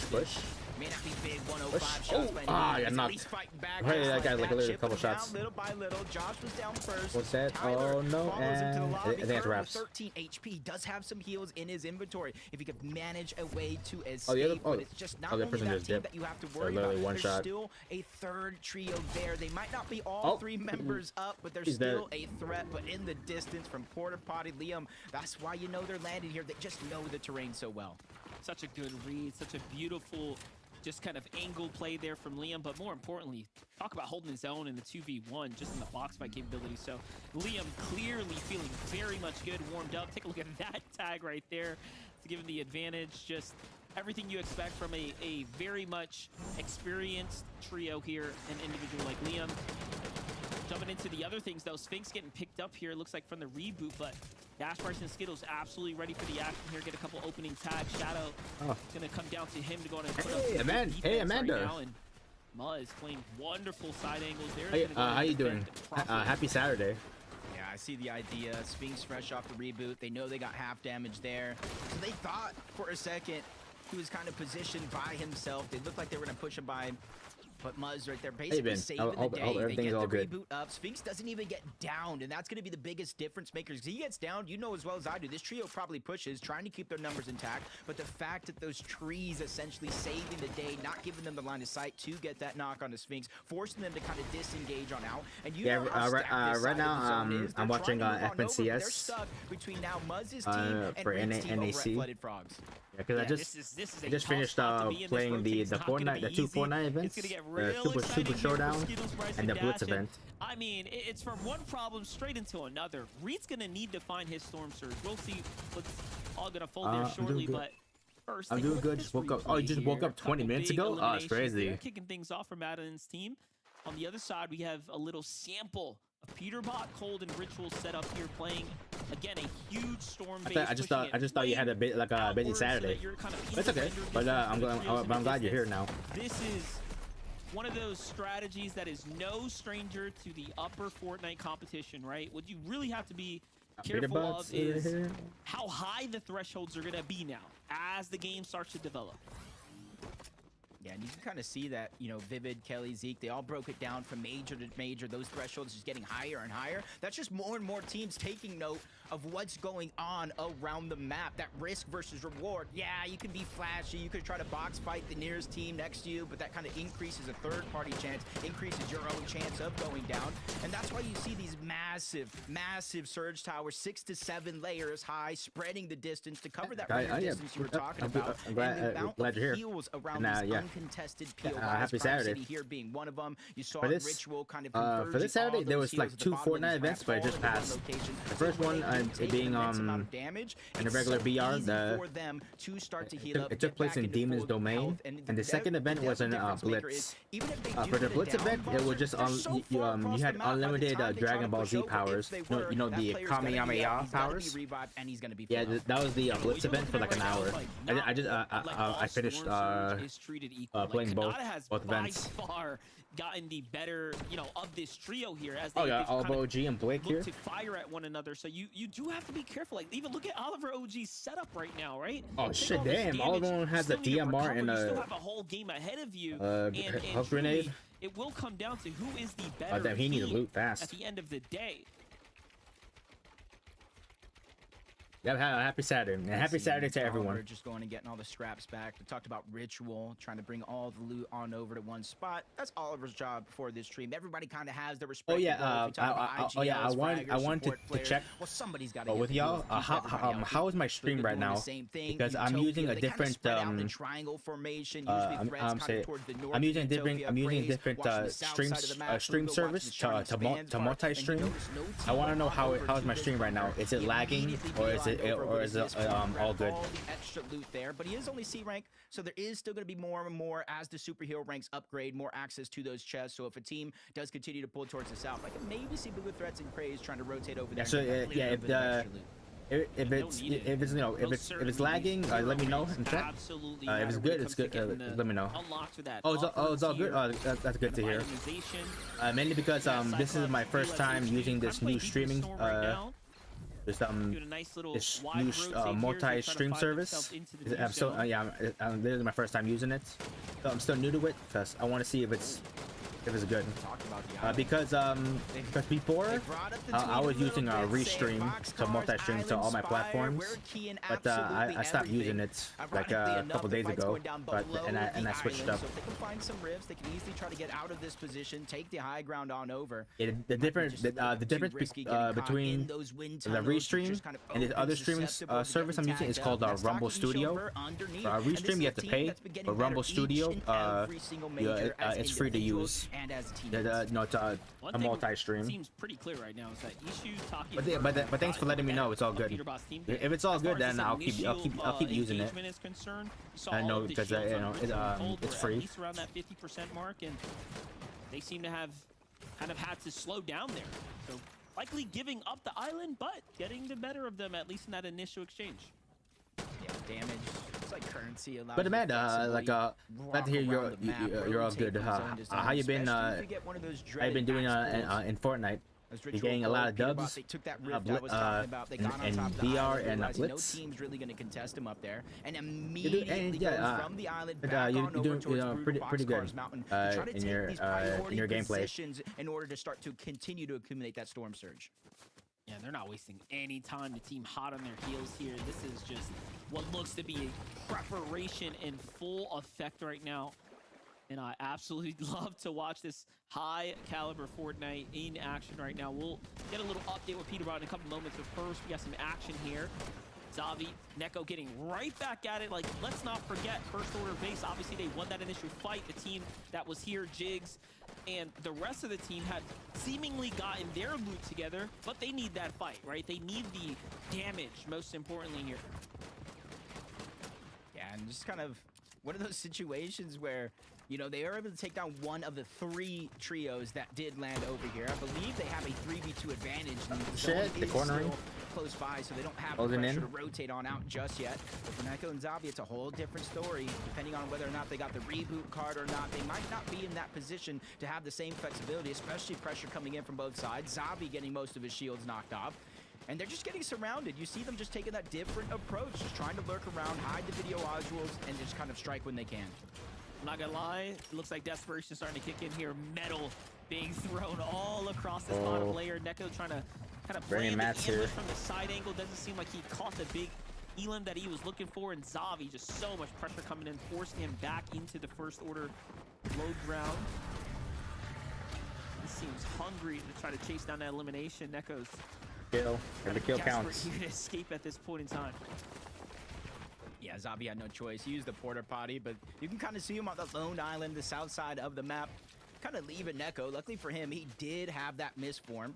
Tries to create distance, once again, using the porta potty, and he's just going further and further towards the north, farther and farther away from his teammates, which in one side could be bad, but on the other side, at least they have a chance to go back and get that reboot card. But action going down all around the map. Scares able to get that knock onto Madden. His teammate follows, and there goes the last one trying to be the hero, but he's going to follow them back to the lobby. Nice little team elim right there to set things up. Little update here for Clix and Yamzo. See what Where are they? it's looking like over here. Several So dashes it's still a here on Supernova. Clix's setup right now. Still playing the Supernova Academy very closely here at this given time. And we know what teams are off to the north. Most likely to be Ree, Cooper, Curly. Got Preston's trio kind of nearby, and off to the eastern side, Sineto, Ocean, and Cam. So really, any one of these trios can already be on the move, but it seems like Yamzo's hot on the heels of Ree and Cooper. Little does he know that I don't see him here, kind of lurking. He'll likely get those opening tags. I'm surprised to see Blake's trio playing the zone kind of deeply like this. So just telling of the situation at hand here. They want to make sure that they are not rotating too soon into anyone else's warpath, if you will. They got a couple options here too. They can go ahead and ride that first launch pad as deep as possible, and I think that one's going to be the case. But right next to them, there's that bunker, there's the rift. But what this is also going to do, because we talked about the surge towers, the overabundance of hills, all of them kind of collecting them. If they go at the bottom of some of these surge towers, they could find a little bit of extra resources that they can use. Heals to make sure to keep the ones in their loadout untouched. So it might not be the worst plan, but I will see the most drastic thing that is happening to a lot of these teams that are in that same position outside of the storm is you're kind of minimizing your win potential when it comes to that heal off at the end of the game. There's that Cooper, Ree, and Curly trio rotating around the outskirts. That one little marker on the map, that's Yamzo looking at them from up above, looking for kind of some opening tags here. And there is a lurking trio still inside the zone. We knew that Price's team was kind of moving behind and no fucking way, bro. We just down to Yamzo here. The DMR. ASAP. If not, it's not looking good right now for Clix. Oh, better revive. It all kind of unfolds right now. He backs off. It's in time. Kind of recognizing, wait a second, I don't need to open up here, but Curly falls, and a huge mistake being made there. And here comes Muzz's trio out of nowhere, collapsing in, taking full advantage of the chaos. This is a prime example of why they sit in their surge towers, Monster, even after they get a knock. There's just too much distance. The revive came into play. That's and as crazy. soon as they're going to crash, Muzz's team got the knock down there, Yamzo with the DMR. Those shots hit perfectly. Use a lot of their materials in the fourth zone to try to make space. Shadow is putting down pressure. Clix, Yamzo, and Higgs, they've disengaged on out. They're just watching from above, smiling ear to ear, saying, hey, we started this, as Curly actually does get cleaned up by Dash. Monster, that is another trio around this spot on the map. That's exactly where my head was going. Bryce and Dash's team seeing this all unfold here. They start to look in. They want a piece of the action. Why not find a few tags here? And, you know, they're thinking about Muzz's trio and how they were pushed off the drop. So that's personal for sure here. Clixianzo Higgs get bailed out of a treacherous situation and live to see another day. The team that is most affected right now is obviously Reed's team, but look, they've gotten the reboot card and they seem to have skated out for a quick reboot here to come. Yeah, I'm just kind of thinking of like blessings. It is a north zone this time around. So even though they're going back to their POI, flooded frogs, there's launch pads over there. They can close the distance, dash sprites as well. So I do expect them to get their teammate back into the game. But how much Storm Surge did they just lose off of him going down and getting rebooted back into the game? That might have impacted them later on as we continue to get closer and closer towards the ending portions. As Minish Visuals and Braids, they've rotated up from Foxy Floodgates, and they've kind of centered themselves in that middle portion of the map. getting as much Storm Surge as possible. I saw multiple knocks in the feed on them and on other players. So right now, they just got to focus on their rotation, which seems a little bit easier because you see 2 more teams on top of the Brutal Boxcars Mountain. Bolts, Kanata, and Rapid being one of them. Yeah, I saw Oliver OG's team affected there. Phaser taken down by Oliver OG just moments ago. So now it's all up to King, PH Zin, but it seems like they've managed to pick him back up and get him back in the game. And look, that puts them below the surge.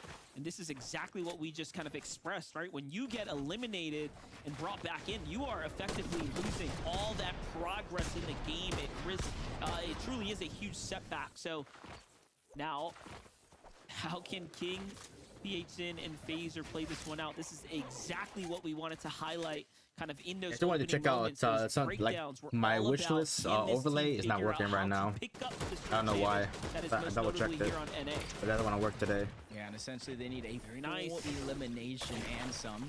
Exactly that. They get that knock on the Blake. It did look like Oliver tried to go ahead and turn back, save the day, but he doesn't know. Full trios narrowing down, trying to get that elimination. 84 more damage for Storm Surge, but they still find themselves below the damage threshold. And with 2 elimination for Diego and Blake, they're 600 above Monster. All they need to do is survive this onslaught from the Brazilian powerhouses. Pretty great defense here by Oliver OG, though. I didn't expect him to be able to kind of make a move like that. Mega run for it, run for it. The dash out. Definitely wise to disengage here. Seems like King, PH Zin are not going to give this one up. Oliver's going to go in and fall. Big crack from the side angle there. It's just a matter of moments here now before Diego will fall here too, but not before he takes down some serious damage. Wait a second, that Siphon's going to keep him in the game here. We can't count him out just yet. Cooper shows up as well. He gets put down by Phaser. What is going on here? That early elimination, Curly going down, losing the Storm Surge. So many teams are being infected by that investment going sideways. Ooh, now Cooper down, Curly's gone. Reet is just on the hunt trying to take down Phaser, but it's just going to get more and more tough because I saw Higgs in the distance as well. And there's that first player of Oliver's team. It might have been Diego. He got that first elimination, but he goes down. What is going on? You can't pay for action like this. Reed versus Phaser, one-on-one. This is where Reed shines, though.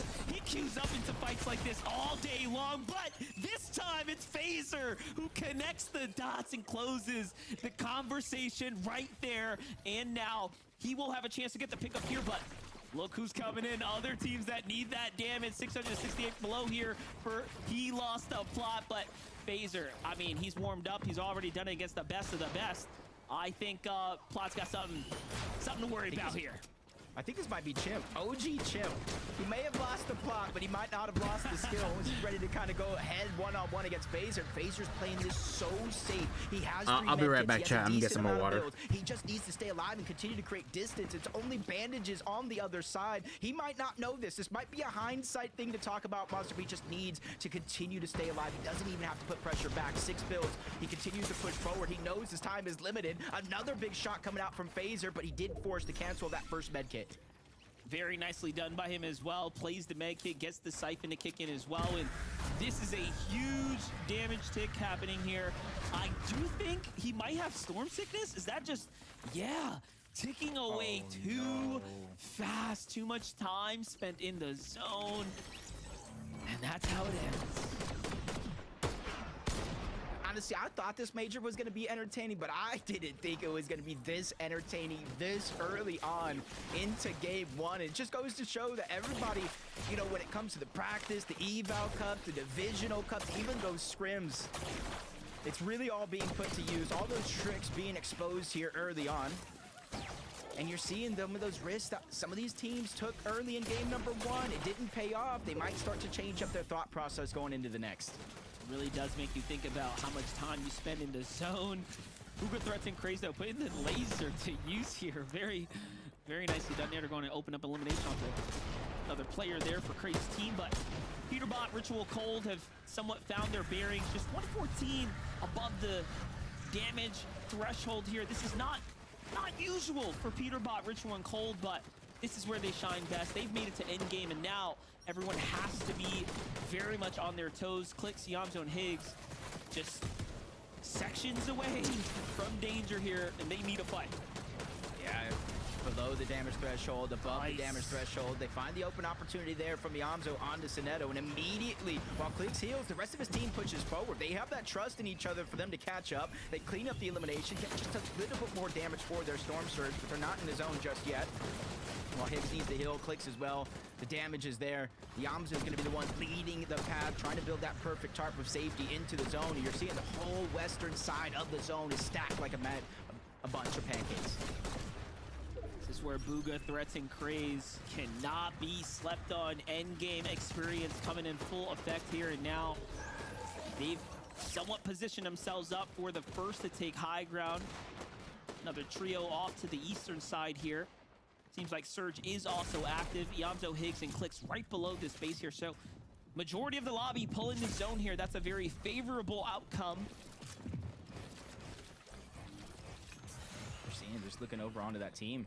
The med mist smoke goes down. They don't necessarily see Veer and them getting affected by the active Storm Surge, but might not be the time to peek either, especially since they're above it. They're peeking through the cones. They're looking at high ground. They're saying, hey, is right now too early. They did pull it on their side for the most part. But on the other side, Polio, Agers, and Acorn, haven't seen too much of them, but 500 damage above the threshold. They have a clear rotation because as the zone opens up, it's going to give them more and more of a path to choose from. Take a look at the highlight here once again from Yamzo's perspective to go ahead and initiate the knock here, kind of clean things up onto Soneto's trio and get them right into the position that they need to be in here in the end game. These elims also start to add up. Don't forget those points are super critical here. If you know how to use that DMR, is no joke. I still prefer the spiral rifle. For the mid layers, find a huge elimination here to keep them in the game. And just look at that. Vets I wanted to go watch the live event. Oh, you watched the live event? You watched the video of it? Yeah, it is cool. Perfect. Meanwhile, on high ground, who would have thought Bryce's team? It was insane that giant boss is like an octopus. Yeah, an insane amount of health. But then I was right. They really don't have much, but they're putting up a flex here. Superman comes in and saves the day. It's great. It's really fun. I had a good time playing it. That's going to make it easy for them to get the eliminations, drop down low, get the resources, and go right back up to that high ground. But if they don't have it, you saw it, man. Yeah, it is pretty cool. A little bit in their favor, but the little builds that they have, it's getting more and more on the edge of, do we go for it? Do we give up height? Do we drop down and try to get elimination? I don't think they're in a safe spot no matter what they do. 1,000 above the threshold though. Peterbot, Ritual, and Cold, they're just focusing on their rotations. They're letting those elimination opportunities come to them. Yeah, Skittles and Bryce actually find the Elam as well. They might get the refresh they're looking for, and then look at this. Look at a crash course into Kanata Bolts here on the mid ground, forcing them off to the side. Wait a second. Superman saves the day since the whole the new season revolves around him. He flies in, saves the day. Very cool. They turn around and manage to secure a little bit of high. Kanata forced off the high ground. Cold, Ritual, Peterbot now playing almost intentional low ground here for eliminations. This is the difference between kind of those group stages and finals, right? It's not about winning. Now it's about getting points here. Yeah, that consistency, the eliminations, 4 points per, one win with 10 eliminations, Monsters, over 100-point game. Damn, bro. Bolts. We saw them getting pushed by Dash and Bryce. That was high ground team, and they said, you know what, you want this layer? You can have it. They immediately built up with the little builds that they did have left. Everybody's probably in a similar situation when it comes to material count, and they're using their eye in the sky to their advantage, going ahead and going on the team. Whoever gets high wins. I always see FNC as win for just gain height. Oh yeah, look at how quickly Kanata folded his hand of cards there. No, shit. You guys can have it. Oh shit, Polio's trio secured it. Their way straight to the top. And listen, high ground might win game, but low ground wins tournaments. Ritual, Peterbot, and Cold are still in this one right now. Wrapping up the eliminations down here, and it seems to be that they have full control. Clicks is down and out. Higgs and Yamzo are the last two left alive. Yamzo playing deep side of the storm here. Kind of swings around, finds Bolt, shuts him down. 2 more elims sent to the Yamzo's pocket here. And things are now starting to look very favorable for him. Yeah, every team in this lobby, but maybe 2, are in shambles, are missing at least 1 player or a big chunk of health. But Peterbot still set his eyes in the sky. He Peterbot went down. Holy shit. Goes down. Cold is doing his heal off towards the back. Polio, Agers, and Acorn in game number 1. Uncontested contested as Demon's Domain are in the driver's seat looking to close this one out, but Cold falls as well. All the pressure on the Ritual. He folds like a lawn chair. Top 5 for the teams that we expect to win this weekend's tournament here. This grand finals is just starting to heat up. Yamzo gets a little siphon here delivered to him. Is Pollo still in the game here. Pollo's team gonna win this? Acorn alongside him. Think Yamzo so. just a wild factor here. Oh shit, Now Yamzo's kind of alone. setting things up. He's got a misform to go ahead and play with. Trying to see if he's got a win condition before him, but no, he doesn't. Instead, That's- has to try go to ahead separate and take some yourself. fights here. Shot coming in from up top, though. Too much pressure. Has to misform around the outskirts here. Jacob is starting to get interesting. Decisions to go up might just happen here. Yeah, he has no extra heals, so he knows he can't play no the white. backside of the Oh, zone shit. unless he gets an elimination. Oh, touch or that storm, down. and let's be Jojo GG. Fishy on one side. Visuals trying to break their way through. They're getting stuck. They're getting smushed to the outside of the zone. Oh, Yamzo has HP no is going whites. down. The storm is doing a He lot of siphoned work. real Yamzo fast. is trying to steal that one away, but he gets taken. Jojo Fishy gets it in the nick of time. The siphon is now coming into play. High ground is diving down, but Acorn falls to Visuals. Nobody gonna here is be? a full trio. That gives anybody a fighting chance, but nah.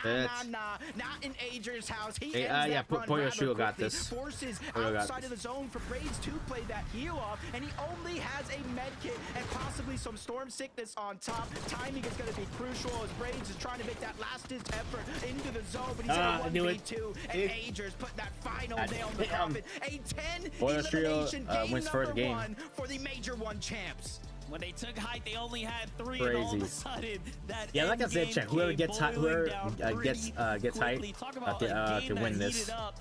That was And incredible. closing in a zone like action. this, You know, I could put a getting ribbon heights, you have on the tournament here. advantage. Pretty happy with the action we saw. Crazy. Just in game number 1 there, Jacob. Talk about exciting. Yeah, we even saw it throughout the game. We saw Yamzo look up, couldn't get height. We saw Kanata go up there, challenge it, take it from Dash.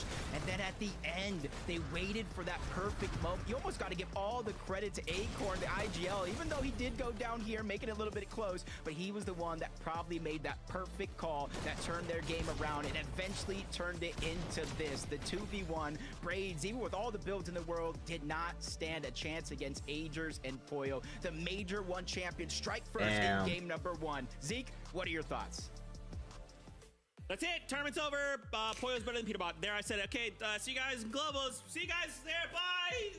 Hi, Zeke. Wow. I cannot bet believe Globals gonna go this crazy. just transpired, right? A hectic game, to say the least. And it's crazy that I feel like every time we look at like a different trio, it's like, oh, hey, them. No, it's them. It's them. It's them. They're on height. What is going on? So much chaotic, so many chaotic things transpiring in this game. But at the end, Pollo and Agers managed to just stay together, right? Say, hey, look, we've been here before. We just need to stay calm, cool, collected. And they start the day with a VR with 10 eliminations. Kelly, that's too much. Whoa. Whoa. It's such a good start, and honestly, it's Pollo, Agers, and Acorn that bring it every single time. And Jacob was talking about it. You saw all these different trios, all these players looking up for height, trying to take height. But it's Pollo, Agers, and Acorn that can literally be down, like, you know, just to 14 builds on the mid ground and somehow convert that into a strong height take. Pollo's ability with that mythic AR is just so dirty, so disgusting. He can just get eliminations from the low ground that are just everyone is so distracted by what's going on. Agers, Acorn, and Pollo play that end game perfectly. I mean, MDF made the call, right? The end game was absolutely stacked, talking about how all of the trios that we kind of expected to win this weekend, they were all kind of found in the end game at one point, and then not to mention also teams that are qualified to the global championship with Braids visuals in a minute in the mix right there as well. What a statement, though, from Acorn, Pollo, and Agers. I mean, complete dominance, right? It looked like the high ground was all but Kanata's, but the Dig Boys going head-to-head up there for the win. You know what, chat? I'll be right back. Since so many things happen. second game just started so many things to in a break few down, minutes, so and it's much almost like nuance. But first, a short break. When we return, we'll dive into and some it's of what almost we like saw to game right number dinner 1. time for me. So preparing ourselves Right now, for I'm game gonna number get my food. I'm gonna come right back. Yep, it's gonna be another eating stream here today. Usually for me, I don't do this, but I'll make an exception for FNCS. So I'll be right back. I'm gonna get my food right now. So I can still continue watching FNCS. I'll be right back.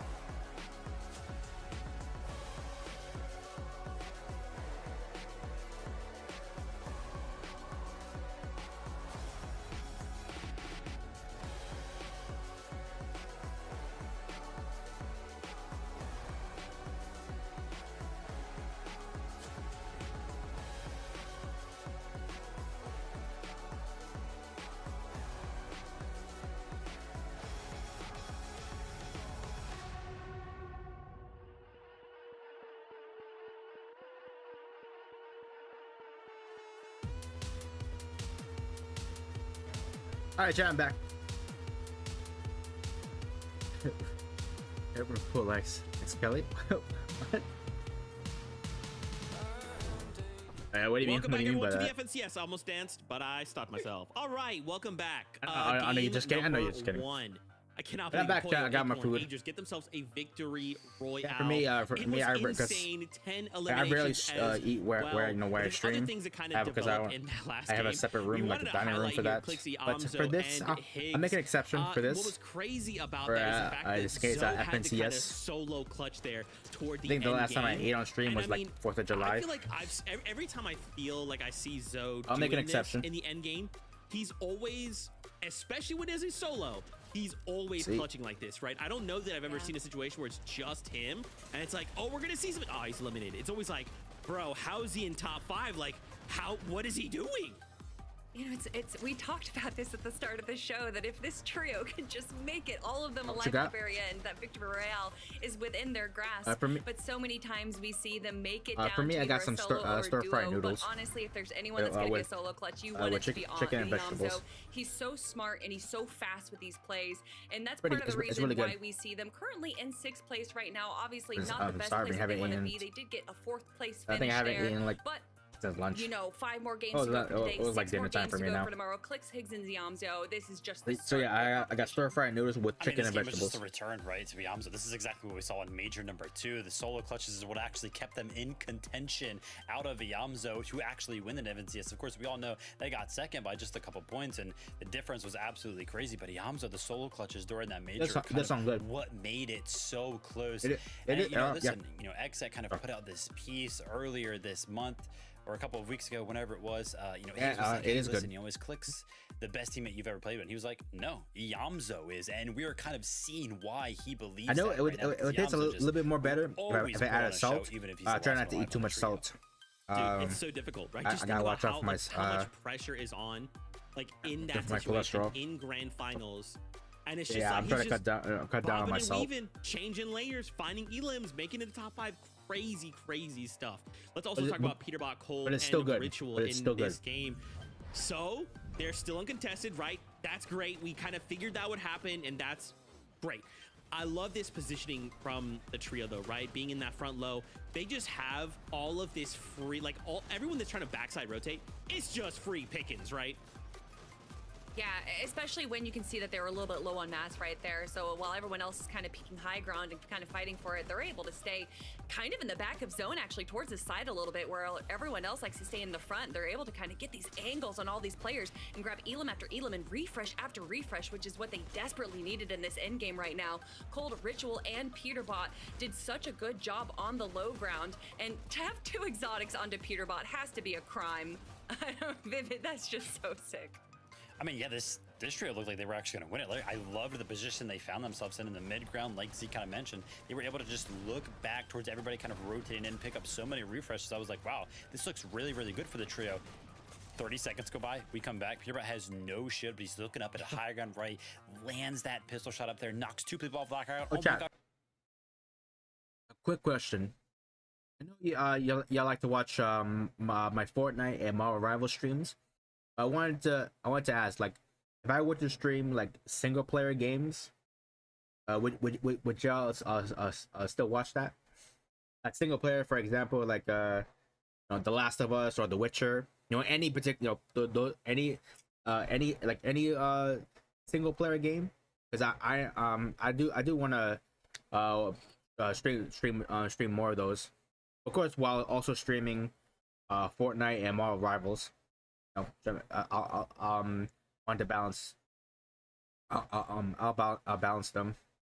But yeah, I want to know if I were to stream single player games, would y'all still watch? Yeah, just let me know in the chat. After Elim, he was not slowing down. This is what I want to see out of this trio, and hopefully they bring more as the games go on. Yeah, I mean, big game from this trio. Big game from JoJo Fishy specifically, right? Making sure to kind of play the heal up, play the meds right there, and then jump back in the mix, pick up a couple more placements, a couple more elims right there. I don't know. I really like the Fortnite. You do like my Fortnite streams? Is Yeah, me upon too. us. So casters, over to you. But it's a, you know, I see if I want, I see if already so excited. It has me at the edge of my seat. if I can Looking branch at the out, you know, leaderboard, I'll still I stream, didn't I'll still, expect for me, I'll still eliminations to stream play such a Fortnite crucial and role this early. Marvel's Rivals. I wanted to see if I can branch out to, you know, single player games as well. Don't push early knocks, even if you feel really confident. It's very Yeah, clear. but that's good to know. One mistake, I'll be and all your still like the entire Fortnite game plan streams. can go downhill, and that's what's so dangerous about that northern side of the map. So let's jump in the battle bus one more time for game number 2. Here we go, Jacob. Game 2 is here. Game 1, talk about a just incredible showcasing of NA's best talent in the action, right? It's what we thought we'd be showing up to kind of view this weekend, but I think it went better than we all expected. Nah, it did. The excitement levels are through the roofs, and honestly, that puts some of these teams it's on notice. just, for me, just an open question. That there is no room for Like, it's not like talked about the point differential for major like, 1, major 2. I'm not gonna stream single player like for the majority, like maybe on these certain days. Things do continue in this trend. The contested fight, we didn't necessarily get to see too I'll much. I'll still stream Fortnite and Marvel Rivals. Down first, it is towards the outskirts, towards the right side of Shogun Solitude, left side of Demon's Domain. Like, for me, south on the map, and for me, I don't know which day which day it is, but I'll definitely let y'all know ahead. To make. Yo, thanks for the likes on the music app. But a second, might be baiting Really appreciate the it. information there. That ramp. Welcome in, bro. Saying, oh, he went this way. Yeah, right. If you like to stream, make sure to double tap the screen. You think it's gonna work? Oh, they got stuck here. I want to say yes. Let's just go ahead and say yes. I'll give him the benefit of the doubt. It's just too sneaky right there. I think the biggest downfall is going to be if he tries to move, because this actual spot right here, Monster, doesn't have the most loot. If they want to continue for Gary, Aimred, and Angel to loot up, continue with the rest of their game, and actually have a good game, well, they're going to have to go elsewhere, but they return back. They see him at the tail end, and that's the full trio out of the game. Yeah, the math wasn't math, and they were like, hey, buddy, you couldn't have gone that far. And Madden V ends up getting found out. Well, great start for Aim Red. Little trio elimination there. Muzz, Sphinx, and Shadow clearly seem to be the stronger duo here at the Resistance base out the gate this time. Bryce's team giving them a little bit more respect, right? Skittles and Dash saying, hey, let's just play the outskirts here. We don't necessarily want to clash too early. And they're going to go ahead and probably take their odds up against Reach Trio here later with the outskirts rotate. But Shadow, Sphinx, and Muzz seem pretty adamant on inching their way towards them and force a fight almost. Yeah, you saw that mark on the minimap, though. They know exactly where they went. They rotated towards the north, and they're going to go back on over towards the east if they do want. There's a lot of loot over there. East of Resistance, west of Flooded. There's also a Slurp Chuck if they don't have the shields that they want, or just want to save some more. Another uncontested fight. We saw it in game 1. Poyo, Acorn, and Agers. They win that game, and in that game number 1, Agers put up 17 Poyo trio win again. Damage, the most First game. assist in the game as well. Even though he booked that final elimination, it's just going to show how flexible all these players are. Oh yeah, putting in the work right there. And you know, Acorn's biggest fear is shutting down Peterbot early, right? Like, you really don't want them to have too much momentum in that last game. Seemed like, I mean, they were setting themselves up for a crash course to a victory, but yeah, things just went south. So Acorn's team, if nothing else, is one of the most consistent when it comes down to it. Bolts Kanata and Rapid also having a fairly, you know, great start to their tournament. Remember, they're just playing for a global championship position at this point, right? They have a lot more on the line here than some of the other teams. Yeah, and I think, you know, it's Kelly, Vivid, Zeke, that were talking about it, you know, last week during group stages with Kanata and his perfect record, 27 FNCS Grand Finals appearance. Well, celebrating that's going to be short-lived because he's fighting this weekend for number 28, that global championship spot to remain the only perfect player to qualify for them all is Liam, Neko, and Zabi. They get that first down onto 1, and it looks like they are going to go back-to-back, getting 2 of the 3 eliminations off spawn at the first order. Repeat of game number 1, this time a little faster than before. Back to Kanata, Bolts, and Rapid, though. Putting big pressure on that trio that they were tagging up originally. Seems like that first elimination might be giving them the confidence going to take the fight saw before, this is where mistakes can happen, though. You start to deviate away from your original plan, but it seems like this is very much in Rapid and Bolt's favor here to go ahead and initiate this off the Fred bomb, but Aaron's got that side angle here, so they have to wait for Kanata. Yamzo, Clicks, and Higgs doing the same exact thing, finding themselves an elimination on the outskirts, and then collapsing in to get the full finish. Yeah, you're seeing the zone just kind of dictating a little bit of their game plan. Last game, it was towards the north. They played it slow, stayed towards Supernova, and just kind of played for that surge. This time around, it pulls towards the south. They knew not too many teams were going to float around their spot. Isolated fight, they take it. Kind of the same thing happening over here, but they are going to be in zone. They're fighting for that Spire loot that you saw in the distance. Fred, Aaron, and Caliper, they were the ones that kind of claimed it for themselves, or at least as most of it as they could, because Bolt and Rapid immediately pushed over to try to disrupt as much of that play as possible. Yeah, I will say that's one thing that is almost underappreciated is how much preparation some of these top trios will put into any scenario with those early game zones, right? They really will determine what strategy they put into effect. These are not decisions made on a whim. These are very much calculated routes that have been almost methodically planned out. And for Clicks to, you know, kind of showcase that, we just love to see it. But jumping with G-Money, Aviv, and Rise, we didn't really get to see too much of them early in the last game. Just seems like they had a bit of a slower start, it's pretty easy to beat this Spire right here. They're definitely catching good ranks this time, but the Spire's kind of spawning here in their drop. So Outpost Enclave, he gets really good loot. Yeah, not only the Spire landing over here this time around, Good we already loot see and a good huge heals here. upgrade. It is going to be the Outlaw Yoink shotgun we saw Peterbot using in that last game, but the zone is also favoring in this direction. That's going to give them a little bit more flexibility. They're going to have priority on some of those rotations. The only team they just got to be careful for is Aegis, Acorn, and Poyo, and this is the perfect counter to all those surge bases. P8's in, Look at him catching go. Chimp off guard, and there's another one. Shit. He's trying to slide down as quick as Knocked him possible. down. Nah, just seen that trick. Goes down the mountain. They have the launch pad. The choice is right here for the Brazilian Kings to just try to chase down another elimination if they so choose. I love this. They're like, oh, you want to just chill in a big base? All right, buddy. We're sending you crashing. I think I'm in zone. And this is why they are the most devious team in the lobby. This is the team that you just don't know what they have in store for you. Showing up here on the region, putting their own 2 cents into the entire mix here, and really keeping everyone on their toes. What a clash is going down right here, though, from Muzz, Sphinx, and Shadow against a full trio. And you got, like, King Phaser now seeing this all go down here from the distance. They might just end up showing up.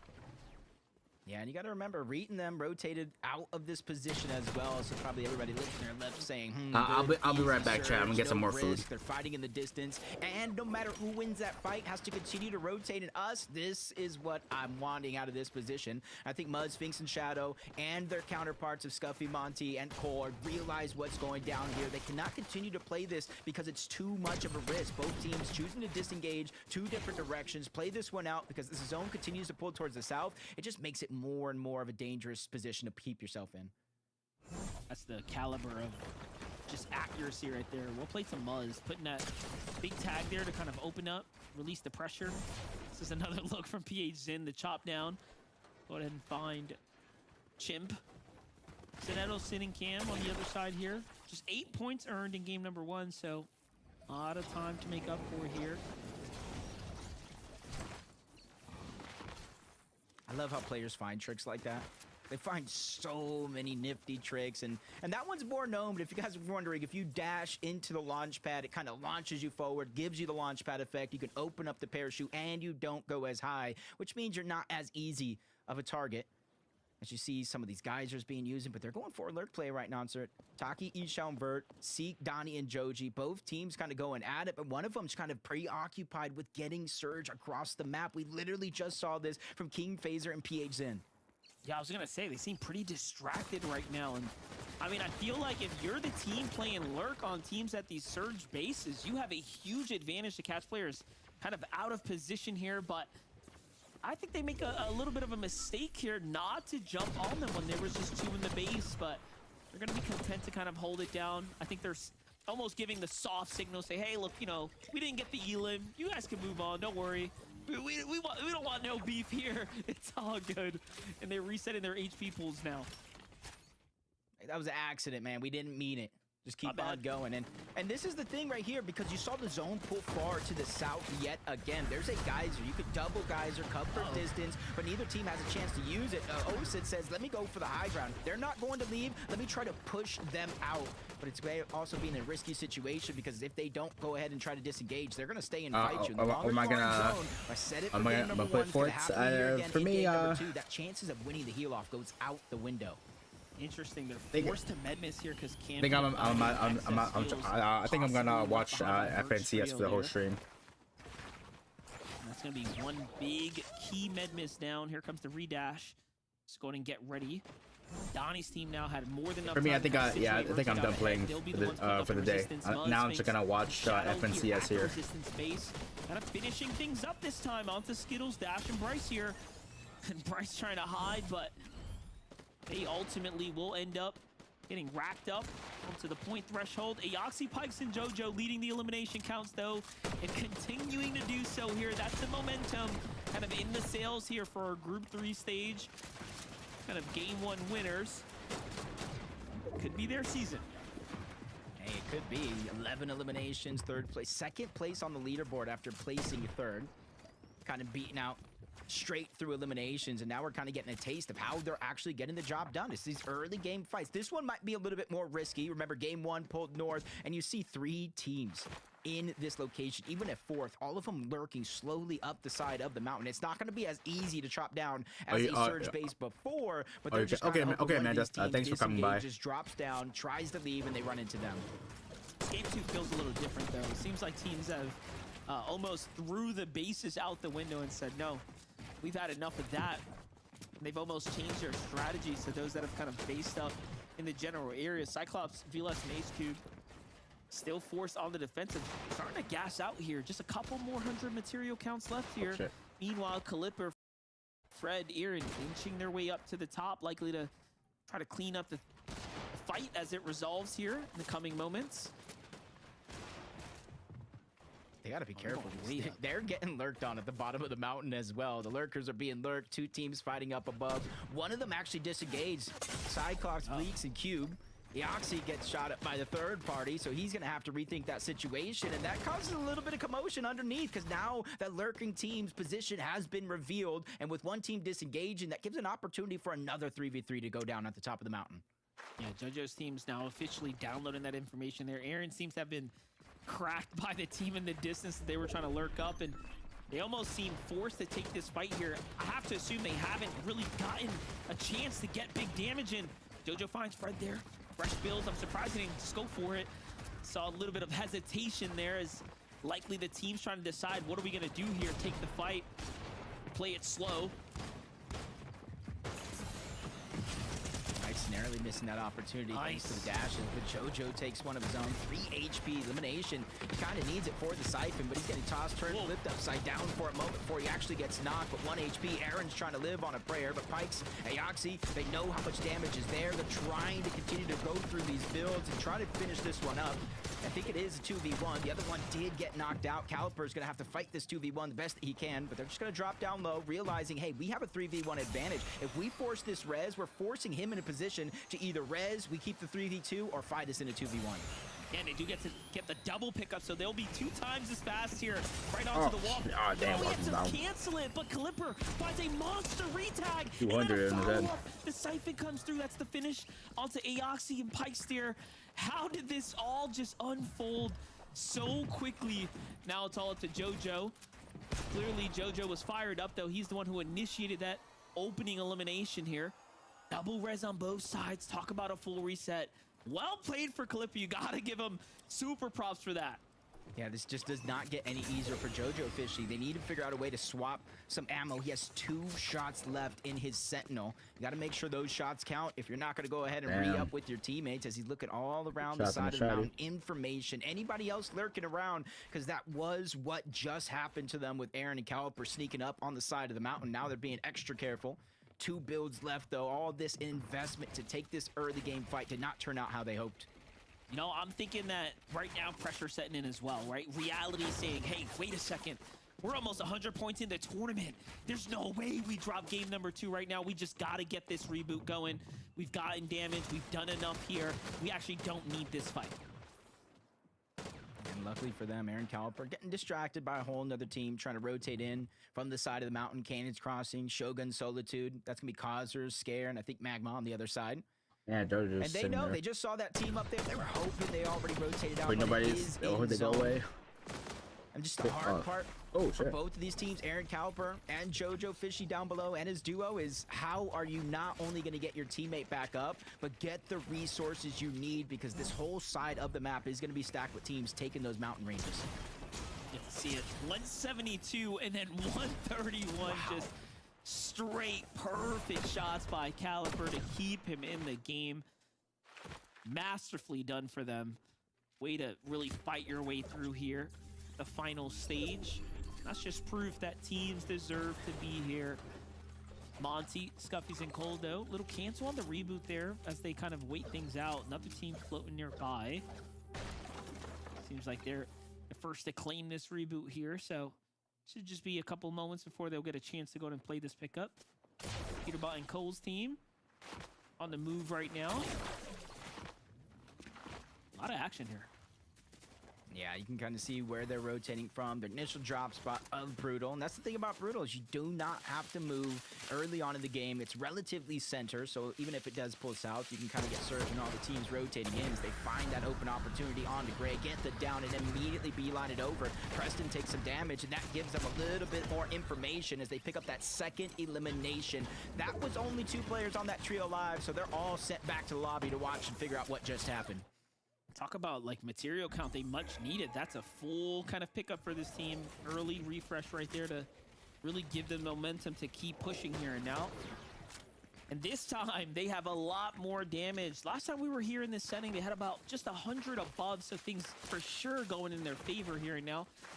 I'm curious though, last game we saw by the time zone 6 and 7 came around, teams were getting affected by storm sickness, right? You can't underestimate the storm this kind of late into the tournament stages. You really have to start finding your way to safety. Okay, I would be lying if I didn't say my jaw just dropped seeing them 499 below the damage threshold. I'm not sure what has been going on with this team, but they're almost 3 eliminations down when it comes to Storm Surge, and they are on the clock because it's going to start to activate 25 damage every 7 seconds. That's why they're pushing now, because they know timing is of the essence. Break it down onto one. They do have the side angle from multiple. That's Taki, Isho, and Bert on the other side as Cam tries to go in, gets the knock, comes at a sacrifice, but he does get the Siphon to clean that one up. His teammate Soneto falls on the other side, so it still is going to be 2v1, but they trade that one away as they take down Taki as well. 2v1 situation, they're immediately going for the double res, but it's the same mistake that cost them as Bert sneaks around, gets the elimination and the Siphon, bringing it to a 1v1. You thought he left? No, he was hiding under the base. And Sid may have actually did enough to at least end the surge dump number there, right? He got the elims going and canceling for the whole lobby, but my gosh, the pain has already been taken into account here. Vert does not want to mess around with that 2-tick zone right there. That's going to be big damage. Look at the play here. Doesn't even allow him to get the elim. Almost gets the full finish as well. It's the Siphon that keeps him in the game. What a huge set of eliminations. That's going to be his 4th one for them. A lot of points there. At least it's not a zero-sum game 2 here, but as far as how far they can make it here, Jacob, that's going to be a hard ask. This is quite the end zone, though. Look at this mountainous terrain here. This is going to be absolute chaos here. Yeah, for the sake of the lobby, I'm pretty sure they're hoping it figures out a way to go south, kind of normalize out the terrain as Superman's balanced as arcade. possible. But for me, Monson, let's go north. Let's go ahead and buckle up for what could be a wild roller coaster ride of emotions up and down the side of the mountains. And you mentioned that situation earlier on, and it's just going to be drastic because you saw how many teams were up the south side of Demon's Domain. That's where the reboot is at. We're already in the 6-7 zone. That HP will be chunked out by the zone if you do not have the heals. So it's a huge risk versus reward scenario if any of those teams on that side of the map are trying to get their teammates back. Yeah, and all this elevation, you'll be pretty much loading in right there, center line into the line of fire, if you will. So this is all just types of sketchy situation unfolding here. Threats, Booga, Craze fighting for a global spot right now. So far, so good. 72 points coming into game number 2. Tournament off to a hot start here. In the distance, see players like G Money just barely holding on. Reet and Curly kind of survived that last storm surge. Seemed like there's just them two standing. Acorn, Boyo, and Agers, though, are going to be the kings of the hill. Sitting very much strongly at the top. And then the zone pull. Okay, buddy. And yeah, Things are just lining up here for them. The script is certainly scripting today, and this is the JoJo Fishy fight earlier on in the game. This is the same build fight that they had here. Poyo, Acorn, Age was taking full advantage of a monument that was placed before them. Up on top, zone pull, multiple teams having to come from that edge of the mountain as well, from bottom up to the top. They literally have the best view in the house. Cooper, Reet, and Curly might not be as lucky. They are close to the zone, but you see how stacked up is that eastern edge overall. Yeah, I wonder if Clix's team even knew that they were there. No, they didn't. But Cooper, Reet, Curly catch one. He seems to have slipped out there. Okay, I was holding my breath for a second, like, wait, Clix or Yamzo might actually fall here, but it seems to have gotten out of that sticky situation. Reet, Cooper, and Curly are pretty desperate, though. They need a little more damage. They know they're pretty much the next team over from falling under. 4 of our global championship qualified teams are on this side of the mountain right now. Gary gets down by Reet. Kind of gets taken by his teammates, though, but that's not going to stop them. 3v2, they're just going to bulldoze their way through that cover. Aimred's going to be by himself. I'm not sure how much luck he's going to have getting out of this situation, but disaster strikes again. Curly, Cooper, both of them go down, and the pressure is all on to King Reet. Yeah, it's Clix and Yamzo. They end up getting that side angle there. Once they pushed in, they were on the layer. And look at that, they pretty desperate for the builds here, so they're almost going to be forced to probably pick this up here. Yamzo seems to have been the one who, you know, jumped into things, but they'll have to potentially split some mass, so they're not in the best scenario for an endgame that's going up and over a mountain by any means. Peterbot, Ritual, and Cold, on the other hand, seem to be very much comfortable. Things are going to pull back west. Yeah, so it's going straight over these kind of elevated section here. Take a look at the highlight. They kick things off. Aim red found by Pewterbot and Ritual there, healing through the builds. And look who doesn't have to move at all. Oh my god, Boyo's so far top. above the damage kind of threshold that they need to be at. And again, the zone has pulled favorably for them this far, so they'll be the last to rotate next. Yeah, it does go down the side of the mountain, but exactly that. They can just take their time, watch every team position themselves in front, and just kind of continue to maintain their position above, because they're just going to land right on top and build up yet again. Clix, Higgs, and Yamzo, they're alive. 5 eliminations, 86 points, and above the damage threshold, but they need an elimination, whether they're getting the siphon or any of those resources. Reek was able to get one for the backside of the zone, but that heals are only going to last for so long, because he has to find his way in now or never for Reek. Still holding on here, but he's in the zone. Damage starting to add up. Boyo forced to kind of give it up here. Double dash to get across. Acorn, Boyo, and Adria set up for high ground, but they know best. This is definitely risky, right, to hold height this early, even into the end game. Although they've been gifted, they will have to stay on their toes if they want to pull a back-to-back victory royale. But one thing's for certain, a top 10 should be very much in the conversation, in the books here. Look at Crazy and Threats, though, making their way across this awkward terrain here. Try to stay out of the line of sight, out of the action. And this is just beautiful zone reads, great rotates here. Take notes, guys. This is how you do it. Shit, Poyo on top they might be able to get priority on that slow side of the zone, but Kuga's kind of damaged up, forced to dash around. Peterbot holding another team outside of the zone. He's going to get one on the O-zone. That brings their total eliminations to 6, over the 100-point thresh mark. No extra heals in his inventory, Monster, though. And you can see Cold, no misform. He's going to be stuck with the dashes. That's all that's left over as they get to the front side of the zone. Now is their time to start popping off, because they have to start accumulating the points, keeping it consistent, and keep it at the top of the leaderboard. Yeah, I think it's very interesting. They're choosing a day one strategy to just play ultimate load, find elimination. I wouldn't put it past them if day 2 is going to be high ground day. You know, just come out the gate looking for big victories, but we're still early in the tournament setting right here. for some, it's just about getting your groove, playing it how it kind of comes here. But Peterbot and Ritual can play any situation. You just give them a chance to, and look at that. Find themselves a nice little chug jug as well. That's going to be very much welcome, given that they don't have heals here. Ultimate low ground, though, they have full control here. Things are going to be bouncing back towards the canyons, crossing down and over. Team's gonna pull itself again. And look, no one here has So, a lot of mats. This is why you don't see yeah, anyone like I said, contesting you get that height. mid-ground layer. It's all very much win. low-level gameplay here. Yeah, exactly that. No one's even looking up to kind of contest Yeah, high can't ground time to because look they don't up. have the resources, even if it does look free to take. Agers, Acorn, Pollo, they've been conserving all of their materials zone after zone up until this point, but it continues to move over towards that bridge. King's in a tough spot. Two of his teammates went down right before his very eyes. He's used the misform to reposition, but it was Peterbot, Ritual, and Cold that did the damage to Team Brazil. And they find King here now as well, putting in a little bit more pressure. Cole's going to go ahead and trust in Ritual to go ahead and clean that one up. Ager's going to be the one who finds the elimination. Peterbot finally starts to turn to high ground now. Boyo Oh comes shit, down, damn, Boyo trying to took a put that massive extra drop to pressure there. in, and just note how They're gonna die there. fast Boyo was to attack right there. Pulling out the fangs here. Clicks, though, getting active.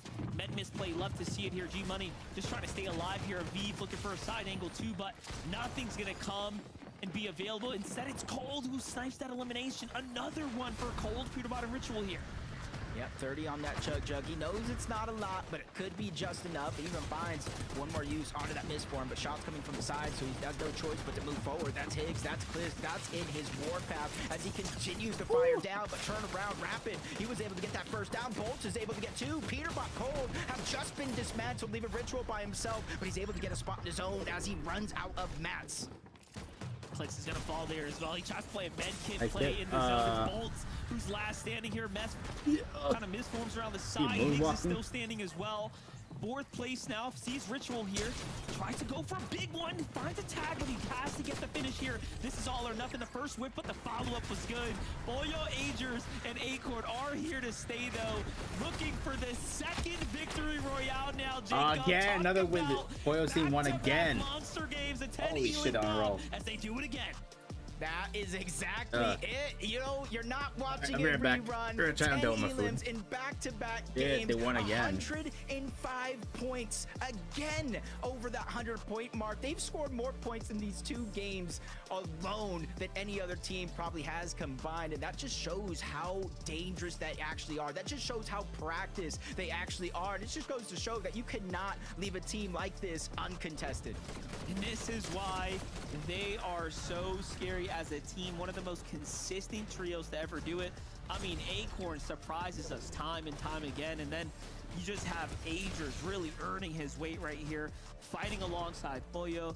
We can't say enough great things about this trio here, but to win 2 games in the grand finals, just to go in and kick it off, talk about a wonderful, wonderful performance. Agers, Acorn, and Boyo, they do it once again, Zeke. How do they do it?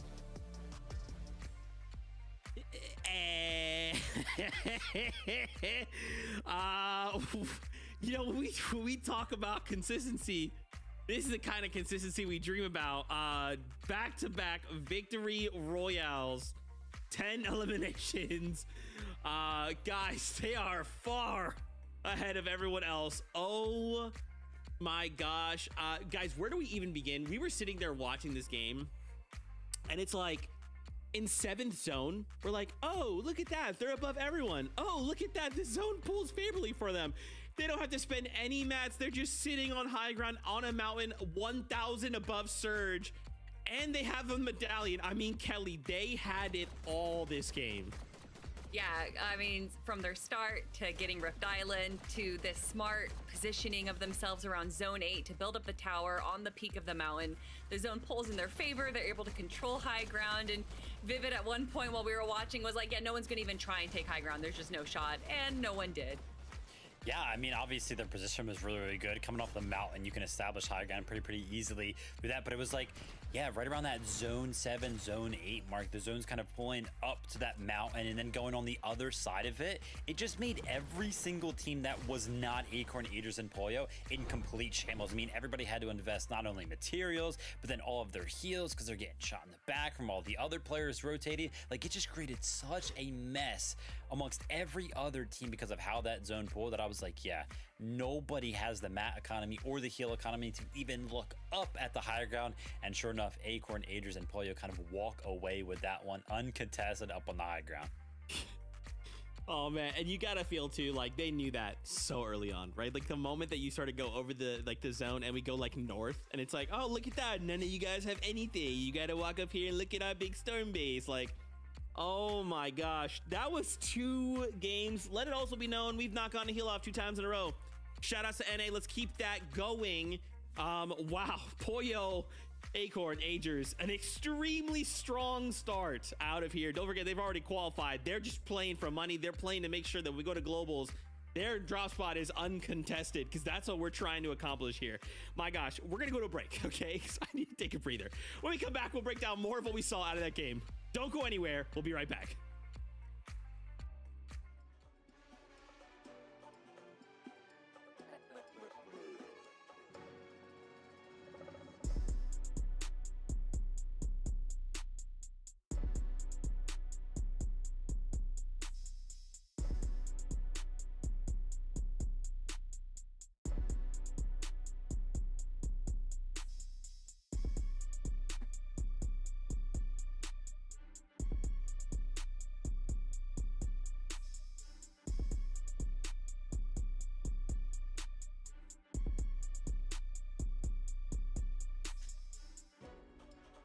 I'm back.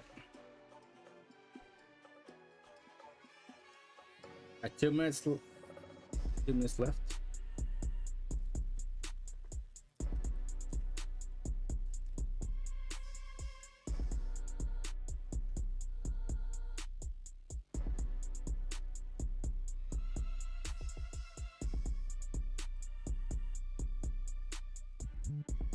Back to back, two game wins for those team.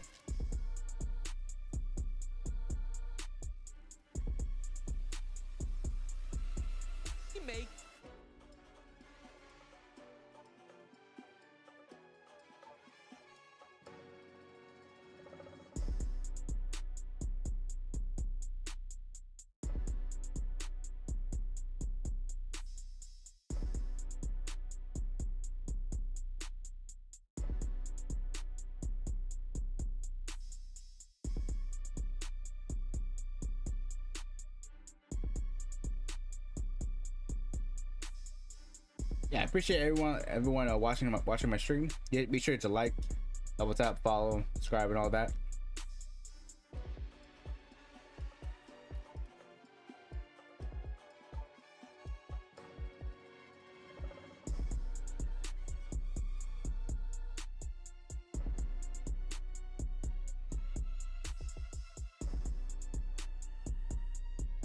This is game 3.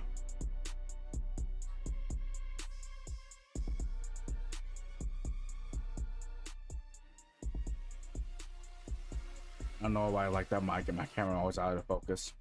I had to deactivate it. Turn it back on.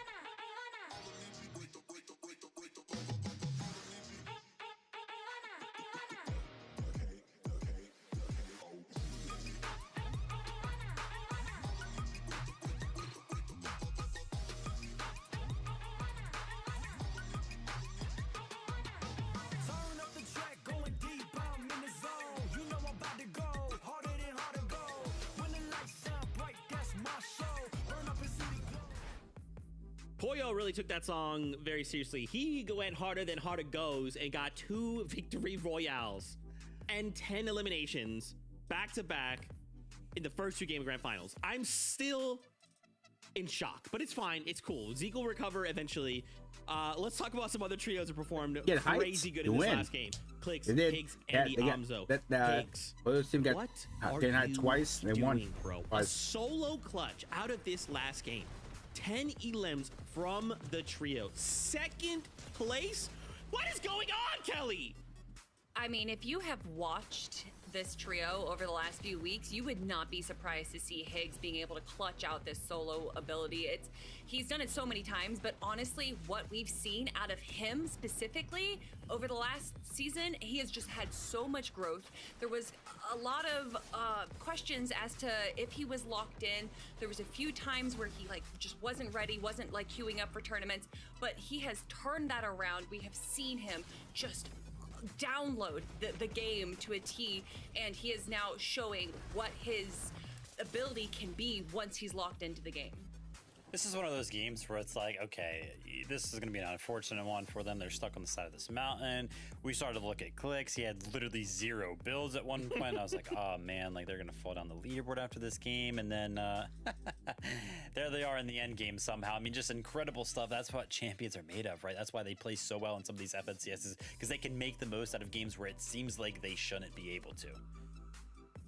It's just so impressive, dude. I don't even know.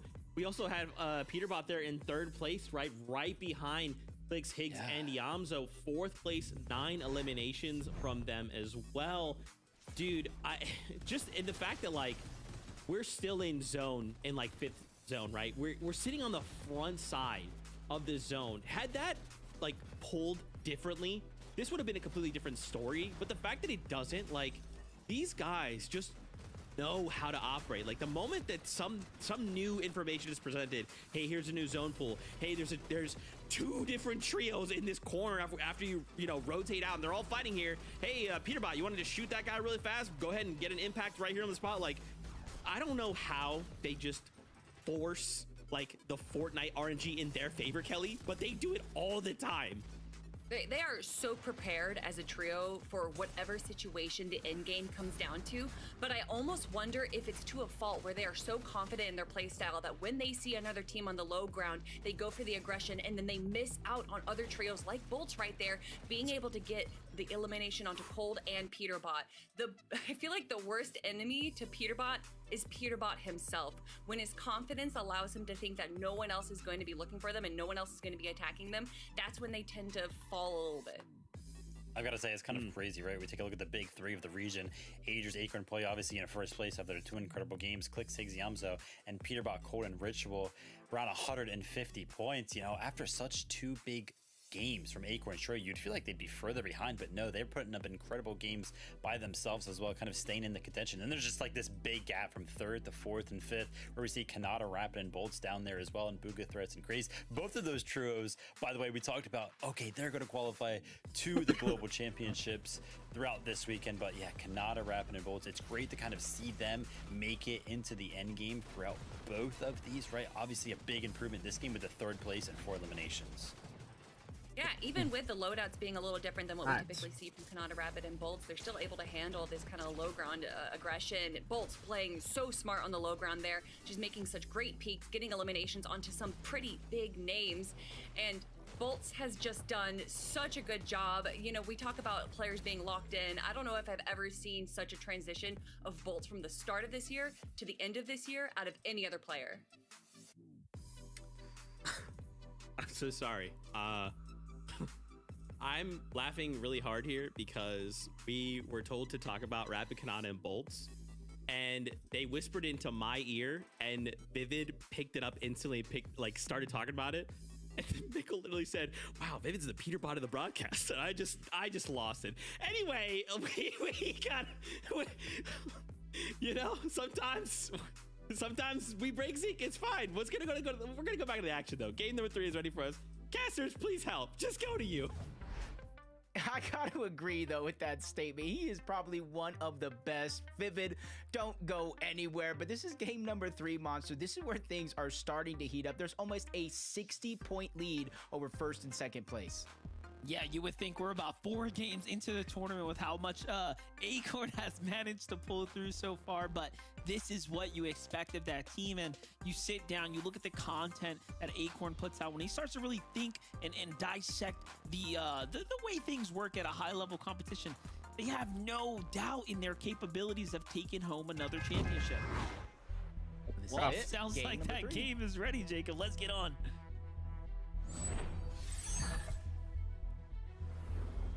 All right, game 3, Jacob. Game That one three, came game faster three. than we all expected. We're at the middle Maybe mark it of was the day. 6 Things games, are so heating up here. see And, how it takes it. you know, Are again, they? let's talk It'd be crazy about if Pollo's these team teams that are wins in the this running one right now. again. It almost feels like it's really a won 2 in a row. conversation about the big 3. No, it definitely is. And, Crazy. you know, there was a stat Oh, at shit. the beginning of game number 1 around there. Peter Bot most damage in finals, 5 straight majors in a row. that- Guess what? that is Number it. 1 and 2 after these games is both Agers and Pollo, but a fight that never stops. In game 1, these two clashed heads at the resistance space. In game 2, they chose to go 2 different directions, but in game 3, Muzz, Sphinx, and Shadow get off to a hot start. They win in seconds, and now they can play the rest of the game out like normal. Definitely a big way to set things up, and it's just getting better and better. They are refining operations here at the base.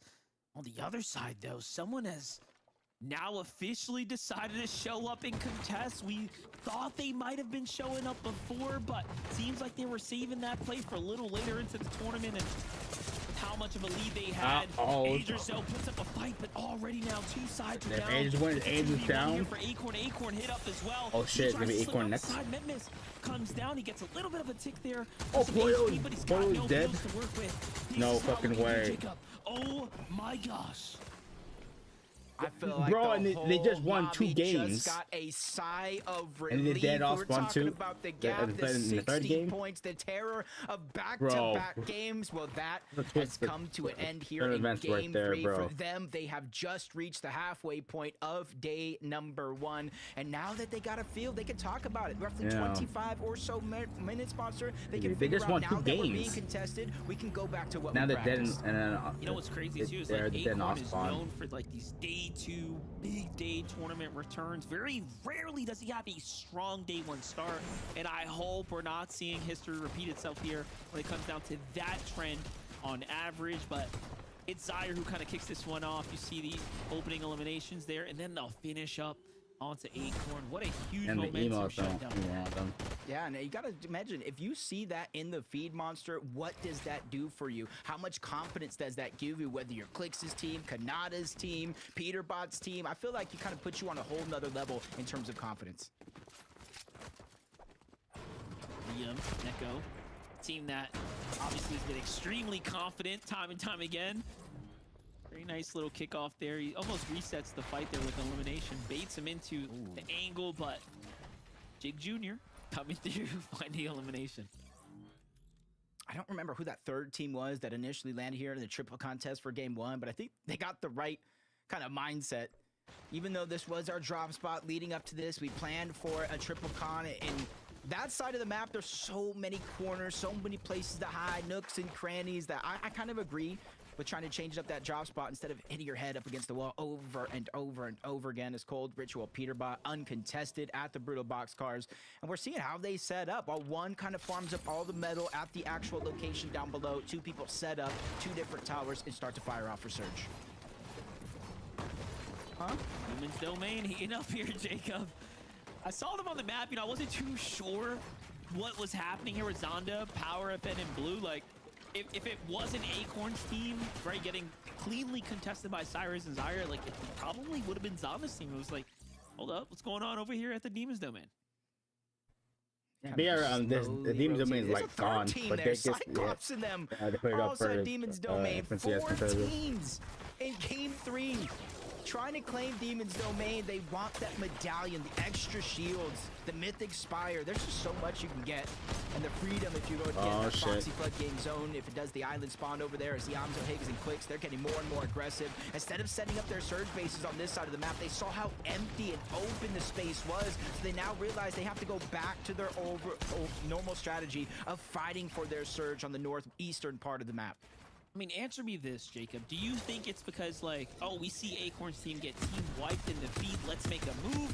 Or is, like, the hit put out and everyone's like, yeah, we're coming here no matter what? Because, like, if that's going to be the trend of the evening, I mean, it's going to become harder and harder for Acorn's team to escape. Oh, shit. Look at this.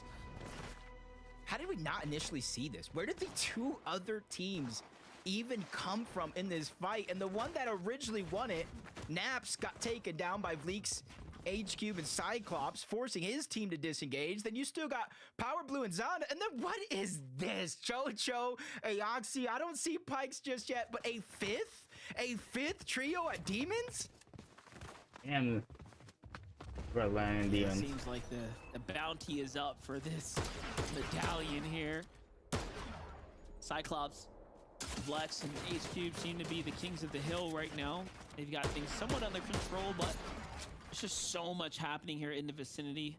It's almost like no one's got time to go ahead and get situated. Aoxy, Jojo, Pikes end up showing up. Clearly, they've been fired up.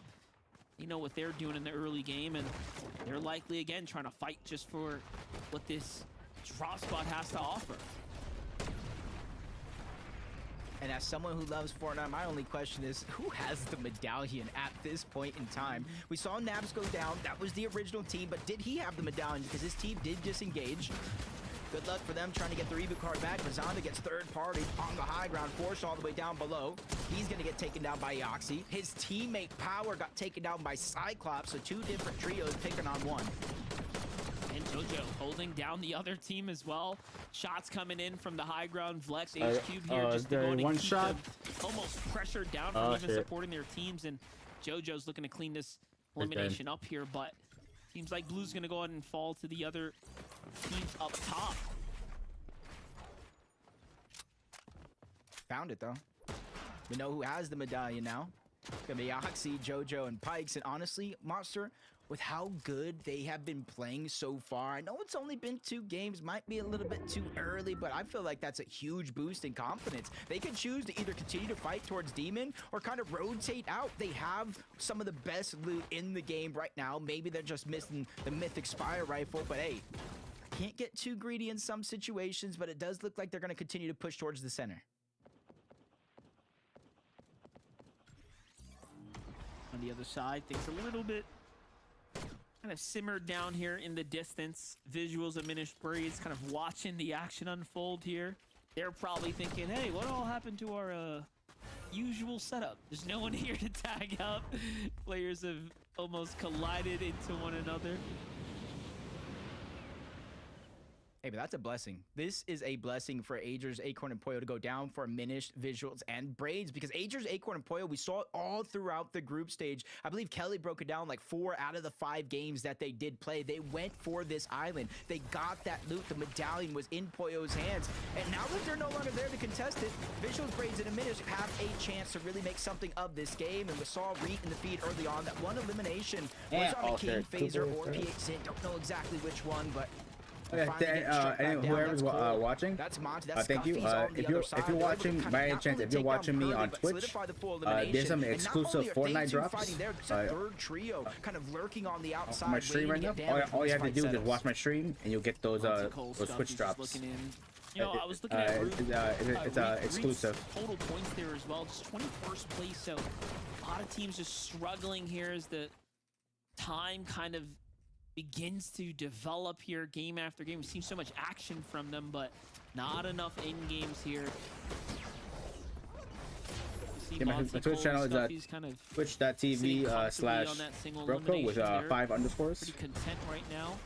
Take a look at the highlight, how it all went not, down. Not like the exactly the letter, like 5 underscores, just 5, of course. 5 underscores. The whole word. Yep. Yeah, make sure to check out my Twitch stream for those exclusive Twitch drops for Fortnite. One of the pretty best good. in history, the way these two You get teams it back went there, after or you get it each back other. doing. But it's only going to be a short-lived moment here. Right In to Major 3, this where they FNCS right initially here. kind of pounce on top of each other, clicks Yamzo Higgs, get the Spire that kind of spawns over towards Brutal Boxcars, stolen away by Peterbot Cold and Ritual, landing over at this side of the map, makes it risky for them to contest, so they're just going to go ahead and use that boost, fly towards Brutal Boxcars, but instead of stay and fight, Clicks Yamzo Higgs are going to try to continue their rotation forward. Another zone here, Monster, where the zone is pulling towards the south. How much respect they have for that trio. Peterbot just moves away like, yeah, we're not going to tail him this time. We're not pulling that Major 2 kind of, you know, bully ball like we tried to do last time, as they definitely learned their lesson in that last engagement. King, Phaser, and PH didn't know. Jacob, what are your thoughts on, you know, their capability to perform so far, given that they're inside the top 10? I feel like they're a good team moving over regions. Yeah, It just kind of that shot. exposes, I feel like, certain plans or certain, you know, flaws in their game plan overall. But with the short amount of time they've actually spent on Central, I feel like the rest of the lobby is lucky that they already have their global championship spot because they are a threat to this lobby. They have all the potential. My only worry for them is consistency Dang, overall through all 12 damage. games. You got to realize it's a marathon. It's not a race, but they're able to get one down to the backside of zone. They're playing it very, very cautiously. Actually, like, calculated, nah, thanks for smart the on help their way this year. over to try to clean it up. They know as the zone continues to pull towards the south, not too many teams can third-party this. Very confident here from PH Zen to just go ahead and go toe-to-toe before his team even shows up, but here they come. King here, healthy enough. Phaser not so much, and third-party shots start to come in. This is where things start to go really bad for this team here. I'm thinking to myself, do they have a med miss or something here? As Phaser is kind of in a race against the clock here. I call it a grenade. You know, it's funny, you said med miss. I was thinking you were kind of referring to this here, the med miss smoke. And I'm like, oh yeah, the med miss is back into the game. You guys can find those at the med kit resource vending machines. And it's honestly a huge tool because if you use it right, Monster, say me, you, and Levin are truing around. If you and Levin need it, both of you stand in front of me, I can actually heal both of you with the click. So you got to make sure to kind of dig deep into those bag of tricks of the past when it was around. Not bad at all, given that we are almost in a eat zone type meta, like Oh shit! time and time again. The trio from these on the majors. bottom Look at and this another setup trio right on here from top. Kanata, Bolts and Rapid. 106 points Oh, on the the Kanata's overall team was standings, walking so into that puts them the in trap 5th here. place coming into this last Other game one back here. down. They seem to call off the ambush up top. They're not really happy with the angle to push the team up there. Even though they're not pushing up there, just by bolts dropping those bigs, And trios up just top. kind of leads me to believe that they are going to stay positioned around Predator's Peak, that side of the map, kind of make think, just yeah, underneath I their think location. they're With the zone pulling towards the the trios south on like top it 'cause has I think been, they're fighting you know, each a lot other, of those teams and in the probably- north side of the map overall Yeah, are going to have to team rotate don't in and want around any of Prime that. City. So I don't necessarily think it's the worst idea in the world, and even rapid planning ahead, building them a tarp, a path, just in case the zone does pull in that direction. They're relatively safe to the team position above. Yeah, definitely thinking ahead there. Booga Craze threats now on the move here. 110 points. Just taking a little glimpse over at the Demon's Domain as they rotate through this area of the map here. Trying to see if there's anything good left for them to go ahead and pick apart. Teams already kind of marked out these old bases up in the distance, but they're in somewhat of a death valley. This is not really the place you want to be here. I think they know that too. Booga taking some serious damage here as well. Uh-oh. Thought I saw Pikes going down to the team of Visuals, Braids, and a Minish. And the main reason why I see that as a little bit of importance, because that's medallion on medallion. If you're able to get the full wipe, one of those teams will be looted and ready to go. But Blake Oliver and Diego, we saw them earlier on in some of the games past where the zone was rotating so far away from them. They've had to decide whether they prioritize getting Storm Surge or staying in the zone. We saw how that affected their game plan. So luckily for them this time around, a zone that's kind of favoring where they drop, favoring their loot path overall. And they're trying to make it a quick and important part of their plan to try to get to one of those edge of the mountains over there. You see Canyons Crossing just in the lift. That way they can try to just set up a base, let all the teams come to them, and then worry about Storm Surge a little later. And you know, they had a pretty rough game one, but game two turned things around for Oliver OG's team there. Rise, G Money, and Aviv, though. Sleeper trio right here. One that was just kind of under the radar from game number one, almost a top 10, but game two, 5 or 6 eliminations in a 5th place. Definitely put them right back into the race here. And already they're off to a super hot start. This is the fastest game start they've had so far with 3 elims.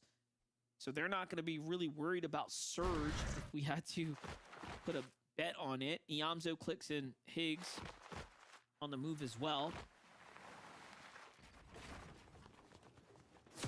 It's not our normal Surge towers, but it's something that they can call home. Again, looking towards the north, they're seeing all of these teams rotate by. Even some relatively safe when it comes to the zone, doesn't stop them from trying.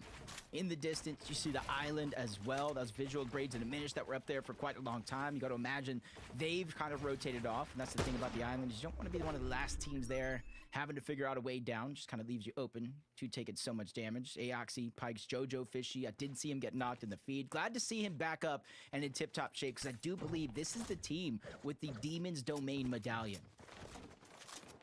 That medallion, so clutch. Clearly, every advantage is going to matter, but hold up. You got to hold that thought. Cold, Ritual, and Peterbot finding themselves into another fight situation here outside the Foxy Floodgate in a full elimination. Team White here, they will fight for the island every single time in efforts for the medallions, the mythics, right? We already know this is the game plan here. He made it very clear. You are to stay away. Bad, man. He's just the last one alive. You can't really get down, like I said. That wind tunnel is just going to keep you in the eye, not just them, but any other teams that are surrounding. So he's going to go down. But luckily, there's still 3 games today. There's still 6 more games tomorrow before we crown our Major 3 champion. I think I might do another watch party for FNCS tomorrow. Not a race. Consistency is key. And honestly, tomorrow is where you start to think about you're going to close the gap if you are behind. Chance. Cooper's team kind of recovering from the early knock. Keep a close eye on their overall damage, though. That's going to be a major setback. Visuals diminish and breeds. Moved away from that kind of precarious situation we saw them on the mountains. Now trying to go somewhat more center, but this is just a world of trouble waiting beyond the Canyons crossing here. We've already seen one end game here. They could be looking to hedge themselves. A bet to stick around. They're not necessarily in a rush to move. I mean, 835 damage here, kind of okay for this situation, but come late game, you know, they'll need a little bit more, so they can't get too complacent. Yeah, especially since they're essentially in the middle of a divot.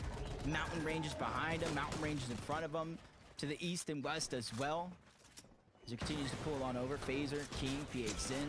No elimination so far. 128 above the damage threshold, but as the rest of the lobby starts to get active, accumulating their damage, see them fall to 93. It's a feeling of confidence in one way that you are above the damage threshold, but 93, these players know that can turn at the drop of a hat, so you have to start figuring out where you're going to get more damage, and they immediately look to the blast side of the zone, and that's Chimp who goes down yet again, and they try to clean it up to get max surge. Mason falls, but everybody focusing this side of the zone. Slows down just enough for Phaser, King, PH Zin to catch their balance. Looking at the team looking to focus them, though. It's Recooper, Curly there, deciding if whether or not they want to take this fight here, but all that extra metal, it's a lot to break through. A little update on the other side here for Joji's team. Donnie, up and out of those group stages. Clearly was a favorite for teams that have pulled multiple clutches in the past. And look at this, staying in the running, right? Who would have thought that? 75 points here as they've come into this 3rd game, sitting at 9th place, outperforming the bulk of the server so far.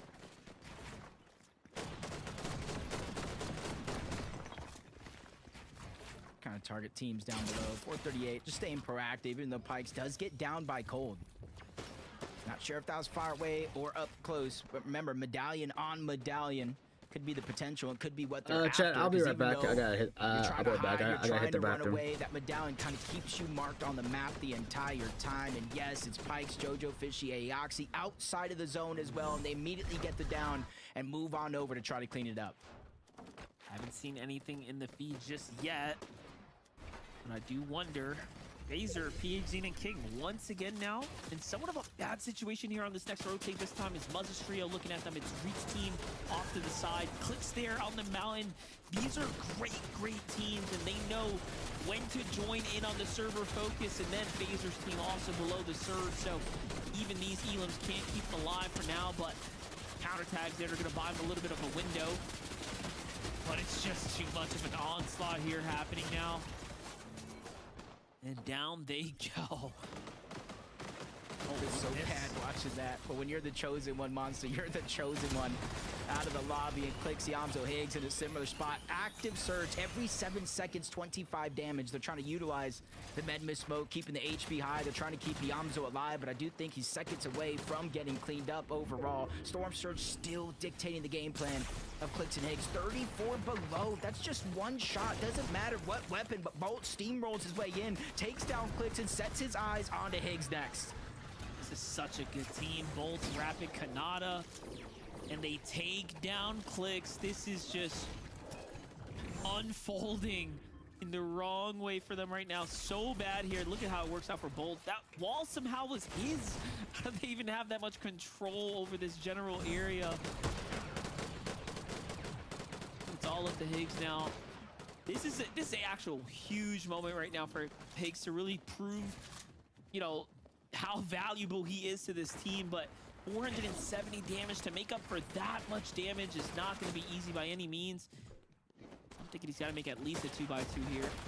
Give him a little bit more room, or it's going to be a dead giveaway. Already the server's starting to look in, trying to take their stab, and he's just only gotten closer to Peter Boss Trio here on the outskirts. You know, best case scenario actually is that somehow, some way, Peter Boss team falls too, right? To keep this somewhat close, because otherwise they'll be the only team catching up to Acorns Trio who's kind of opened up that first place spot. That's actually good to note. Now they're getting pressured as well. Okay, Ritual's down. Second and third place. By Higgs. But he's still 400 below. That's essentially 2 full eliminations and some. And now he's the chosen one as well. They saw he's a solo. And now second and first place are out of the game. And now third place is feeling the struggles of Cold by himself, forced to abandon Peter Mott and Ritual. No hope of getting any revives. Now he is stuck as a solo. The only real difference right now, Monster, between the two teams that went down is we are into the top 16. Every team that falls is more and more placement points for Cold, and these are clutch placement points in a tournament this close. And he has the damage, right? Higgs had to make up the damage. He was almost forced to take a fight there. And granted, he might have manipulated things just a little bit. Cold has so much better odds at really taking away and making the most of this opportunity here. But that just means, Jacob, that we are going to have an even more competitive standing here as Visuals, Braids, and Minish have a chance to run their way up to the top, as do Aoxy, Jojo, and Pikes. Oh no, actually Aoxy's team was out, so it's really up to Visuals team here. Kanata, Bolt, and others, even Booga's trio to go ahead and jump up into top 3. Yeah, with the way the first 2 games started, I said I didn't want a runaway train of a tournament. I got my opportunity with them going down, but everybody below them slowly but surely following. That just means, like, the middle of the pack, everybody outside of that top 3, and even Kelly said it, the point differential was actually looking a little bit just drastic early on. This is a chance for them to catch up, start to pick up the pace, and make this a tournament day 1 to remember. But Kanata, Rapid, and Bolt, I've seen them in this position before. High ground, they usually figure out a way to seal the deal. What I'm saying from Aviv, G Money, and Rise. Once again, another end game. This time, 7 eliminations, though. Huge game for them so far to go ahead and put them right up into the race here for top 5 seeding so far. Muzz's team also sitting on top of that mountain very comfortably here, but focus is starting to come up onto the high ground team of Kanata's trio. Meanwhile, Cold rotating his way through the mid-ground layers, trying to save as much of a, I guess, material count that he physically can, given that he's only got 4 builds, but he's got plenty of charges on the misform left over here. But he's gonna need a huge refresher here. You guys saw Minish get cleaned up. I'm not quite sure, but that's the team I know that has the Wanderer's Medallion up above. Is just trying to get anything that he can. That's floor break, only 30, but at least it's something for him to work with as he's just lurking around, trying to catch somebody off guard. He needs an elimination here for the resources, for the heals, for the materials, for his tournament life, but he's into the top 14. Only 2 teams have fallen. Now a third as we get into the top 13. The superhero rank upgrade. That is what he needed. Yeah, that's the heals that are going to start ticking in over time, and now just waiting for that misform. The name of the game is to stay alive here, earn as much placement points as possible, and he is doing just that so far. 13th place so far. Eyes on the prize here. Cold moving base to base here, just on the outskirts. The rotates are almost perfect as no one has found him out. Finally now, a little bit of pressure comes in, but this couldn't get better for him as going through these builds, right? He's got plenty of spaces to lurk and hide from, but no! Shots come in! He finds the Elim with a quick turn and burn, and talk about clutching up here when it matters. There's always a moment like that in every major, and Cold in Game 3 had just captured that moment into the top 12. I talk about clutch points. Those are the ones, but the handoff from the Medallion, from Minish to Braids, he made sure that did not change hands in terms of overall teams, and now Braids is trying to run away with it. Gets to the front side of zone, creating space for him and his teammates. They are stuck as a duo in a world full of trios. G-Money, Rise, and Aviv also now getting active here on the mid-ground layer. They have choices to make. Do they go for height? Do they fight down low, try to get some material count to turn this fight around? We'll have to see, but Muzz, Sphinx and Shadow are cooking up as well here. 10 elims now as they start to ride this coaster to the top. Just trying to go unnoticed because they know high ground is pressuring second height, and right now that's Bugha, that's Threads, that's Sprays. They're garnering a lot of that attention being in the front side of the zone. Muzz, Shadow, Sphinx, they're using that as a distraction to rotate themselves, and they get in front of Cam, Soneto, and Osid, and now they're trying to put the pressure onto them, forcing them outside of the zone, force them inside of the box. Cam goes for an all or nothing play. He's able to get the knock onto one, but he goes down as well. Oh, the finish there on the Sphinx too, leaving it down to just a two-man operation here from Muzz and Shadow as they're kind of putting themselves back into the race here. But Bolts, Rapid, and Kanata can absolutely use this top 10 here. That's going to go in and give them a chance for a third place, maybe even a second place seat here on the overall standings, but they still have a ways to go. Bugha, Crazy, and Threats, though, fighting for it as well, but they're starting to gas out, running low on material. Muzz got them on their sights here. They can still do some big plays here. They want to cap off before this last and final engagement. Yeah, but this is where it gets tough. Everybody's jam-packed like a can of sardines, close to one another. Bugha gets one onto Aviv, but goes down shortly after. Muzz staying in the zone, but he's getting chunked out. He gets the elimination onto Bugha just in time to save his life inside of the zone, but they are stuck. There's so many builds all around. They're trying to find the way out, but they might get denied, but no, Muzz does. Literally a sliver of HP. He survives. Couldn't imagine the comms there. Shadow to go ahead and find a way out. Muzz to somehow follow through there, and although he falls, he has done so much here to earn himself so many points for his trio. Bolts, Rapid, Kanata. The refresh, though, is going to be very much welcome. They have a lot to work for, but it's going back over the builds.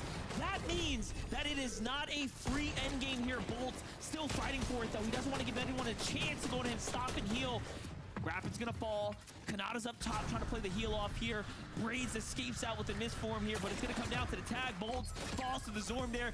Braids doesn't get it. Kanata wins in the end though, because the miss was there to keep him in the game.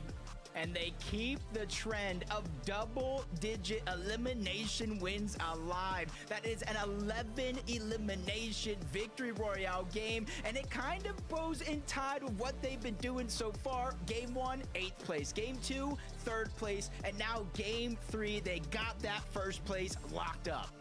People forget, Kanata is a competitor at heart, and when he's fired up and he shows up, he puts in the big numbers. But you know what? Bolts and Rapid too. Talk about a team that has been slept on, right? These guys coming from West Region to NA Central now, just putting up the numbers amongst the best of the best, and they're doing it in excellent fashion here. What a victory royale now for Rapid, Kanata, and Bolts to go ahead and solidify themselves a victory here on the day, Zeke. Kanata! Kanata! Let's go! Oh my God! A victory royale from the boy, from Kanata, in game number 3. Guys, we just sat there in the back watching this game, okay? And the moment we realize that they're on height and 8, right? And then the zone is like, oh man, look at all these nice little triple tarp metal builds. What if I just went back over it? And they're like, okay, like, all right, first pull, that's fine. The zone's like, what if I did it again though? It's like, what do you mean? These guys had height on lock. And while everyone else is just desperately down low, trying to find some kind of peace in this storm, Kelly, they're just up there like, oh, we're just gonna go builds over our builds a 3rd time? Yeah, that sounds good. We'll go ahead and get a VR. Thank you.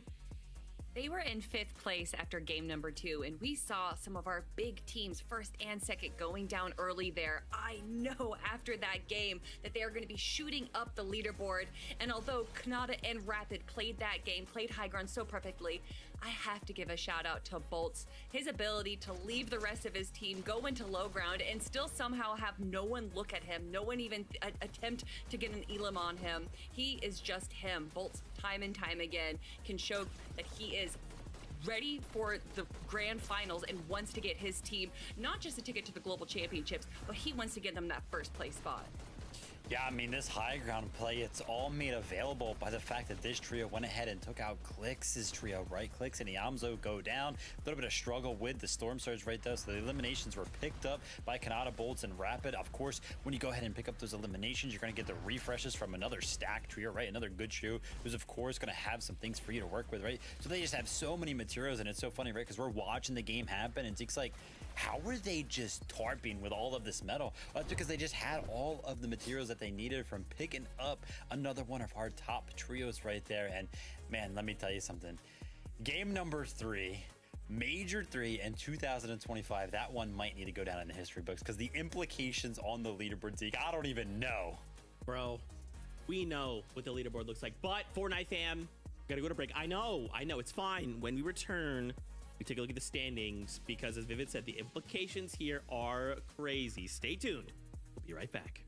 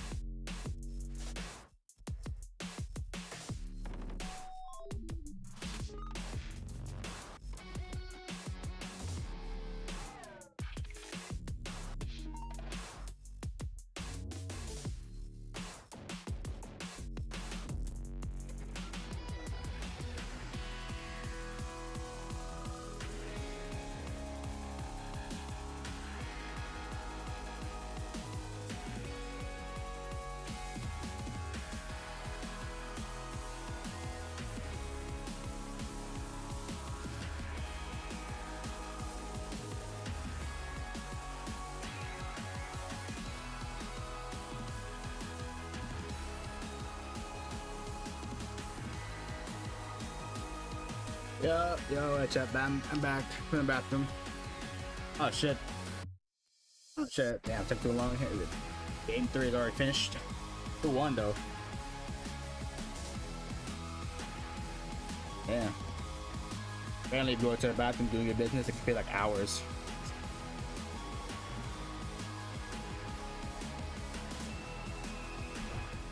Oh, sure. So Welcome Rapid, back, everyone, to Kanata, the and Bolts FNCS. won game 3. Game number 3, Kanata, Rapid, Bolts get a victory royale with 11 eliminations. And as Vivid said right before the break, the implications alone on these standings, very, very crazy. Because we do have to remind ourselves, Agers, Acorn, and Poyo went into that game in first place, right, by a pretty big margin, but them falling mad early means everyone else in the lobby can now try and close. After I saw Poyo's trio, look by I was spawning in Demon's Domain. Yeah, I can't. Nah, I gotta win. Puts I gotta Kanata, make Rapid, and Bolt in first. You thought they were gonna go Let's 6 for dude. 6, but not. I mean, I know that's that done. Nature's Acorn and Poyo went down early, but I did not expect Rapid Kanata No, and Bolt having to a go perfect from game. 5th I wonder place if into first. has anyone accomplished that. One of the biggest Having jumps, perfect, and like, I'm winning getting every excited. This is still FNCS early. game, This is the like halfway 6 point games for day 1. today, But that is games crazy. tomorrow. That can just show you But nope, how things can get so shooken up It's not the here. case And for Visuals, Poyo Braids, trio. and Diminished, another trio that has jumped up their leaderboard, currently sitting in 4th place. So many people need to put more respect onto this trio because time and time again, we see them make it to the end game. Consistency is the name of the game for this trio. And regardless of if they're able to get that big spire, if they're in the front of zone, they are able to just get so many good plays in these end games. I mean, yeah, honestly, in Diminished, Braids, and Visuals, it's like they're playing like the cleanest Fortnite out of anybody right now. There's nothing crazy going on from this trio, right? They're not playing for the high ground. They're not popping off with eliminations. They are just consistently finding themselves in the end game. And it's like almost every single time we do one of those like drone shots where we're looking at the entirety of the end game. It's like, wow, Visuals, Braids, and Diminished, they're in like the best spot right now in the end game. They're just playing super, super clean Fortnite. And the fact that they have Medallion in hand, right? That just amps them up in that mid game. Dude, so well executed. But another trio. We can't not talk about Muzz, Sphinx, and Shadow. What the heck were they doing this game, bro? Muzz was on a completely different level. They end that game 4th place, 13 eliminations. Oh my God, Muzz. This is what I want to see from you, dude. It's so good.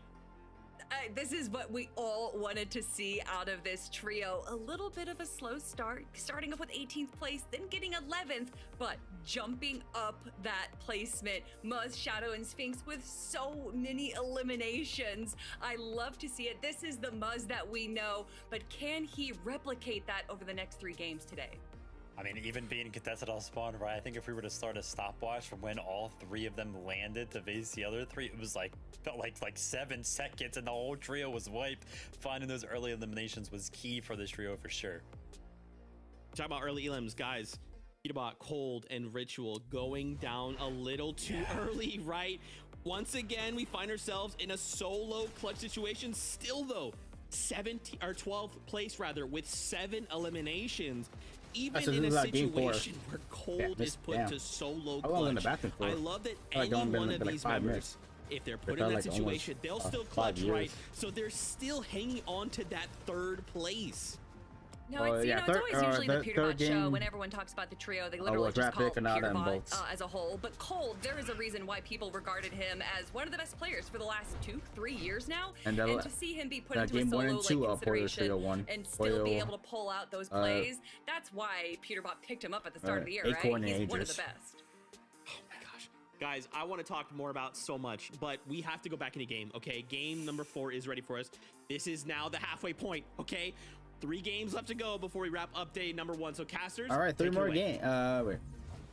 Can you believe a 60 or so point lead going into that game? Monster has just vanished. Now it's Kanata, Rapid, and Bolts at the top spot with a 1-point lead going into game 4.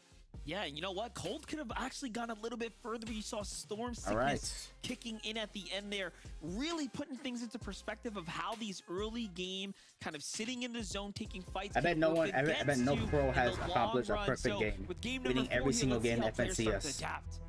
From 6 games, it's a game today, it's a game tomorrow. No one has accomplished it. Heads or tails on whether or not Acorn's going to be contested. That would be in the history books that no one can ever beat. I think at least one. There's no way 4, 5, 6 teams, half the lobby, all landed over and around Demon's domain. Anyone has yet to make that kind of history. Game number 4, I feel like it's worth the risk, especially for the team that did take them down.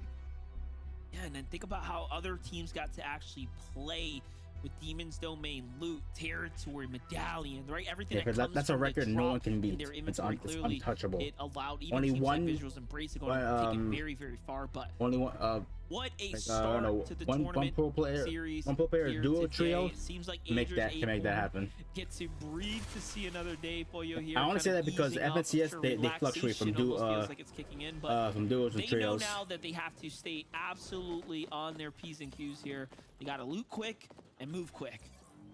Yeah, it's almost like every game they have to play like they are going to be contested right out of the drop. Once they see it's clear, has yet to be kind of hit the outskirts. They loot the has yet to be done. Skittles first one down. I think it might have been Shadow landing up there on the high ground, able to get the first knock, but he's taken damage by Bryce, the lone soldier on that side of things. And so now Shadow has the luxury to kind of wait for his teammates to come by, wait for his teammates to kind of lock in on this location and clean it up.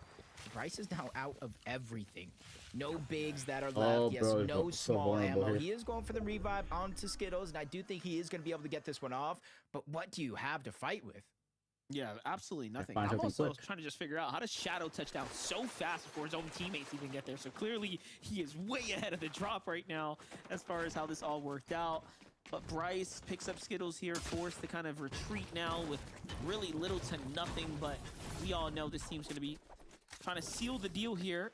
There's no reason for them not to, right? They absolutely want these points. More importantly, you want to force them out the drop, see if you can get them to change the strategy. And then that way they can actually run away with the tournament here. Because very clearly, if Muzz, Shadow, and Sphinx get their kind of early game going and get past the mid game, they are great in the end game. 13 elims in that last round is an absolute monstrous round of Fortnite for them. Yeah, it's a kind of game-changing there if you're able to get into double digits, but on over to the outpost, something that we haven't seen for the first couple games so far.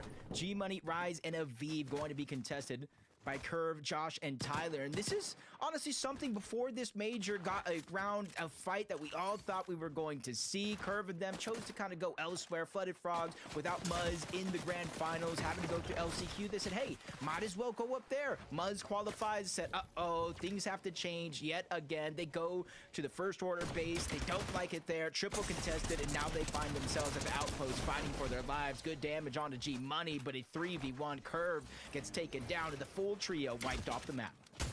Yeah, this has been going very well for G-Money, Aviv, and Rise so far. 160 points now as they get just delivered 3 eliminations there, and that's going to put them right up in contention with Muzz, Shadow, and Sphinx.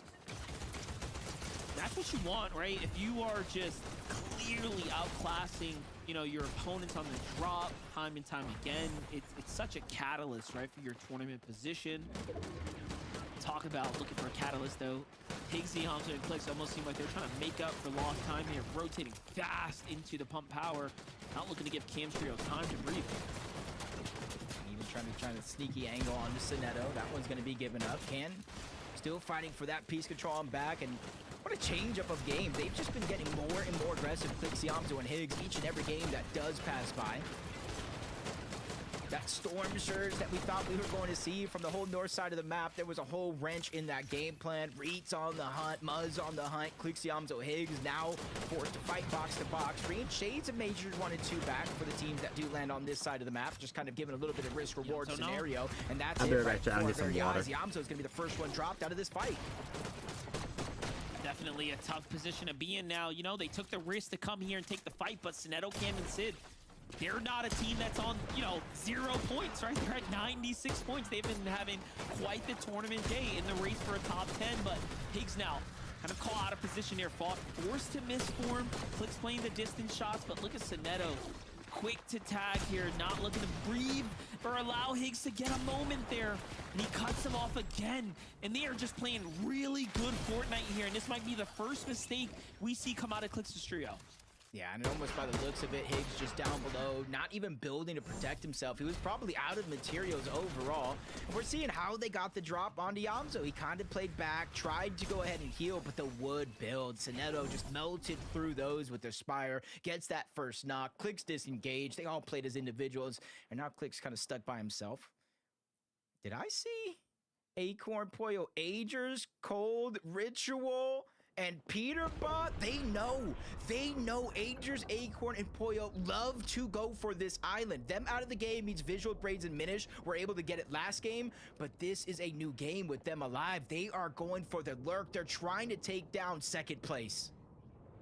Leave it up to Peterbot, Ritual, and Cold to be the type of team that will do what it takes to take home the entire tournament. They're doing it here and now. They did it last season in Major 2. It is just time and time again playing out before us, and you really get to see that championship mentality from Peterbot, who kind of leads this trio. Acorn, Boyo, and Agers likely have no idea what's coming after them right now, so they have to be absolutely cautious here before they go up for high ground. The moment they go up, I think we're going to see Peter's team follow right behind them. I already heard one rift kind of go off. I want to imagine that's Agers, that's Poyo. Yep, you see them immediately start that boss, the medallion. It's moving on the island. You see it in the mini-map. So Cold, Ritual, Peterbot not necessarily making their move now. And I kind of think maybe it's due to how they spread out to get Storm Surge after they get the island. Only time will tell how this one continues to roll out at Foxy Floodgates when we tune back in later. Yeah, I'm thinking they're going to wait for the engagement to kind of kick off, wait until things get a little scrappy, you know, and then boom, before you know it, a fight's going to break out. We keep in close tabs on that. Before we get back there, though, King, Phaser, PH in, kind of mixing things up here.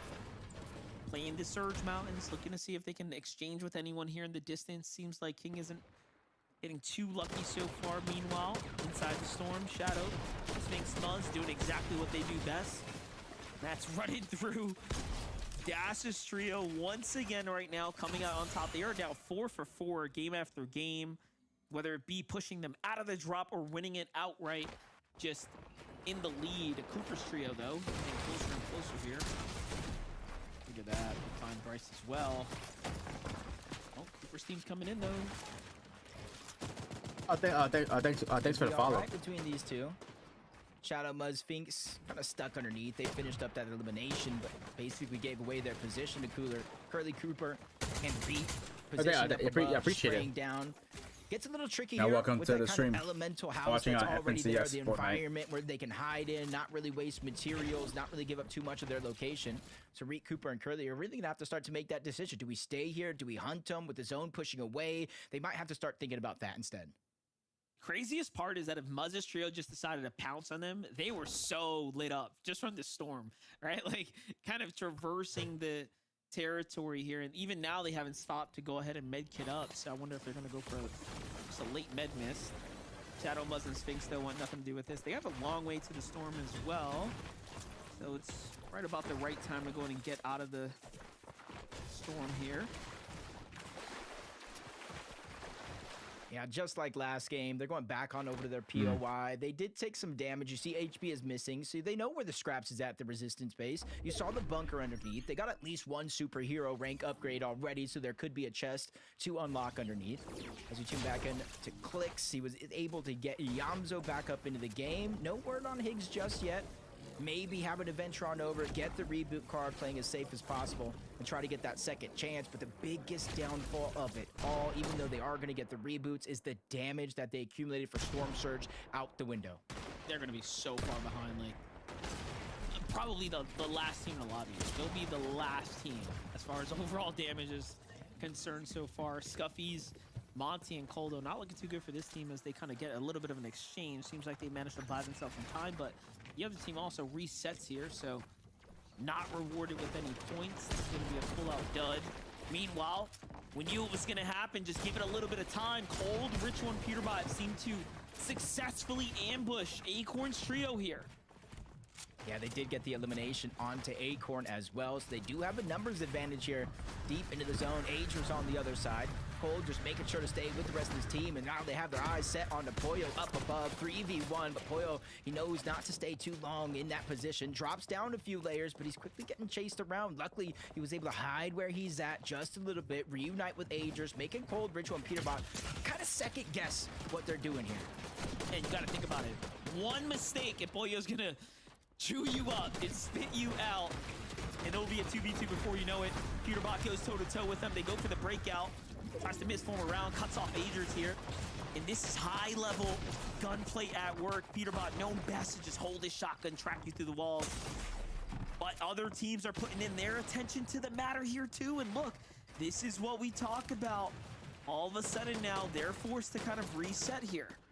Yeah, and those visuals, Braids and Aminish, they were the ones that got the island last game. They say, you know what? You can have it. They had no idea this would play out the way it did, but that's allowing them to continue to accumulate that Storm Surge, focus on this one fight, and really distract and disrupt it as Pollo goes down next. They're able to steal away the medallion, the Mythic Spire Rifle, and now they have the choice. Do we chase Agers, get that third elimination? And it does look like that answer is instantaneous. Cold wants a piece of that pie.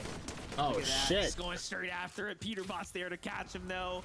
And in the spider's web, they go to be devoured here. Peterbot, Ritual Cold, take down their immediate out in the sky like nothing. It makes you wonder who's next, Kanata, right? They might just come after you, too.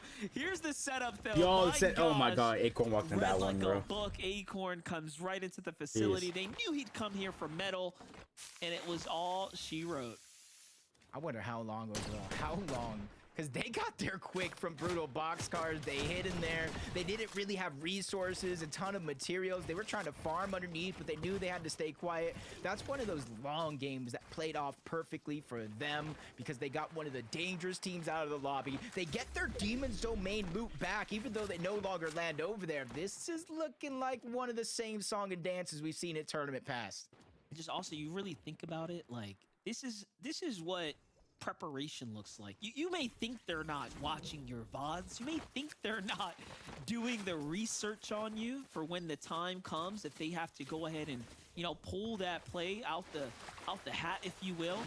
And just like that, they were very much prepared here. And that's 2 games in a row. That's going to just straight destroy the momentum Acorn Trio was building up, right? So that's something else to consider. Here's a real fight, though. Iamzo, Higgs, Clicks here. They have so much to worry about. They need a lot of damage. Yeah, luckily for them, somebody rotated over towards Supernova. It's given them an opportunity where they wanted this right here and now. Might be another question, but regardless, Higgs is able to get that first one onto Preston, starting to build up the Storm Surge that they lost, going down, forced to be revived, but Clicks is getting aggressive, continuing to put shots down. Gray feels the pain. Core's just trying to disengage, but they have all angles surrounded from one to the next. They end up in the same box. Gray goes down. Number 2 has been achieved. They waste no time even cleaning it up. They try to help Iamzo, but he doesn't need it. The full trio is down and out. Clicks, Iamzo, and Higgs got the damage they lost. I was gonna say, it was almost favorable that team just med missed and kind of reset. They needed to just milk that damage. They need as much as possible here. Iamzo, Clicks, Higgs. Luckily, this game's off to an extremely fast pace, right? As teams have kind of got their groove going and geared in, and you see what teams like Peterbot are kind of making happen here on the lobby. So no surge warnings just yet. That even in itself would be a little bit of a sigh of relief, right? More time to kind of play catch up here.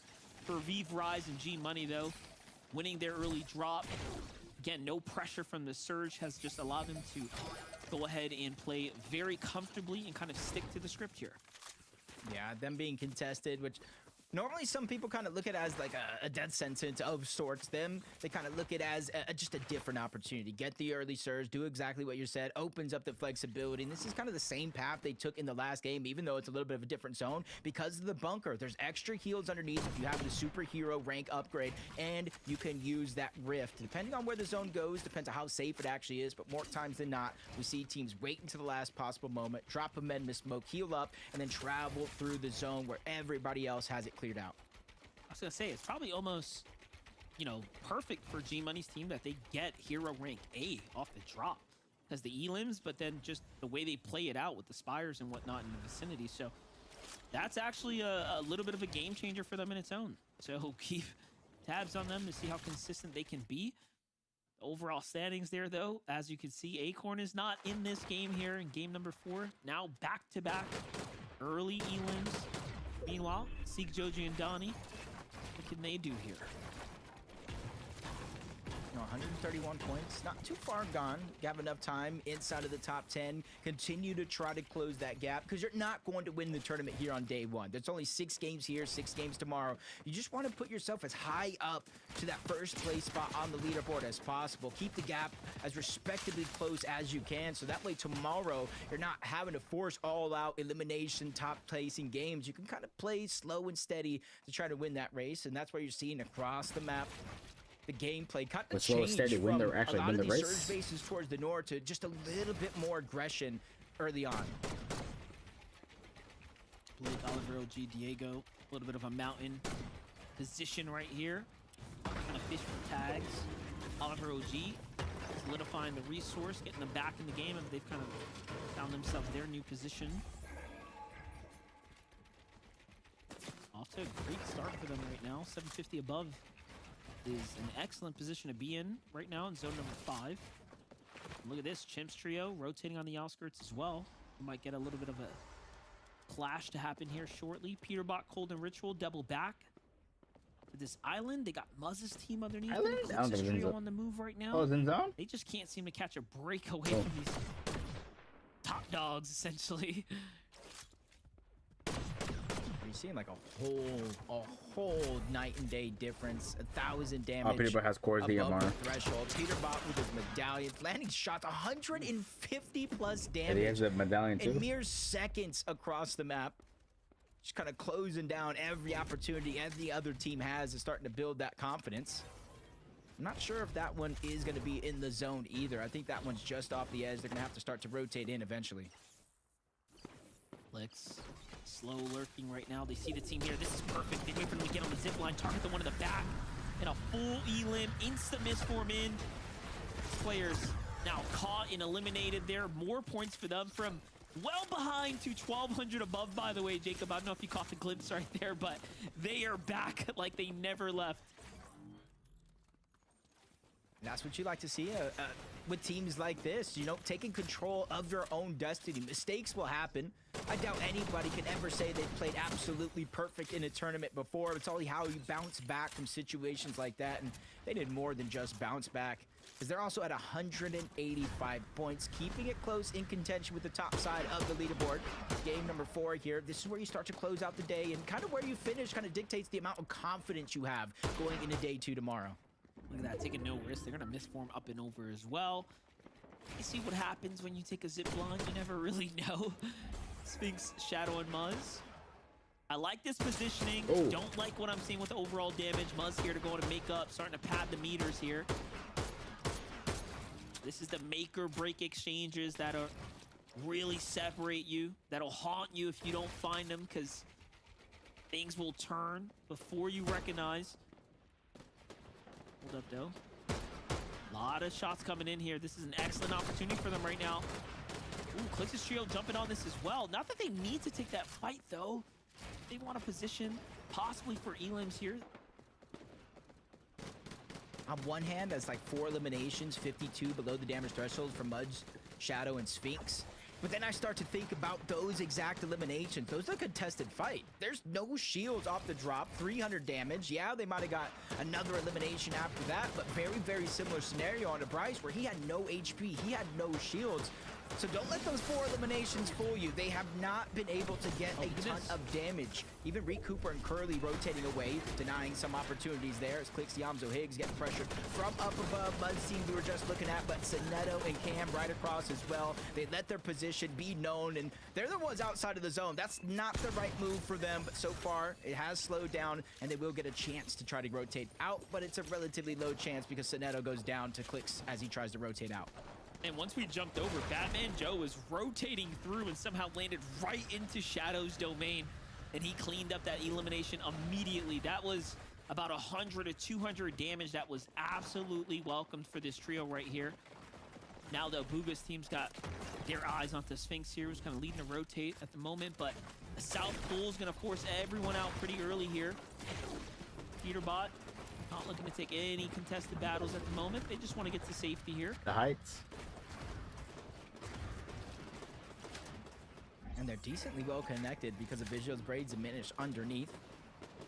And then they kind of reconnect on the way there. That's Ritual, that's Cold, making sure to use the extra resources they have to make sure that their position is going to be secured. Just on the edge of zone, though, that's the biggest thing to take note of. Every other team, like Muzz, like Clix, even Slepsy up there, just going to have to rotate in that direction. And it's not going to be easy, because you can already see Muzz is already trying to hold one team out. Now imagine the cascading effect from here on out.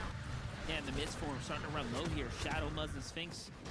Shadow's just got one here. That's not the optimal situation you want to be in. The end game here. Muzz does as well. Yeah, so this entire team's really leveraged their misforms heavily to make it to end game. But you know what? This is where they shine best. It's getting past the mid game that we've seen Muzz's team almost struggle with season to season, but we haven't seen them in a better position on NA than we have right now. So very cool to see Muzz kind of find his true form here late into the year. Look at the wide shot though. No easy choices here for any of the teams. You got Clicks on the other side of the wall. A Minish's trio there. Peterbot right up top. And the zone's gonna pull straight Eastern, so they all gotta move. Yeah, and it's starting to look kind of frightening when it comes to the zone. We're getting closer and closer to those mountain ranges as Muzz landing a couple of crucial shots, almost getting the knock all the way across. Obviously wouldn't have been able to push over and get the elimination, but you're seeing the difference in their Storm Surge threshold, 363 above, feeling more and more confident here as the game does go on. And that's a huge change because this is a team did not even make it out of groups, but during the LCQ, they get first place at Opens. They win the first game to qualify, and it's a perfect time for them to catch fire. See the difference right here for Peterbot Cold and Rituals team who didn't have to misform their way off through the early game. They're able to really position themselves well now come this final zone rotates here. Aaron falls to the hands of Sphinx, so he was late on the rotate there below the surge as well. And this is where Cold, Ritual, and Peterbot are gonna go from 5 or 3 elims now. Start racking things up. Let's see where they get to end this game number 4 here. 213 points. They're literally almost one more point away from overtaking that second place spot. Steel Trail to Kanata, Rapid and Bolts though when it comes to that leaderboard. You see them on the map right now, front side of the zone, but relatively low. King Phaser, PH Sin, starting to create a little bit of distance between them and everybody else, but you have to be careful. You hear that exotic pistol, the shockwave effect, kind of frightening for a lot of those teams that are going to be on the high ground, as Peterbot did exactly what you said. They cleaned up another elimination from the distance. They're picking them up. I'm looking at the distance though. You see Kanata situating for a bit of height as well. What is going down here? Are we gonna see another back-to-back here? That'd surely be an anomaly, but Bolts, Rapid, and Kanata are starting to set themselves up. Meanwhile, Ritual's team starting to rotate straight south. Curly's team making their way through a re as well, and everyone seems to be congesting up below them. Bolts, Rapid, and Kanata overextending outwards. Hungry for any type of traction here, but nothing's going to go on and reveal itself just yet. Still, 14 teams remaining here, so a lot of placing points to be earned. Oh, shit. Yeah, and they just started to set in, so this is where the real difference maker is. You spend all the time in this game. You cannot go down. A couple of rare missed opportunity there by Cold, but he's immediately going to use the misform to get out, and they overtake and throw a whole nother team out of that position. That's scaring Co. They get forced down the whole nother layer, but Peterbot wants, Peterbot takes, and there's another example of that. King's Trio gives up the high ground as well. Look at the low ground though. Yamzo has to play savior here. See bodies, visuals really quick. Plays around the side angle to secure the elimination. Tries to see if he can chip away at what's left of Braids and Diminish. But no, Higgs falls too.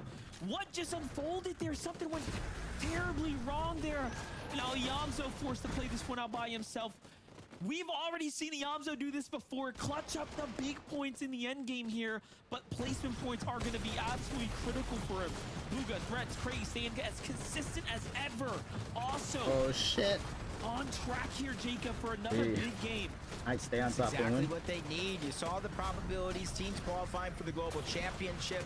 Booga slow to start out the tournament, but they're ready to pick up that pace. Cold, Ritual, Peterbot, same thing for them. 203 when it comes to points. Sphinx, Shadow, and Muzz using that med miss, the regular old med miss, and he's doing exactly what I said. He's trying to heal both of his teammates with the one usage as Yamzo barely finds his way in. 3 HP, 50 shield, flank onto Cooper, but he missed that opportunity there, but he's still floating around, lurking for more, but he gets taken down by Muzz's trio again. Just goes full circle for Muzz's team here. They are all well on their way to top 10 and 10 eliminations as well. Peterbot, Ritual, Coldo starting to make a big move here. Up for high ground they go. They get ever so closer. And this is them just kind of feeling the water out, right? How warm is it? Is it time to jump in? Here goes the med miss. This is giving them a lot of opportunity now. Also puts a lot of kind of thought and focus in on Kanata's team. What are they going to do as they know there's a team working beneath them? Meanwhile, Minish clutching up by himself as well, keeping his team very well in the running for a potential third place seat here on the standings. Sphinx makes it out the side though. Oh shit. The Minish just kind of lurking by. Eating way too much storm here though. Someone's lurking in the cone behind him too. He's got no idea. This form comes out. He's just trying to stay in the game right now. Still 7th place. For his life. Miss form and then a siphon there onto Sphinx too. And a Minish just going crazy here. Meanwhile, Cole's team is up for high ground. The island's coming into effect. Cole lands up top. Peterbot, Ritual have control of it.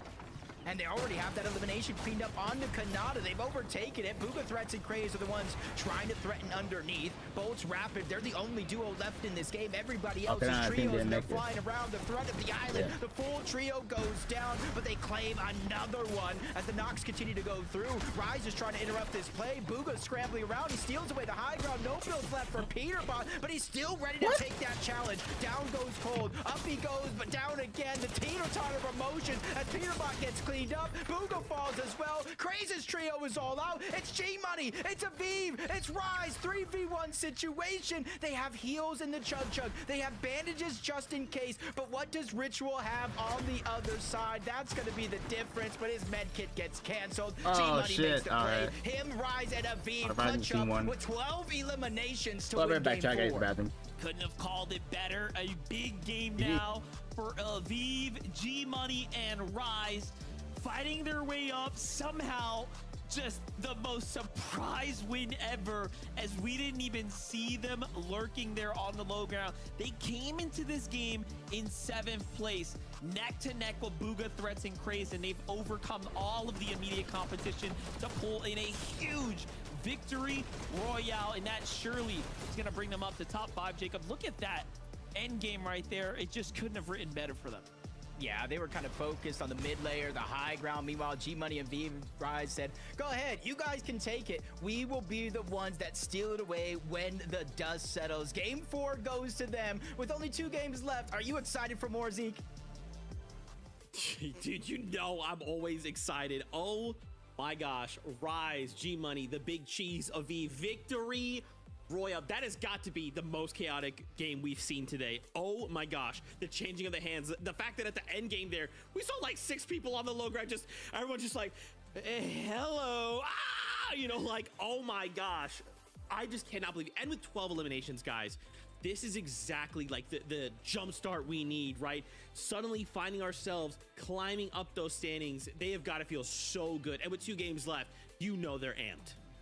I mean, the best way to get a good end game is to start with a good early game. And we saw them get that big Spire, they got the exotic pistol, then we saw them rotate over into the research lab. So obviously they're getting a bunch of loot from that area as well. And to be able to just carry that into the end game as well, and to do it like ninjas, like we heard the casters say, we weren't really paying attention to the low ground in consideration of Aviv, G-Money, and Rise. But Elam after Elam, while everyone else is fighting for height, they're just able to get all these fish in a barrel, these easy in this case, that was not I it. love to see it.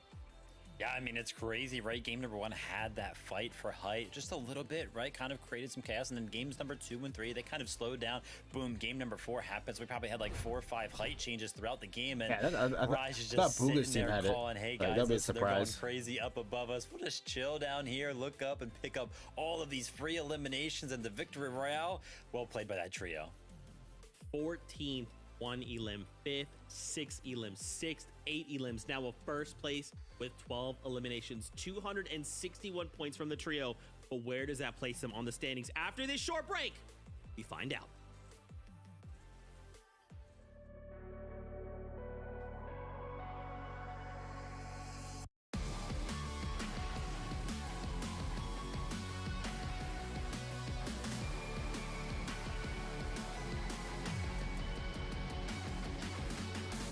All right, that was game 4. Now just 2 more games, game 5 and 6. And you know, I'll be streaming tomorrow, or doing another watch party for FNCS, and I'm also gonna run some games, you know, in Fortnite.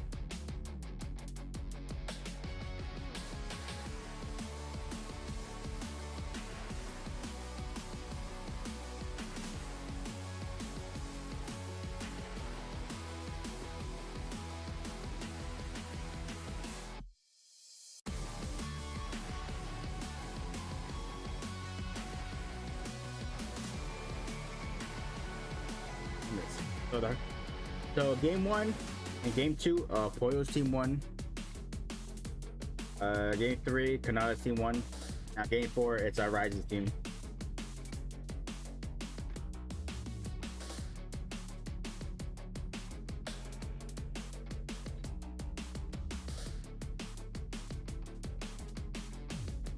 Yeah.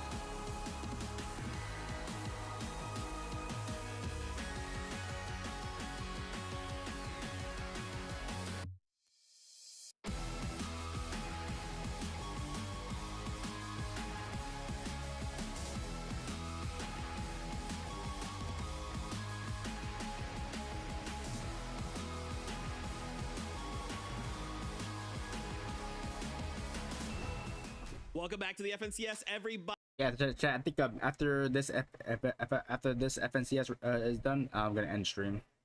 Don't worry, I'll be back. I'll be back tomorrow to playing some Fortnite and watching day 2 of FNCS.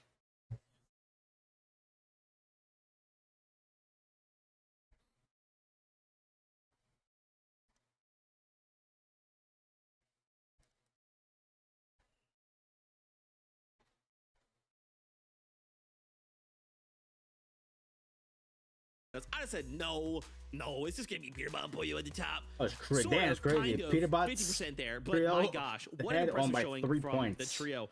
Now, obviously, we talked about them before we kind of went to break, so we kind of double back, right? We got to talk about Ritual, Colt, and Peterbot, guys. Where do we even begin? Because I feel like from the trio, this was a crazy game. No, ahead by 27 points. Actually, I read the wrong number. I read the placement points, not the total. Wait for Acorn to run in. The longest con I've ever seen. I mean, so many things. They in so many ways, Kelly, they impacted just this one game. Yeah, so smart and so prepared to not even, at first when we saw them sitting by Foxy Floodgate with the Rift Island, I thought, oh, they're waiting for Rift Island to spawn, they're gonna go for it. But then they waited, and Vivid, you were like, oh, they're waiting by the chug barrels, that's what they're doing.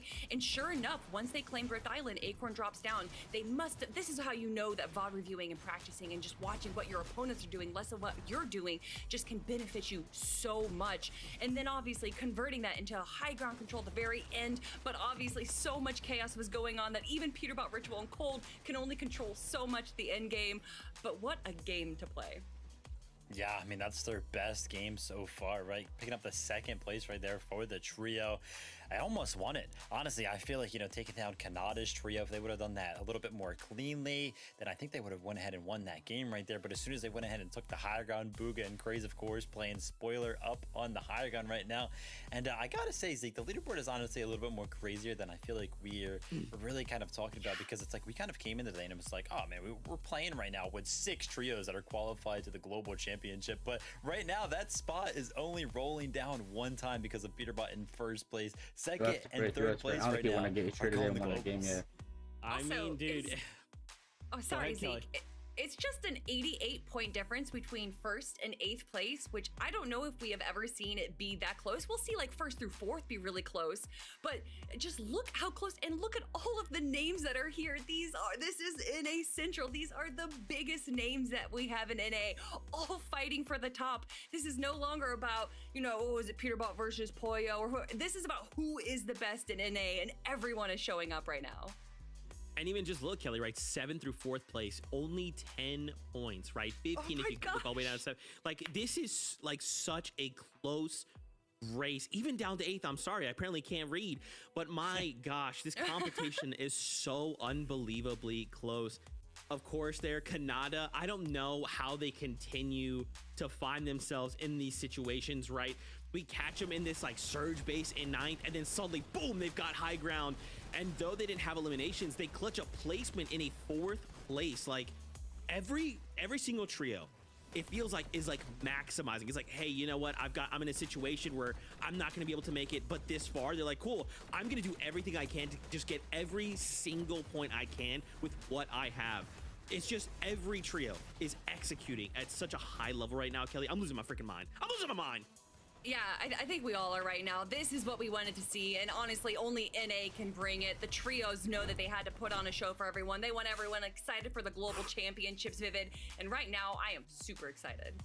Real quick, I got to highlight, right? Canada's trio picked up that 4th place. 0 eliminations. You got no free refreshes throughout that entire game, and you made it all the way to the end game. That is impressive. They're looking really, really good, and I got to, tip my hat just a little bit to Clix, Yamzo, and Hig as well for kind of making so much out of that game where they went down in the early game trying to push over towards another POI. They went down. They still kind of made something out of that game, keeping themselves inside of the top 10. Those two trios right now making the most out of, what sometimes seems like nothing. Bro, the fact that they camped the zip line, dog. They So camped the zip line. Like, what? You know what I'm saying? Again, it's just like, you gotta just commend all of these trios doing everything they possibly can. We've got spots to global championships. We've got a lot of prize money, life-changing amount of prize money on the line right now. But with that being said, I know you want more games. Only 2 games left to go before we say goodbye for the day. So, casters, back over to you for game number 5. We are really closing out at the end of day number 1, Monster. Number 1, and then day 2 this tomorrow. is some of the closest Fortnite we have ever seen when it comes to first all the way down towards 8th place. It just means one bad game going down outside of the top 17. No eliminations could cost you a global championship spot. Yeah, most definitely. And then you got to think about with game 5 here and then the second day right ahead of you, how much preparation have you prepared for this championship? Because what I'm looking at as far as the standings go, there are teams that, well, jumped into this conversation, so it can really show us that they are extremely ready for this opportunity. So let's do it one more time for game number 5.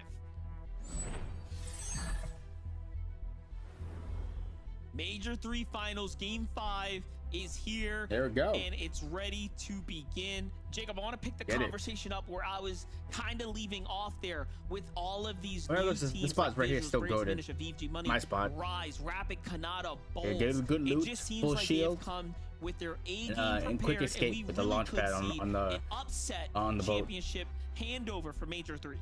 I know, that's some good match too. Because it almost feels like with the amount of like shine that was on this contested fight, Peter versus Pollo, Star versus Star, Best versus Best, Canada went and said, you know what? I'm not even going to focus on what they are doing. We're going to focus on our game. Brings back Rapid, adds the IGL, a little bit of brain. Kelly said it as well. Bolt's playing some of the best Fortnite he's played in a long time, probably one of the most improved players from the start of the year. And even Clix, Higgs, and Yamzo changing up their game plan coming into this tournament. And you said visuals, braids, and a minute coming into this tournament. Had about 4 teams I think could take the top spot. We're gonna get it first. Now I say 5, 6, 7 teams that could be a threat. This is scary though. VG Money and Rise still have to overcome the biggest hurdle, which is get past the drop. Now they have been very, very consistent at doing this in the 4 games prior. However, here and now, every game leaves things up to chance. If Eve touches down first, unfortunately doesn't find a weapon, has to break his way through. G Money gets one here too. There goes a quick heal. Seems like Rise might kick this one off with a quick elimination. And here comes the backup for G Money and Aviv. So far, so good for the Vets. Yeah, second time being contested here. Curve saw Rise first, reacted to him, but G Money is just waiting right behind. Gets 2 of those eliminations. And exactly what you said. This is literally the second time in a row off spawn they win their fight. And the 5th game so far, they can continue to hold their spawn on the leaderboard. I think Rise was a little bit very intense. close. That is not an easy drop to master nor execute on. You saw how quickly only matter of the time, fight you kind can of breaks land out like there. There's no your head. You can land on the ground drawing first, out but that draw spot like some of the others don't think might imagine you could kind of find play out. a Talk gun about first. that. Shadow Muzz and Sphinx have done so much Yeah, damage you to can be like Bryce's first on the trio. ground, but you land on nothing. It's all about getting that drop. They're like, and bro, that gun I and then just the want to play snap. the game. Let's get out of here, and off they go. Yeah, just kind of the nature of contesting. You still Oh, want to shit, do yeah, good, though. still want to give yourself Oh, a yeah. chance. That global championship spot or the incredible Oh, he's not amount on top of the prize temple money no more. each and every place, and you get higher up on that leaderboard. See, Ager's Acorn and Poyo have averaged 8.1 eliminations per game this season, the highest of any trio. And honestly, Oh, he's not fighting I back. wouldn't have Or he has no necessarily mask. expected it myself with Peterbot Cold and Ritual being in the lobby, especially them being contested at Demon's Domain most of this season, but it just goes to show the work that they've been putting in. Well, this kind of begins to put other things into perspective for me. We know Ritual Cold and Peterbot are very likely to target their immediate competition. It almost makes you wonder, we were highlighting how prepared they were for strategies against Clix's trio or Acorn's trio.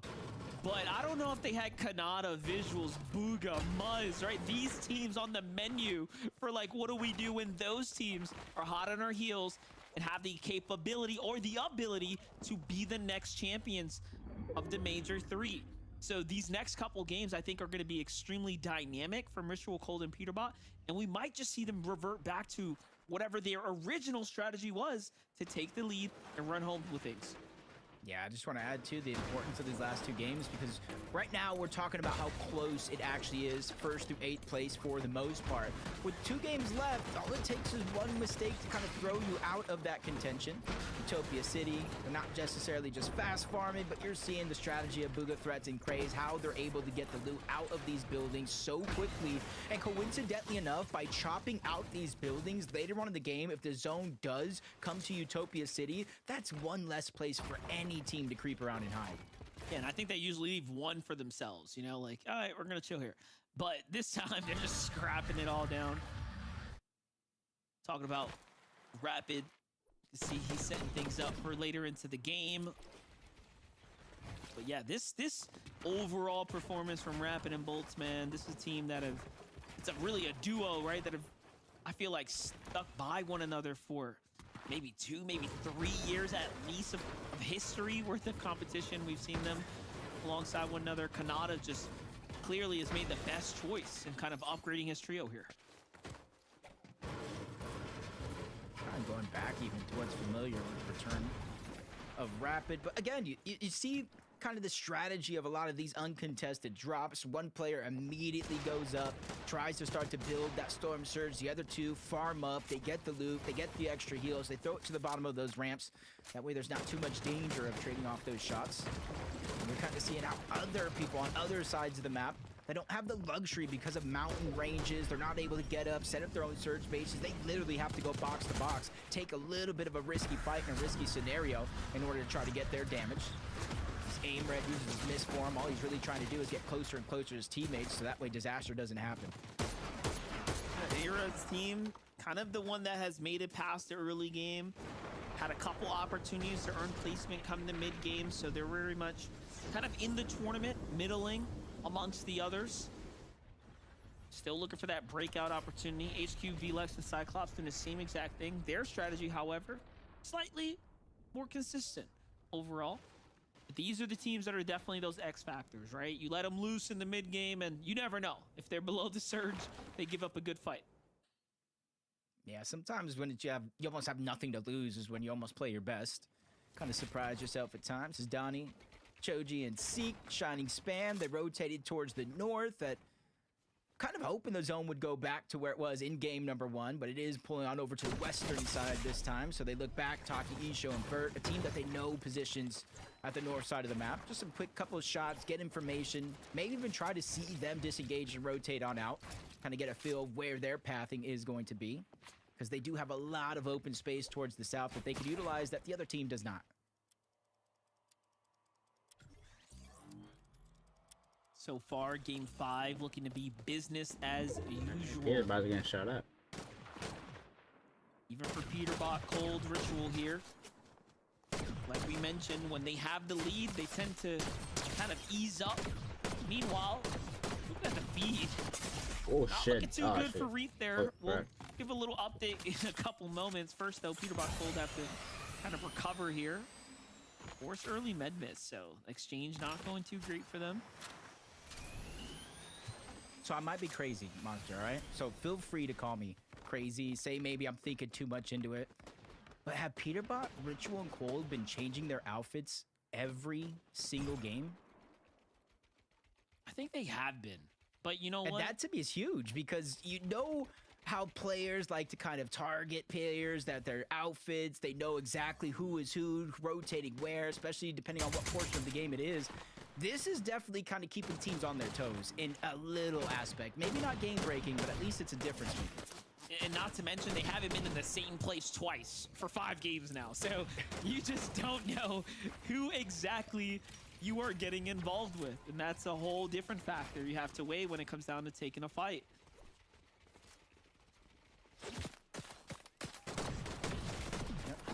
Changing things up again. Visuals, Braids, and a Minish. I think anytime they notice that Aegis, Acorn, and Poyo make it off spawn at Demon's Domain, it's just too much of a risk to contest that island. Aegis, Acorn, and Poyo have made it known every single game. We are going for this island. We are going for any team that goes up there. So they're just kind of letting them have it. They do have a mountain range on Foxy Floodgates itself. You see they still have loot to kind of get from underneath inside of the POI itself, and then a whole abundance of extra metal. So they're just trying to stick in what got to them this far, and honestly, that's a smooth, collected game plan. It's crazy. From this far, you can see the little pixels, like, okay, there's one on the right side. This player jumped over here, like, they're just tracking very nicely. Braids visuals coming out ahead with a couple extra tags there. Not bad at all. That stat was crazy. They haven't placed outside of the top 11 in any major this year. It said major 1 and 2, but let's throw major 3 in it as well, because the worst they've placed today is 7th place. They are on a run. They already have their global championship spot secured, but this is the type of run you start to be on when you start to threaten for an actual FNCS championship.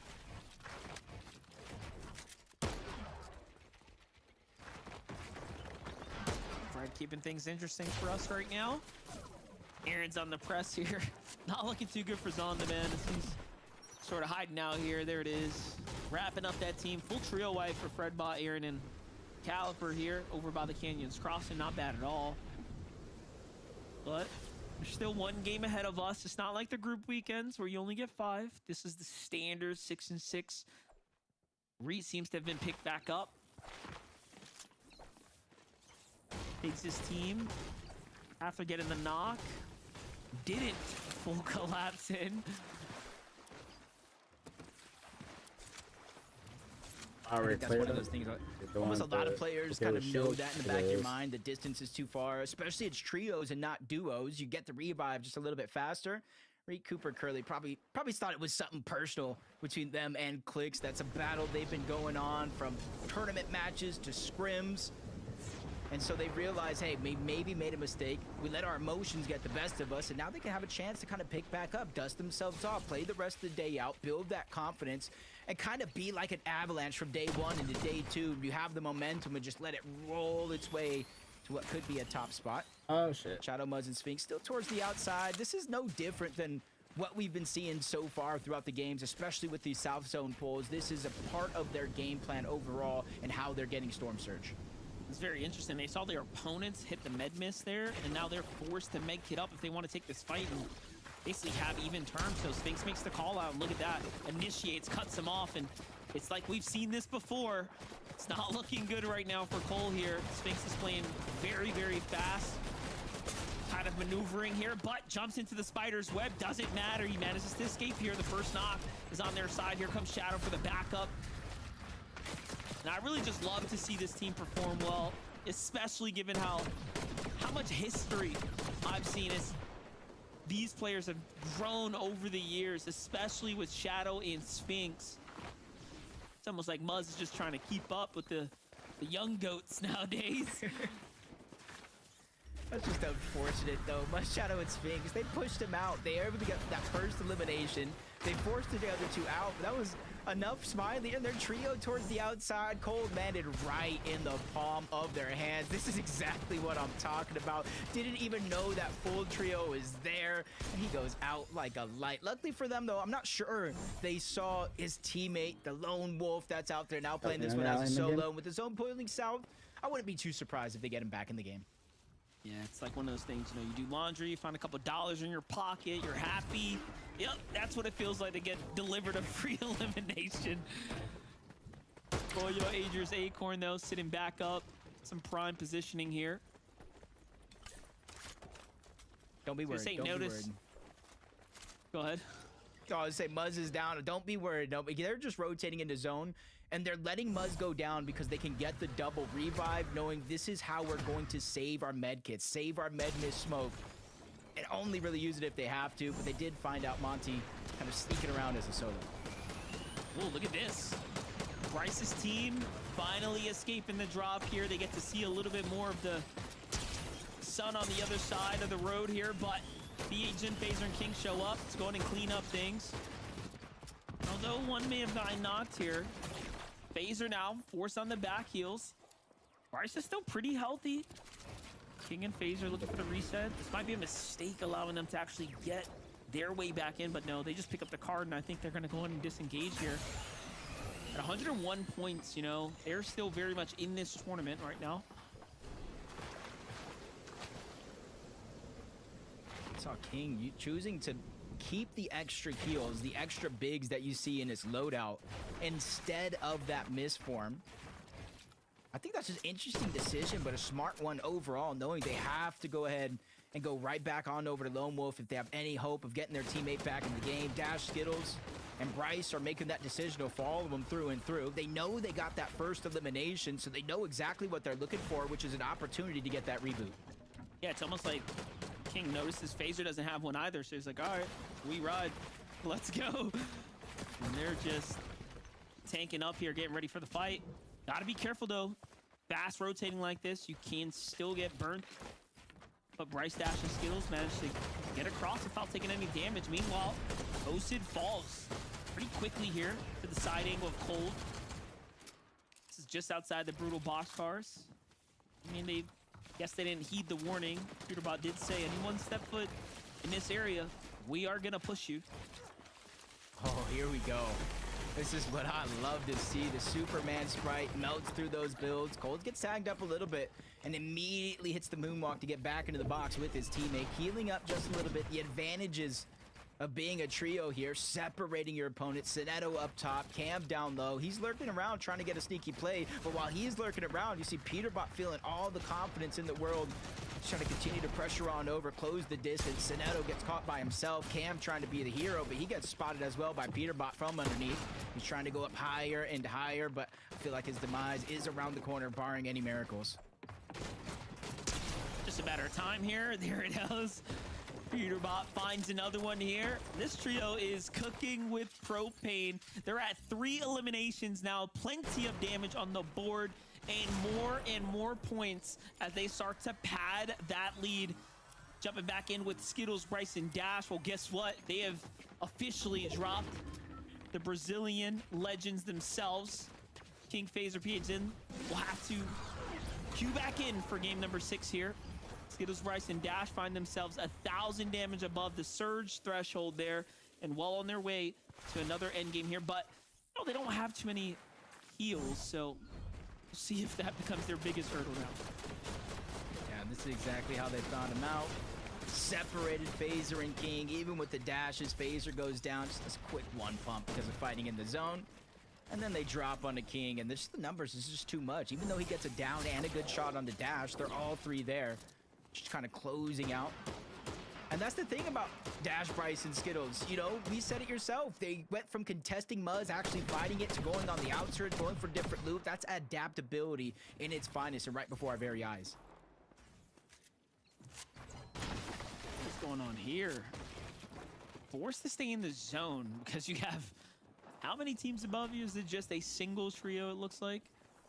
Others in the vicinity. This is going to turn from bad to worse here shortly. The zone's going to start doing a lot of damage.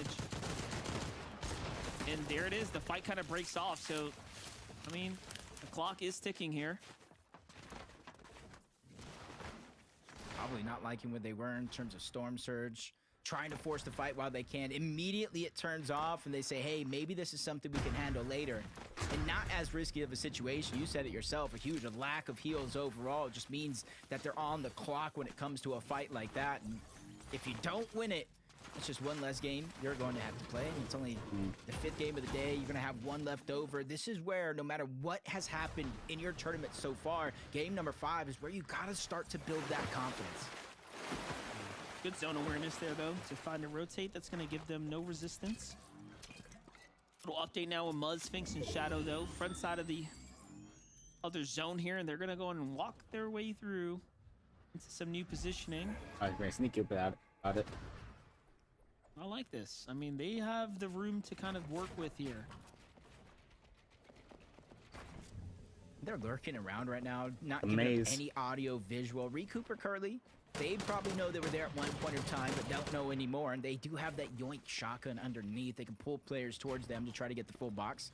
Rise, G-Money, and Beef keeping their hot streak of back-to-back outpost contested drops. They win those, and they're stretching it far into these end games. It's only top 20 for now, but you can see over 1,000 damage above the threshold, full loadouts, even exotics, heals on top of that, and different dash sprites for mobility. So they're set up and ready to go, no matter what this game throws at them.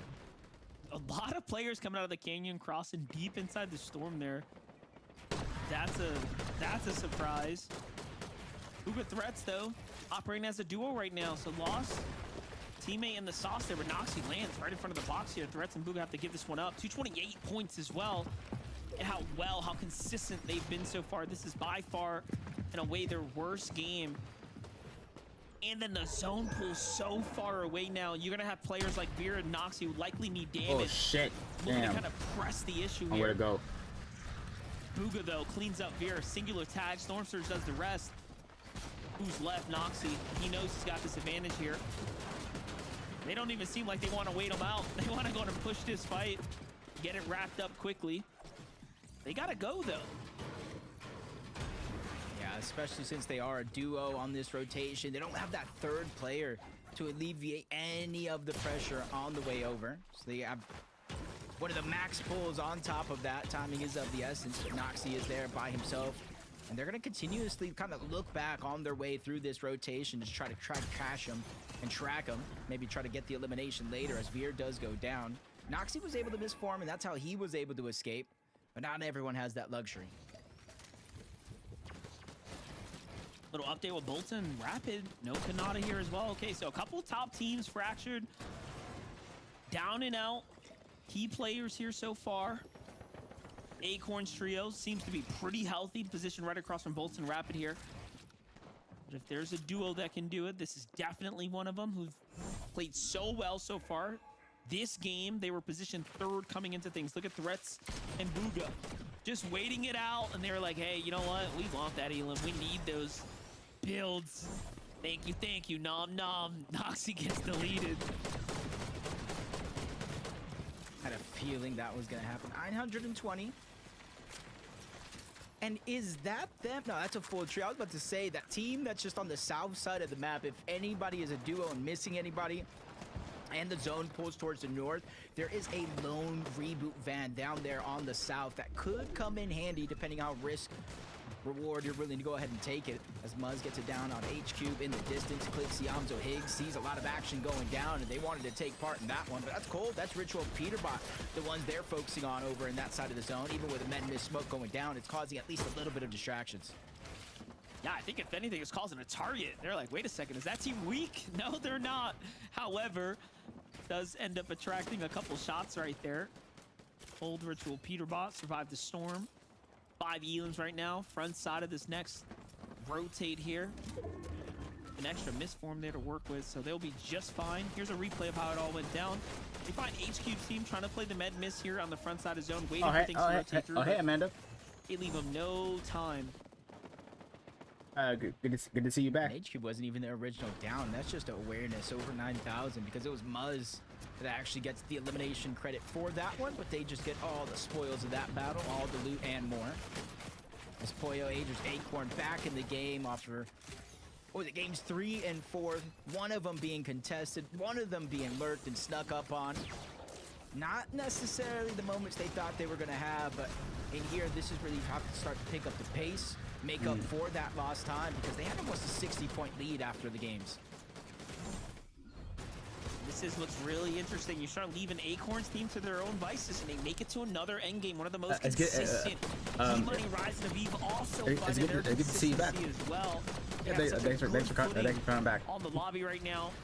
They're right in between Clix's right in between were you Peterbot's just playing team as well. Fortnite? Here comes the rotates. So you have They to go dip dashing earlier? out across, but Peterbot, Cold, and Ritual are just adding up more and more to the tally here. 6 elims now as we're approaching the end game. This is going to give them a little bit more material to work with here. And the thing This is a game 5. when they're in this type one of more flow state game left for monster, you're not FNCS. going to beat them by matching them placement for placement. We've already seen that through last major. You're going to have to get eliminations to close that gap, because that's exactly what they're doing to kind of extend their lead game after game. Even the ones that they don't necessarily win, it's their consistency to pick up those eliminations that matter. As Mason, Golden, and Chimp up above, they're going to be on the high ground for now. You see them extending over, spending as lot of materials here in the 9th zone to try to keep it intact. Were you just playing Fortnite? Misformer on the outside, trying to catch up with Rapid. Just gotta let them in. There it is. They got themselves a nice layer to go ahead and work with here. Meanwhile, look at Rise, G-Money, and Aviv. Just in full control right now. Clix's team is on their layer. Another team, Rituals Trio, on the opposite side there too. Things are starting to heat up here. Ager's caught on the backside of the rotate, so that's one down. Something you don't necessarily see every day is them kind of getting separated and kind of jumped on in those tight situations. It's cold. Peterbot Ritual, they cut off the path that it did look like they were looking for. The zone continues to open up. They may not be on the high ground, but they're just controlling the tempo down you were below, watching YouTube and all Twitch? that Okay. space, 2-3 boxes Okay, wide. okay, And cool. they're staying hip to hip just in case anybody Like the breaks YouTube into part this on box. my They can stream all as well? pounce and attack together, but the spray is coming in from all directions, front of the zone, behind them as well. Shadow forcing Peterbot to just disengage away from Ritual and play as individuals. Gotta keep turning up here though, even though they're hurt. They're inside the top 10 now, and this is where we start to see Peterbot do Peterbot things. Keys his way into the box. Already clearing out the low ground layer. Cole starting to reset, but has a turn. Finds a little tag there. Peterbot follows up to clean things up. Ritual, though, carrying his own as well as things are heating up here on the low ground. You're watching my stream and Twitch at the same time? I appreciate it. Boy, you're still alive. Much love. Higgs might be the only healthy, strong trio in the low here. And they got a couple of extra heals in their back pocket, but no. Higgs goes down. You see him immediately dropping over that loop, giving the upgrade on over to Clix. He's getting forced further and further back. Clix trying to peek a shot. Doesn't want to give it up for free. Doesn't have a lot of materials here. 3 builds left, but he's able to get the knock onto G-Money, but his buck comes to an end. He gets taken down. That was another big elimination in a tight moment, but he is also left by himself. Peterbot, with 5 eliminations as a solo, has to continue to go big. He takes down Aim Red, takes down Clix, and he's still going. Meanwhile, Muzz, 5 elims right now, playing as a solo right now. This is the best Fortnite we've seen from him in any major in quite some time. And then he follows up onto Rise and just deletes him before he can even react. And just like that, he'll finish inside the top 8.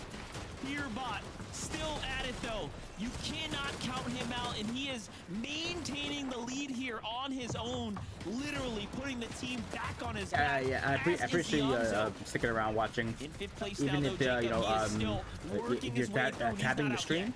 Yeah, there's 7 missing players away from team. I appreciate you, lurking, tapping the stream. Well, so they outplace him yet another game. Even I'm trying to build up those watch hours on YouTube. Maker here, but Peterbot popping his minis. He knows he has the misform. The Chug Jug in the back pocket as well. Final 3, 2 of them running around as solos.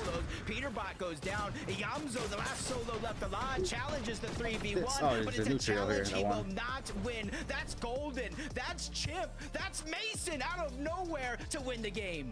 They finally found their opportunity, and they seized a win and take the day. Game number 5. Well played for Chimp's trio. We almost had them out of the race for a moment there, but they said, give us a second. Let us cook. Well played for them, but the amount of solos there too, though, in that end game, Jacob, was really keeping things interesting. I mean, you had Yamzo, you had Peterbot, you had Acorn, all lurking on the low ground. So new team Trio won the game 5.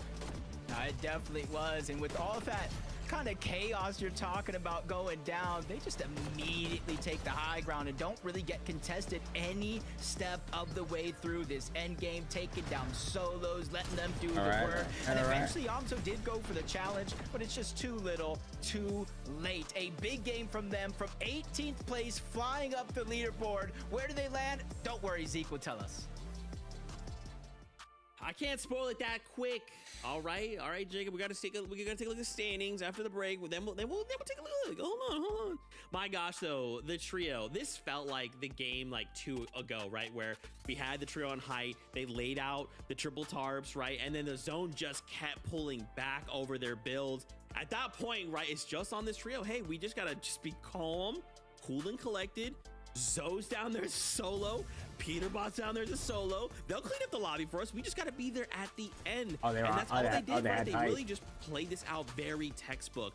And with these other like incredibly immovable forces just cleaning up the low ground for you, it's like, oh yeah, you guys got it. Keep on fighting down there. It's all good. Mason, Golden, and Chimp already proved themselves in Group 2 when they grabbed the 3rd victory royale, and there were some big names there that they were able to beat out. So to see them be able to continue that momentum into the grand finals, that's what I love to see. 11 eliminations is definitely going to have them sitting pretty in our leaderboard. Yeah, obviously we're kind of seeing a pattern up on the higher ground for most of the games today, right? The team that's up on the higher ground, nobody's really looking up right there. And honestly, that was just a matter of fact of the lobby as it currently stood, right? We were going through some of those end zones and it was like, wow, everybody seems like they're a solo or a duo. Nobody really had the firepower behind them to contest. And like Zeke said, there was just so much mats up there, right? It was like the triple layer of cone. So hard to do anything about it in the first place, but just well played from Golden, Chimp, and Mason. That's right, man. I'll go ahead and spoil it. They're 9th place, but what does the rest of the standings look like? Let's find out after this short break.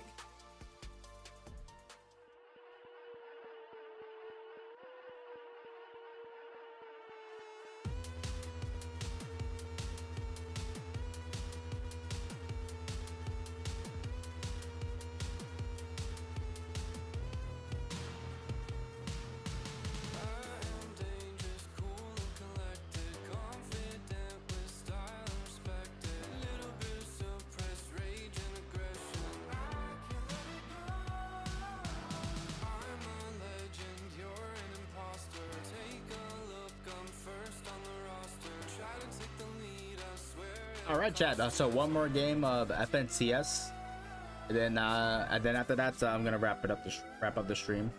I'll be streaming. I'll be streaming tomorrow, playing Fortnite, and also watching day 2 of FNCS.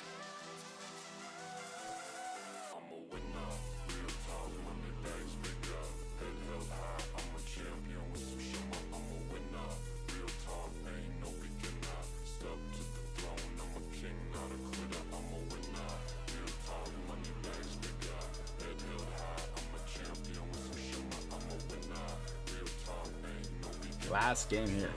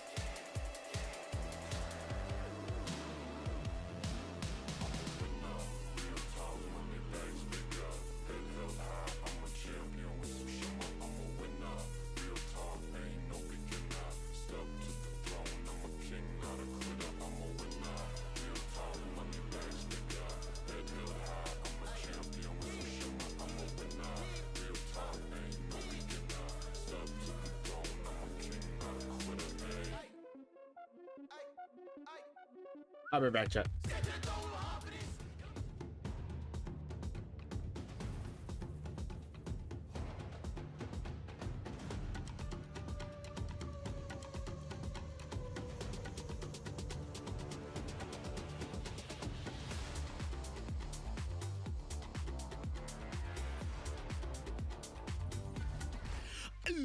Welcome back to the FNCS. Anyway, what's up, guys? Welcome back to the FNCS. One game left to go. Get it together, Zeke. Last game, Golden, Chimp, Mason got themselves a victory royale. Now, I went ahead and spoiled it.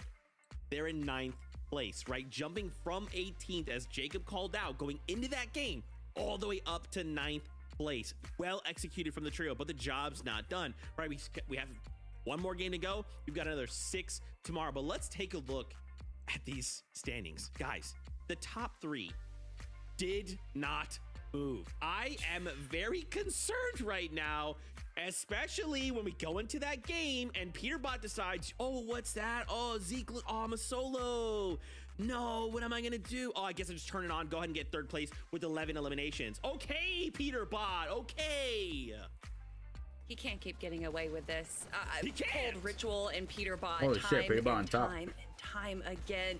When we think, oh, this is it, this is the tournament for them to lose, they just start climbing up the leaderboard, and with even out a victory royale, which we know that they are well within their capability of claiming one, but they would rather just decimate the low ground, getting all these eliminations, and we know how Elam heavy they are.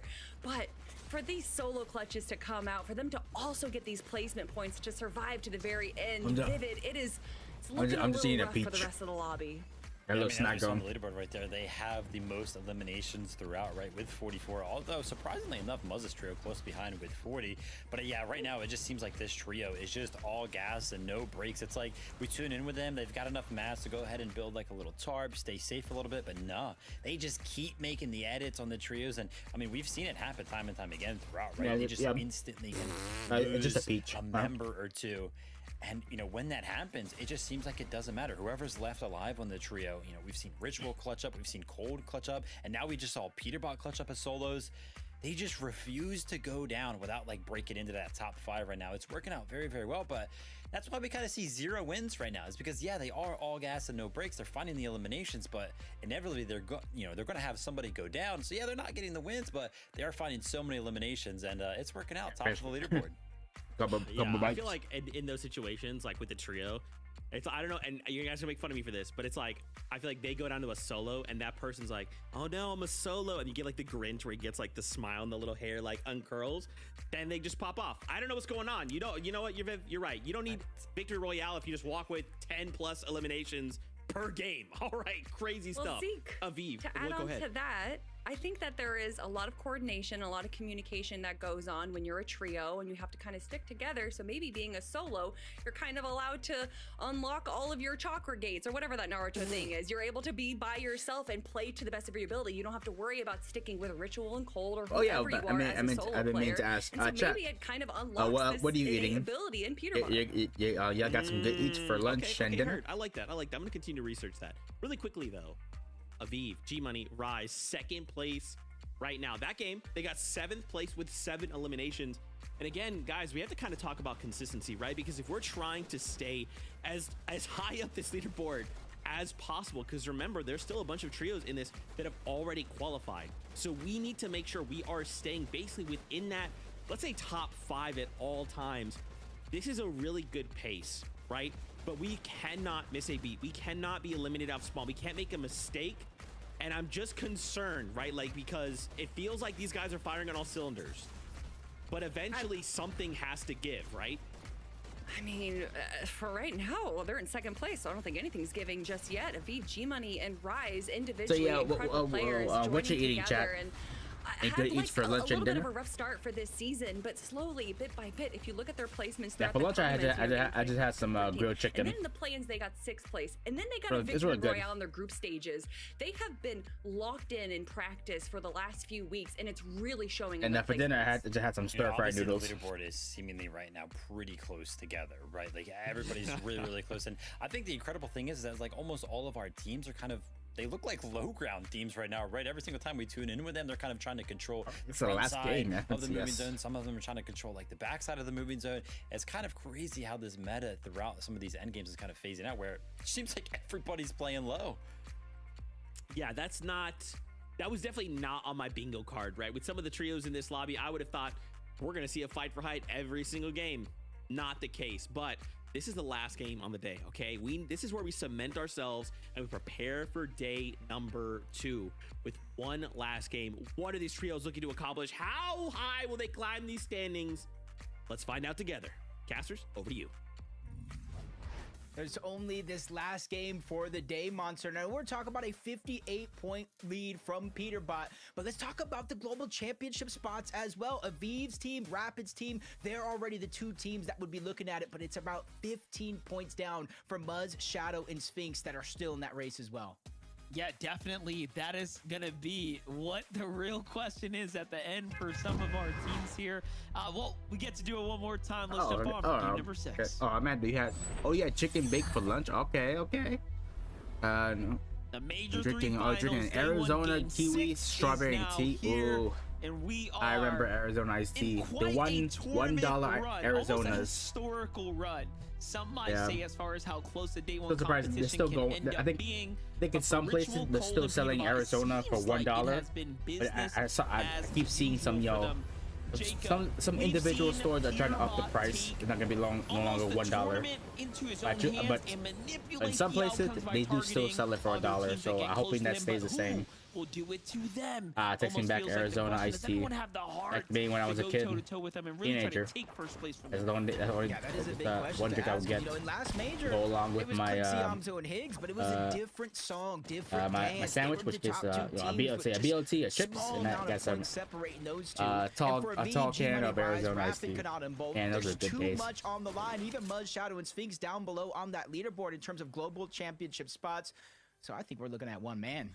I think we're looking at one team. Oh, it's 99 cents. Where you live, Amanda? Okay, that's good to know. I think it's gonna be good to know that some places it's still 99 cents. Kind of a plot twist, right? Where they're like, all right, you done did us dirty a couple times here. You set us up for failure. For me, to be honest, if I saw like go ahead and Arizona that it costs more than $1, say $1.50 or $2, I would hyperventilate. So it seems no, like even the owners of the Arizona iced tea, they still believe they should be sold for $1. Seems like they probably and they had no plans of changing it.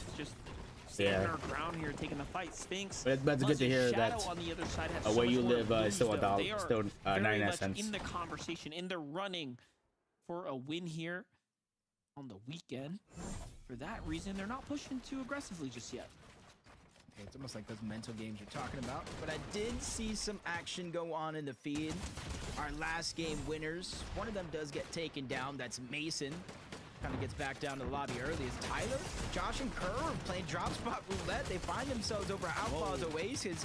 So Amanda, where you find it, the Arizona for 99 cents, you buy it from a grocery store, bodega, or a gas station? What they need to start to build that confidence, to start to build that momentum, because where you land here really says a lot about the type of day you're going to have tomorrow.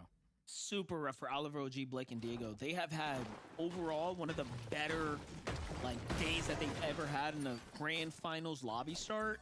Just approaching top 10 had they not dropped the ball in game 1, but with game 6 now not going in their favor, that's going to be a massive upset.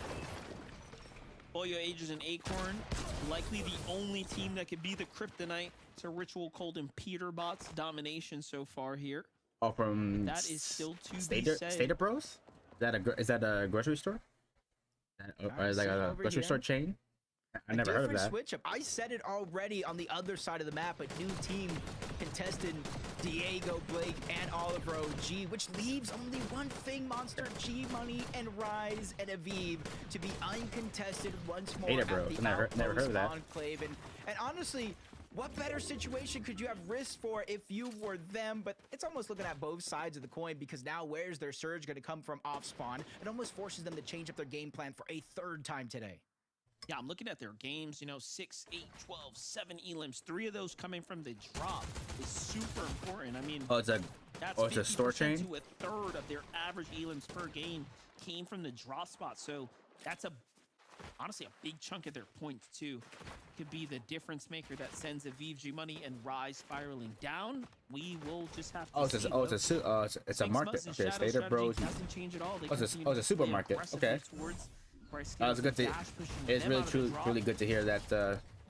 We still have 99 cents Arizona. In the beginning, we tuned in when they were already essentially winning it, but it's just quick finds, get them separated, and they do it again with a whole nother trio that's trying to rotate through their new POI that they claimed for themselves for 4 or so eliminations right out of the gates. I remember, yeah. Depending on where the zone goes, this could be a game for Tyler's can team also because the bottle soup, 99 cents. I was just gonna say, wait a second, Tyler. Turning on grocery store is small. Okay. Falling in the feed there too would not be surprising. I got They just key their way through what's left of that team. I mean, when you have nothing to lose, why not? Just have fun with it. Turn up and show out. Let's see it. Tyler, Curve, Josh laying right into the hands of Chimp. There it is. Caught him off guard. Caught him out of position. Oh, you just had some chicken bake for lunch. Okay. You just that almost looked like chicken that's baked in the oven or in an air fryer. Noise going down on this side of the map, and normally we see them kind of base up over at Crime City, trying to go ahead and take advantage of these teams rotating in that direction. That might not necessarily be the case with the amount of elimination so far, as Mason does get taken down by Rapid. Bolts is going to clean that one up. First elimination so far for them as they start to accumulate Surge in a different manner than they have every game so far. I was going to say, pay attention. These are teams that are finding consistency all throughout the day. And Kanata as well has had very, very unlucky day one grand final tournament performances. He's managed to constantly pull back right on day 2s and kind of come back into these top 10s. Look back at any of those years past events. But this time, man, he's off to a hot start. This is pretty exciting. Oh, so something different? Okay. As we're starting to see. Little chicken bake? I mean, would you say I was just assuming that they just bake the chicken in the oven. I don't know. Something like that. It just seems like they're very, very close. Yeah, as much as I want to say yes, I also don't want to be the one everybody blames. Wow. Okay, so this is not the regular chicken that's baked. Especially during a hot streak that they're in. And another team right here, Clixiamzo and Higgs, changing up Apparently their you can get this game from, plan. They found some success in that last game. It was Costco, a little bit of but a it looks clutch, really good. But they went ahead instead of looks hunting really good. teams down for Surge, we Looks saw how risky that looks was in earlier filling. games, to setting up back to normal. The Surge bases, So you had this for lunch. All right. And That's some another good. thing is the zone is So we do have some good north, eats so in the teams chat. will have to rotate into them, which And makes this that more looks and good. more of a reason why this is a good game plan. Yeah, it's from it's from Costco. That really does look good, Amanda. You were eating good for lunch. On top of them, Reeds super tagged up there, but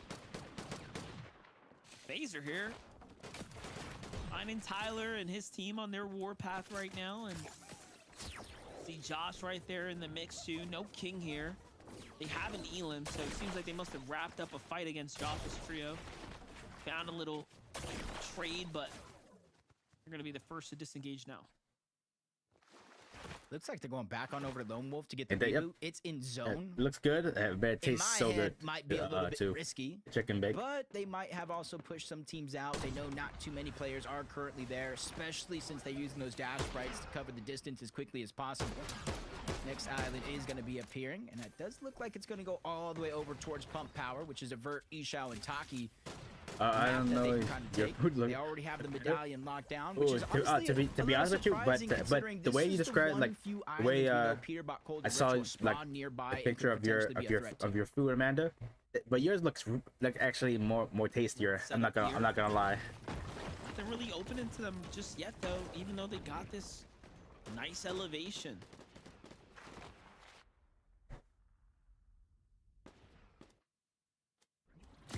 I bet I could eat like a let's say, how about those? Maybe a dozen. See them looking They look good. Spire is going to spawn this time around, which makes a little bit more sense where they're not keying over towards that island. And Peterbot sets his eyes on the north side of the map, the Supernova Academy. You know as well as I do. Everybody else at home knows Click Siamto Higgs. They not only land over there, but sometimes they do tend to take that railing, which boosts you all the way from Supernova to Brutal Boxcars. And usually traps a team or two off guard. Yeah, man. I'm dead ass serious. That your chicken bake looks good. The way you described it, and the way it looks. What I saw it on Google. Does look good. Not gonna lie. Trying to see if they can squeeze away some extra points. Seems like more than just a damage play. I think they're trying to close that gap to catch up to first and second. See, man, this guy tastes good. It's from Costco. If Costco can make can sell those good roastery, those $4.99 roastery chickens. I'm guessing they make a good chicken bake. It's kind of scary to listen to because you know it's only a matter of time. The walls get taken down. Smiley and Iman up. They are right there. Smiley just went down to the zone. They had no extra heals to use to stay alive much longer. There's Poyo, Aegis, Acor. I'm not even sure if they know that team was there, just kind of floating around. But Poyo is gonna spot out that knock. Extra loot for them. Damage. Do you have a Costco? Oh no. One of my cousins has a Costco membership, and they usually get me a roastery chicken. I really do like it. Find some footing in this fight. I was like, if you're going, I was like, say like, if you go to Costco, get me a roastery chicken. Like okay, it's really good. It's only $4.99. Just everyone playing their role. It can last a good amount of time. Agers on the side angle, just being that nuisance factor there, but comes that extra pressure. I'm thinking they got to wrap this up quickly. There's another team coming from the north. Pretty quickly straight south now. Yeah, the roasted chicken you can eat it different kinds of ways. You just don't have to eat the whole thing in one day. I like this. I like for me, it would be roasted chicken. It would be standard chicken and rice, or maybe the next day chopped up some chicken, stir fry it. Push them back, make them think twice about this scenario. And I can make some taco or burrito with the roastery chicken. Yeah, you can use it any different kinds of ways. It's just too good. For me, that's what I do. I just don't eat the whole roastery chicken in one day in one sitting.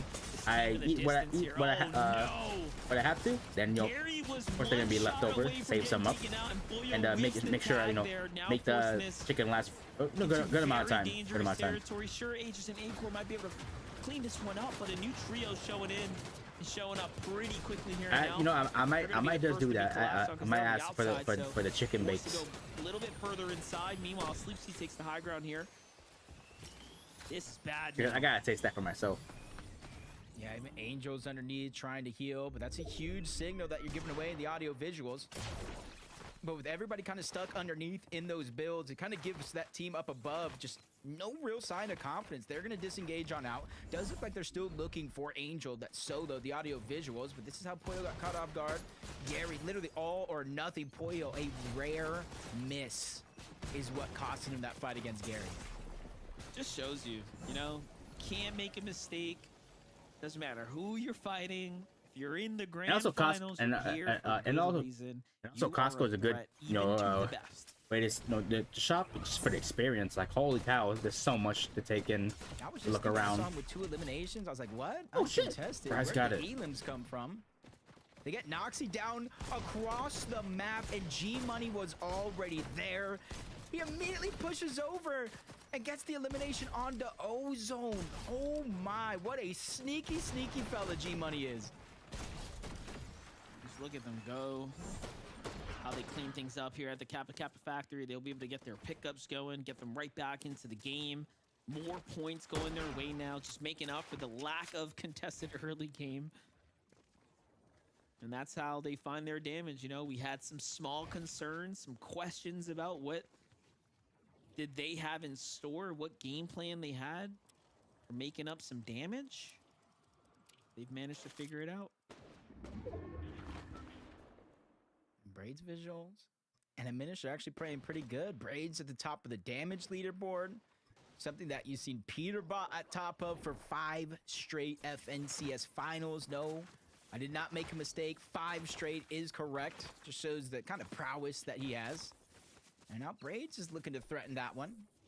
Agers, Koyo, Acorn using every bit of resource on their way out. Oh, then then they have no whites. Huge because you see Agers, no extra bit of Wait material. a second. Oh no! Wait a second.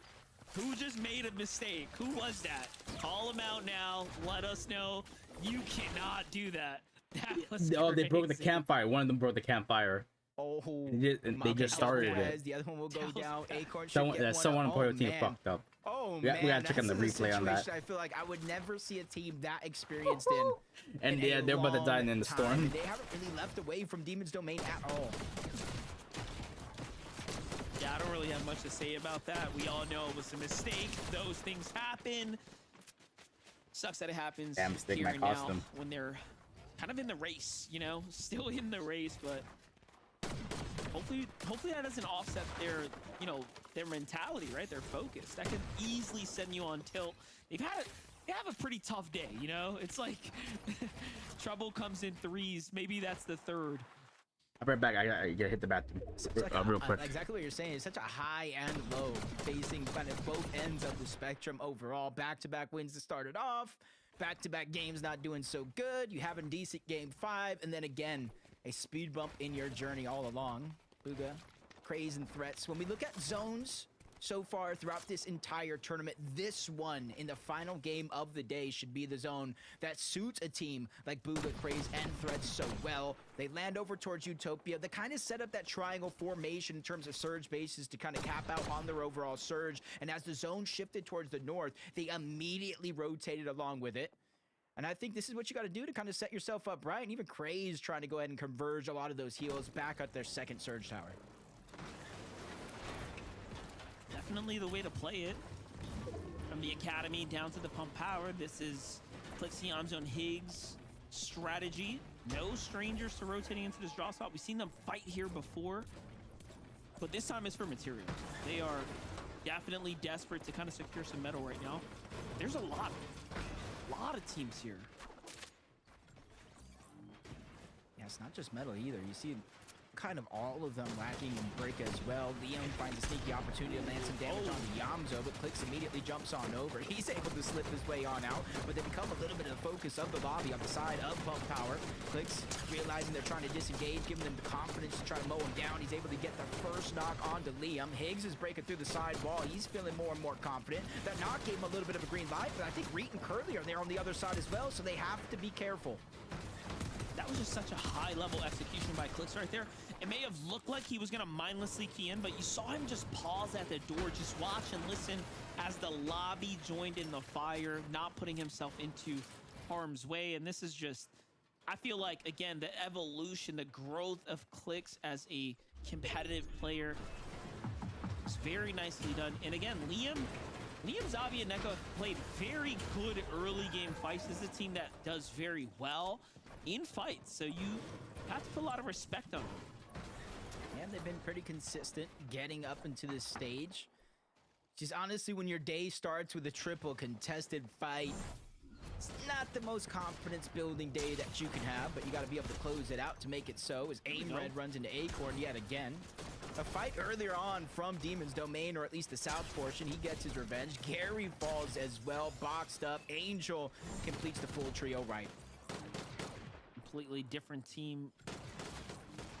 Elims right there, very nice. Meanwhile, Minus, Bishop, and Braids not slowing down the action here by any means. They already had a couple Elims here, but they're cleaning up house here after Fred's trio. Shit, someone actually using the Superman sprite. More teams now joining in the action. This is bad. They're almost calling the lobby to focus on them, but I think the Superman sprite is only good to like, be used on the spot, not just take carry with you. Gets away. If you're running out of options, just use the little guy. Bolts and Kanata, who's watching this all play out below them. Short rotate as well for them, Jacob here, so they can move anytime. Uh-oh. That reaction time. My gosh. I would say they might be able to move anytime that they want. Doesn't mean it's going to be a safe one. Great damage by Acorn, Agers, and Boyo, seeing that one from a mile away and really executing on it. and not even getting greedy with the amount of damage there. Some teams might have pushed on over to try to clean it up, but they know more and more teams are going to have to rotate through this side of the zone, or they're going to have to run into them. Fredbot feels the pain. Poyo's going to get credit for that knock and eventual elimination. Caliper's trying to go up and over, and Minish does well, but they are the ones holding down this side of the zone overall. There they go. Already at 6 elims now for Acorn Agers and Poyo. Short rotate here. As things go south, most teams have to move. They're going to be early, being quick to the draw here. Rise G Money and Vito in the replay client. Look at that. Nice job onto VLEX. Cyclops comes in, but surprise, surprise, Aviv and G Money are here to support them. They are playing excellent Fortnite right now. Game in and game out. Shadow Sphinx left as a duo. What happened to our boy Muzz? Yeah, I saw the down in the feed. I thought maybe they can get the revive back onto Muzz, but nope, that is not going to be the case. And what a terrible time to lose your teammate as well. 19 teams still up. 2 more teams need to go down, though those placement points start to cascade in more and more with every team that does fall. On top. As we're near the Brutal Boxcars Mountain, you're seeing the elevation that they've held throughout the start of the game until now. Kind of banking in the fact that it will pull their direction. Teams will have to rotate, and then that's what they can use to get Surge. They're not 1,000 above like we've seen them in the 2 past games, but they're still 300, faring very, very well, especially compared to some of the other teams in this lobby. Very interesting that they're also staying kind of like separate, still with these incredible structures kind of all around the area because they can. I almost feel like they want to solidify like a really strong lead, and they're not doing anything. Peter has the shockwave for pistol. Ooh. These pistols are definitely dangerous. Oh, looking down below. He It's does a land some shockwave. damage on Josh, but not the first or Okay. the last shot, so no shockwave effect coming into play. Taki Vert niche out. Seeing a team roam around right below. That's Clixiamzo and Higgs, who are doing the same thing to the team below them, which is King, Phaser, Cold's team, along with Monty. Reed's even further down that side of the mountain. But Phaser and King, they're just getting forced outside of the zone, but you're seeing why Clix and his team are getting so aggressive below the damage threshold. Tagged up yet again, dropping down the side of the mountain. Clig stuck on the side of that as well. He's going to get rescued for a short moment. They barely find themselves 29 damage above the threshold, but that's going to give them a moment to breathe, reassess the situation before they inevitably have to get active again. Wait for Yamza to just keep his cool there and not throw down a med miss, because I know I would have been like, whoa, instant. Put it down. That was a little intense right there, especially with the surge right on top of them, but here they go, 2 below again, so the pressure looming above them. Clixiamzo has to make a move here. This is not the place to pause down. Here comes the med miss here to kind of force them in, but the lobby sees this as a sign of weakness. Skittles turns over, finds the knock off the Clix here. No traded damage. There it is. Finally, they find a little bit, but Bolts cannot wrap it. They have their eyes on the prize here. For me, Storm Surge is active too. That was a good chunk of the damage. Kind of brought Clix down. Not really. Higgs and Yamzo to reposition. Yeah, for me, when it comes to that, for me, I'm just like, it's not like a top priority for me. You know, it's not on top of my list. In terms of, like, I know, I'm pretty much busy, got other things going on. I just haven't had the, you know, the time. But it's like, it's unimportant, to me. I'm not thinking about that.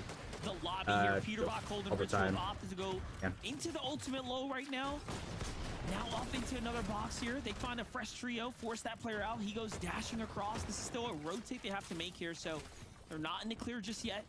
Only a single. All right, we're getting close to this is the last game. All right, we're gonna take it. Who's gonna take it home? Not a bolt rapid. Yamzo Higgs still alive here, making the move as well. Peterbot's trios in first place. Let's see if we can move up here on the leaderboard to win this game. Unfortunately, you saw Reek get taken down. Shadow falls around 15th place For him, Muzz, and Sphinx, that's got to be a nightmare way to end the day. But luckily for them, 6 more games to pick up the pace tomorrow. Higgs still suffering for active surge, storm damage as well. Backside of the zone, it overtakes him. But PH Sin actually gets the elimination, but does not reap the reward. No siphon, he immediately goes down in seconds. Oh shit. If only he wasn't a duo still. Higgs would still be in the game, but there you have it. Just shy of the top 15. We're just inside of it. Cole, I'm trying not to move too much when it comes to my chair, because I know y'all say a lot about these, the green screen like edges right here, and it does bother me too. Yeah, I'm trying not to move on my chair a lot, because that does annoy me. You see those background on my green screen. Here as they run out of material, they're forced to find a refresh here. Yeah, and that's after already getting one. Aegis took down Donnie on his 6th elimination. They have 9 total overall, which is crazy to think they're out of material. But Cold, Peterbot, and Ritual are the ones that are on the high ground. Poyo gets bounced up, trying to go for it. Ritual's shields go out the window, down to just a sliver of HP, looking for a way to survive. But it's Poyo that was the one that took him down, but it sacrificed everything. Him and his teammate will fall, leaving Acorn, the last one alive. But Peterbot is in the same boat. Peterbot's only solo here. Poyo there too, so this is all kinds of just exchanges happening right now. A messy, scrappy endgame here. Peterbot sees a little med miss, wants a piece of the action, goes to get some of that. Acorn finds someone, but the miss form saves that player. His is now recharged and ready. He's chasing him down. It's Cooper. Oh this is shit! A healthy Cooper though. He's got to be very Acorn careful. is holding on for life. He only has one med kit. Find here. Go ahead and chill out. Get And some he's heals, but up top the visual effect shield gives is him gone. away. And back he gets sent. Meanwhile, it's Booga, Craze, and Threats who are setting themselves up for the potential win. Yeah, they're the only full trio left in this game. Reet is no longer in it, but Curly and Cooper were able to get the high ground in that moment. Kanata finally getting cleaned up. Another elimination for Craze. They need this game. We were talking about the bubble for global championship qualifiers. They're not even in the top 3 for those teams, but Craze finds and steals away that elimination from Peterbot, but he's ready to fight back. Peterbot down. Those numbers, the math is math, and they're able to take it away. And now it's a 3v2. Cooper and Curly are ready for this fight. Cooper's trio, then Booga's. This is a big fight for them right now. It's going to be hard to win with Cooper fully healthy here, but the material count. Curly just has a singular build. Cooper burns through what he had left, but the low ground team barely has any either. So Miss forms up, cancels it early. Booga takes the high ground, jumps down to support Threats. Threats falls here. Can the siphon come through? It's up to Booga and Craze. Oh, Booga's trio won. Do it in the end, and that all right, that's a surprise to me. First victory royale. Yeah, 8 eliminations. They're never out of the race, and they might have been looking a little bleak. Like I said, when it comes to the top 3 global championship spots, they weren't even one of those teams. They started this game in 7th place, 245 points, but with the amount of eliminations they got, Monster, with that victory royale, that was almost a 100+ point game. That's exactly what they needed to put themselves closer and closer to that top 5, maybe even 3rd place seat. Remember, Muzz Shadow Sphinx fell early, so they did need so a little Booga's bit of, team won the last game of this FNCS. And see what happens tomorrow in the next 6 games. So many elims in the end game there. Look at that. And then look at that. On clash. Well played for Booga to just maintain kind of his strategy here, stay calm, and then take a game 6 victory. It was just a matter of time for Booga, Threats, and Craze, though. Yeah, especially since how consistent they have been playing up into this point. Every single game has been in the top 8, but that game number 5. And, well, they picked up the pace, they made up for lost time, and scored big to close out the day, Monster. Yeah, for sure. Well, listen, that was a fun day 1 just to kick things off from myself and Jacob. We're out of here, so let's send it on Zeke to bring us home. Thank you guys so much. As always, fantastic cast on the day. My gosh. Hey, Kelly, who won that? What was it? Oh, that's right. Let's go. World Cup Booga, champion. 6th game victory. Thank you for joining on the joke with me, Kelly. I appreciate that. I cannot believe this from the trio in the last game of day number 1, right? We've kind of continued to see them like place within the top 10, right? They've only had one game outside of the top 10. That was the top 15. And then every other game, it's like a 6th, an 8th, an 8th, a 3rd, and now a victory royale. Now, obviously, I think if we're trying to be critical, I think the one thing I would say is like, hey, overall, I'm loving what the team is doing. I think they probably just need to try and find a few more eliminations. But at the end of the day, and you'll see on the standings in just a moment, these guys are in top 5 right now, okay? This is a really strong place to be going into day 2. But I think we still have work to do for day number 2, right, Kelly? Day number 2 tomorrow. Yeah, just to, you know, you wanna be confident going into day number 2, and you wanna be confident going for that global championship spot. And if you look, honestly, there's a lot of teams within contention, especially considering that we still have 6 more games to go. But Zeke, you started off by saying I couldn't believe to see, like, we got to see Bugha, Threats, and Craze do this in the final game. But honestly, I can believe it. Bugha, Threats, and Craze, or just Bugha and Threats as a duo, have consistently throughout the year performed pretty well and consistently placed themselves they went up by at the 2, top of so the they're in leaderboard, fifth, just beating not within 7. that spot of the global championships. And we can see Craze. First place is Peter He's Bot's the team. one that has all the eliminations. He's the one that's making all the plays, and Bugha and Threats are just making sure that they set the stage for him. I mean, we saw the exact same so play that time Peter on, Bot's team has not moved throughout the day, down. right, where Bugha and Craze were alive. They go ahead Okay, and so use the yeah, miss for so him at the Peter very Bot's on last first. moment. It didn't work out for the win there, Well, but this time this they is in had Threats 7th by their place. side. It worked out there. They go ahead and pick up game number 6. But it's no surprise, Zeke. I mean, we saw the top of the leaderboard right there, right? Peter Bot, Cold, and Ritual sitting pretty comfortably in the first place spot right there. But I don't know, Zeke, right? It was another one of those clutches. I mean, only 3 eliminations for the trio in the last game right there. Peter Bot kind of had to dip out into the storm to make sure they clutched up the 3rd place spot. Of course, we know these guys. We know they can pull out the clutches, but I just want to see the win. I want to see the whole trio live. Both got 100, 100. All of them got 100, 100. You know, they're just chilling. I want to see that win, but we just didn't see that from the trio today. What we did see, though, that I really liked from Peter Bot's trio, sorry, Zeke, to cut you off there, but there was a moment where they actually used the pistol to launch themselves for height, which is something that I don't personally, I don't know if anyone else has, but I haven't personally seen that as frequently, and they just did it so well. So even when Ritual, Cold, and Peter Bot may not have the exact loadout that they want, they're still able to be very thrifty with their loadout. Yeah, no, I love that too as well, Kelly. Thank you so much for pointing that out. I was gonna just say, like, I think that's a really good point, Vivid, because I think on paper, if you just came to me and said, like, hey, there's this trio and it doesn't matter kind of what situation we see them in, they're always left as like a solo in the end game, I would not assume, hey, this is a trio that's leading in first place, right? Yeah. And yet for some reason they still are putting up these insane numbers.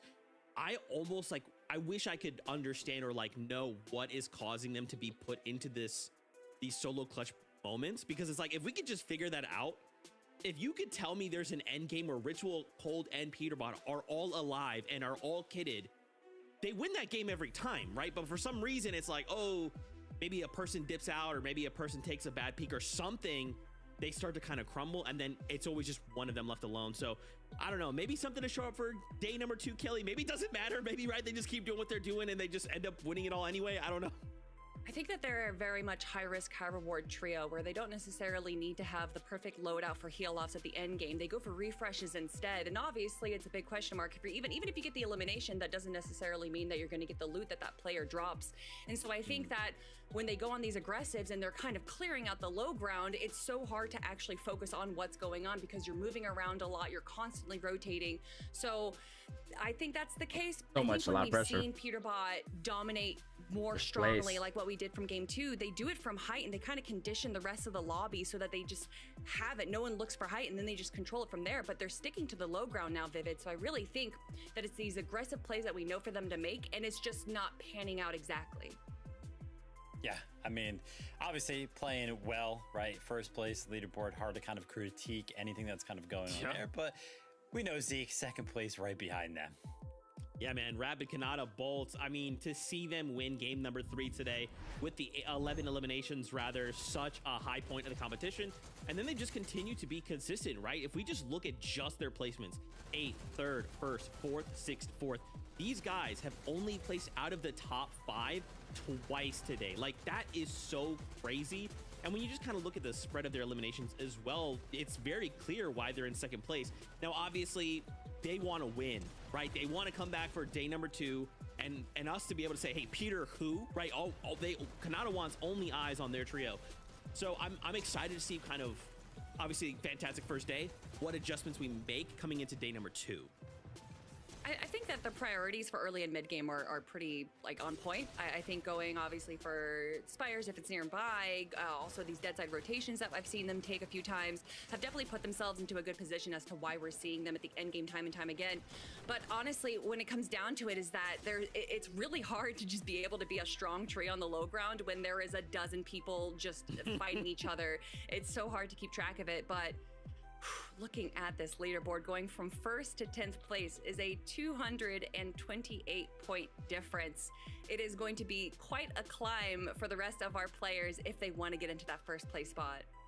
I mean, yeah, also looking at the leaderboard right there, right? We saw Booga 30 points behind that global qualification spot in 3rd place right there. So that last game was huge, kind of leading into tomorrow, right? Kind of gives that trio hopes, you know, allows them to see, hey, listen, we are very, very close to qualifying for globals, only 30 points behind. And we know just one game can change so much. So game number 6 right there on day number 1, huge for not only Booga's trio, but also everybody else and kind of like that top 7. Yeah, man. And, I mean, obviously, we saw him in 3rd place, Aviv, G Money, and Rise. I mean, a performance. Guys, you're ending day 1 in 3rd place with 372 points. That is next level. Right. That is insane, right? This is such a strong start going into day 2. And I guess for you guys at home, maybe you've never watched or whatever, we're a 2-day format. So we'll have tonight to kind of go back, VOD review, talk to our coaches, talk to our team, look at the games, look at what happened, and then come back tomorrow with I'll be here tomorrow streaming strategy. So I'm so excited to see what this top 5 brings to tomorrow, because remember, we're playing for global championship spots, we're playing for prize money, we're playing for the Blade of Champions, so much to play for in day number 2. Now, of course, that wraps up day number 1, which is a bummer, but it's fine. We'll be back tomorrow. 6 games tomorrow, spots, global championships, prize money, Blade of Champions, all of it tomorrow. Before we say goodbye, I wanted to let you guys have the floor. What are you hoping to see coming out of tomorrow? You know, it's funny, we did rehearsal today, and when you asked me this question for day number 1, I made a joke, be like, oh, can we not get too many heal-offs? And we haven't gotten a single heal-off game today, so I would love for that to keep happening for day 2. He lost. I mean, everything was great. Hopefully, day number 2, right? All 6 games can kind of be uncontested amongst all of our big trios, right? Those surprise cons kind of happen, or maybe next time they're going to be ready for it. And yeah, I mean, great stuff. Obviously, day number 1 was awesome. Day number 2, hopefully, is going to be just as awesome. And as a quick reminder for everybody home as well, I see this question asked so much in the community. Tomorrow is not a multiplier day, right? So the points will be exactly the same as they were today. So no catch-up mechanic, which is why day number 1 matters so much. And that's why we talked about the leaderboard so hard. That's right. Now, obviously, for us, we're going to go back. We're going to start looking at all these games. Come back tomorrow to prepare ourselves for day number 2, break down some of the things we saw, and, of course, highlight more trios tomorrow. Now, if you like this, don't forget, EU is before us. They have their own set of 6 games. They have champions over there. They have global championship qualifying spots there as well. So much Fortnite tomorrow. It is a massive day. And, again, it will give us the complete picture of who will be going to the global championships, not just for us, but for EU and every other region as well. Oh, it's exciting. Let's start day 2.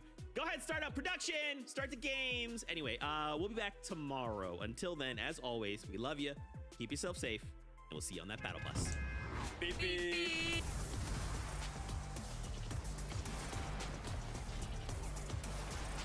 All right, chat. I think that's gonna be it for today's stream. I'll be back streaming tomorrow to watch to play some Fortnite and to watch FNCS. I think for FNCS I'm only gonna watch NAC. I think it starts around like 5 p.m. ET. So yeah, I'm gonna watch just NAC only. I'm also gonna play some Fortnite as well. So okay, I can't wait for that. Thank you all. Thank you all for being here. I really do appreciate it. And this is my first time using a different multi-stream service to stream to my other socials. So far that's pretty good. I'll probably be using this more often.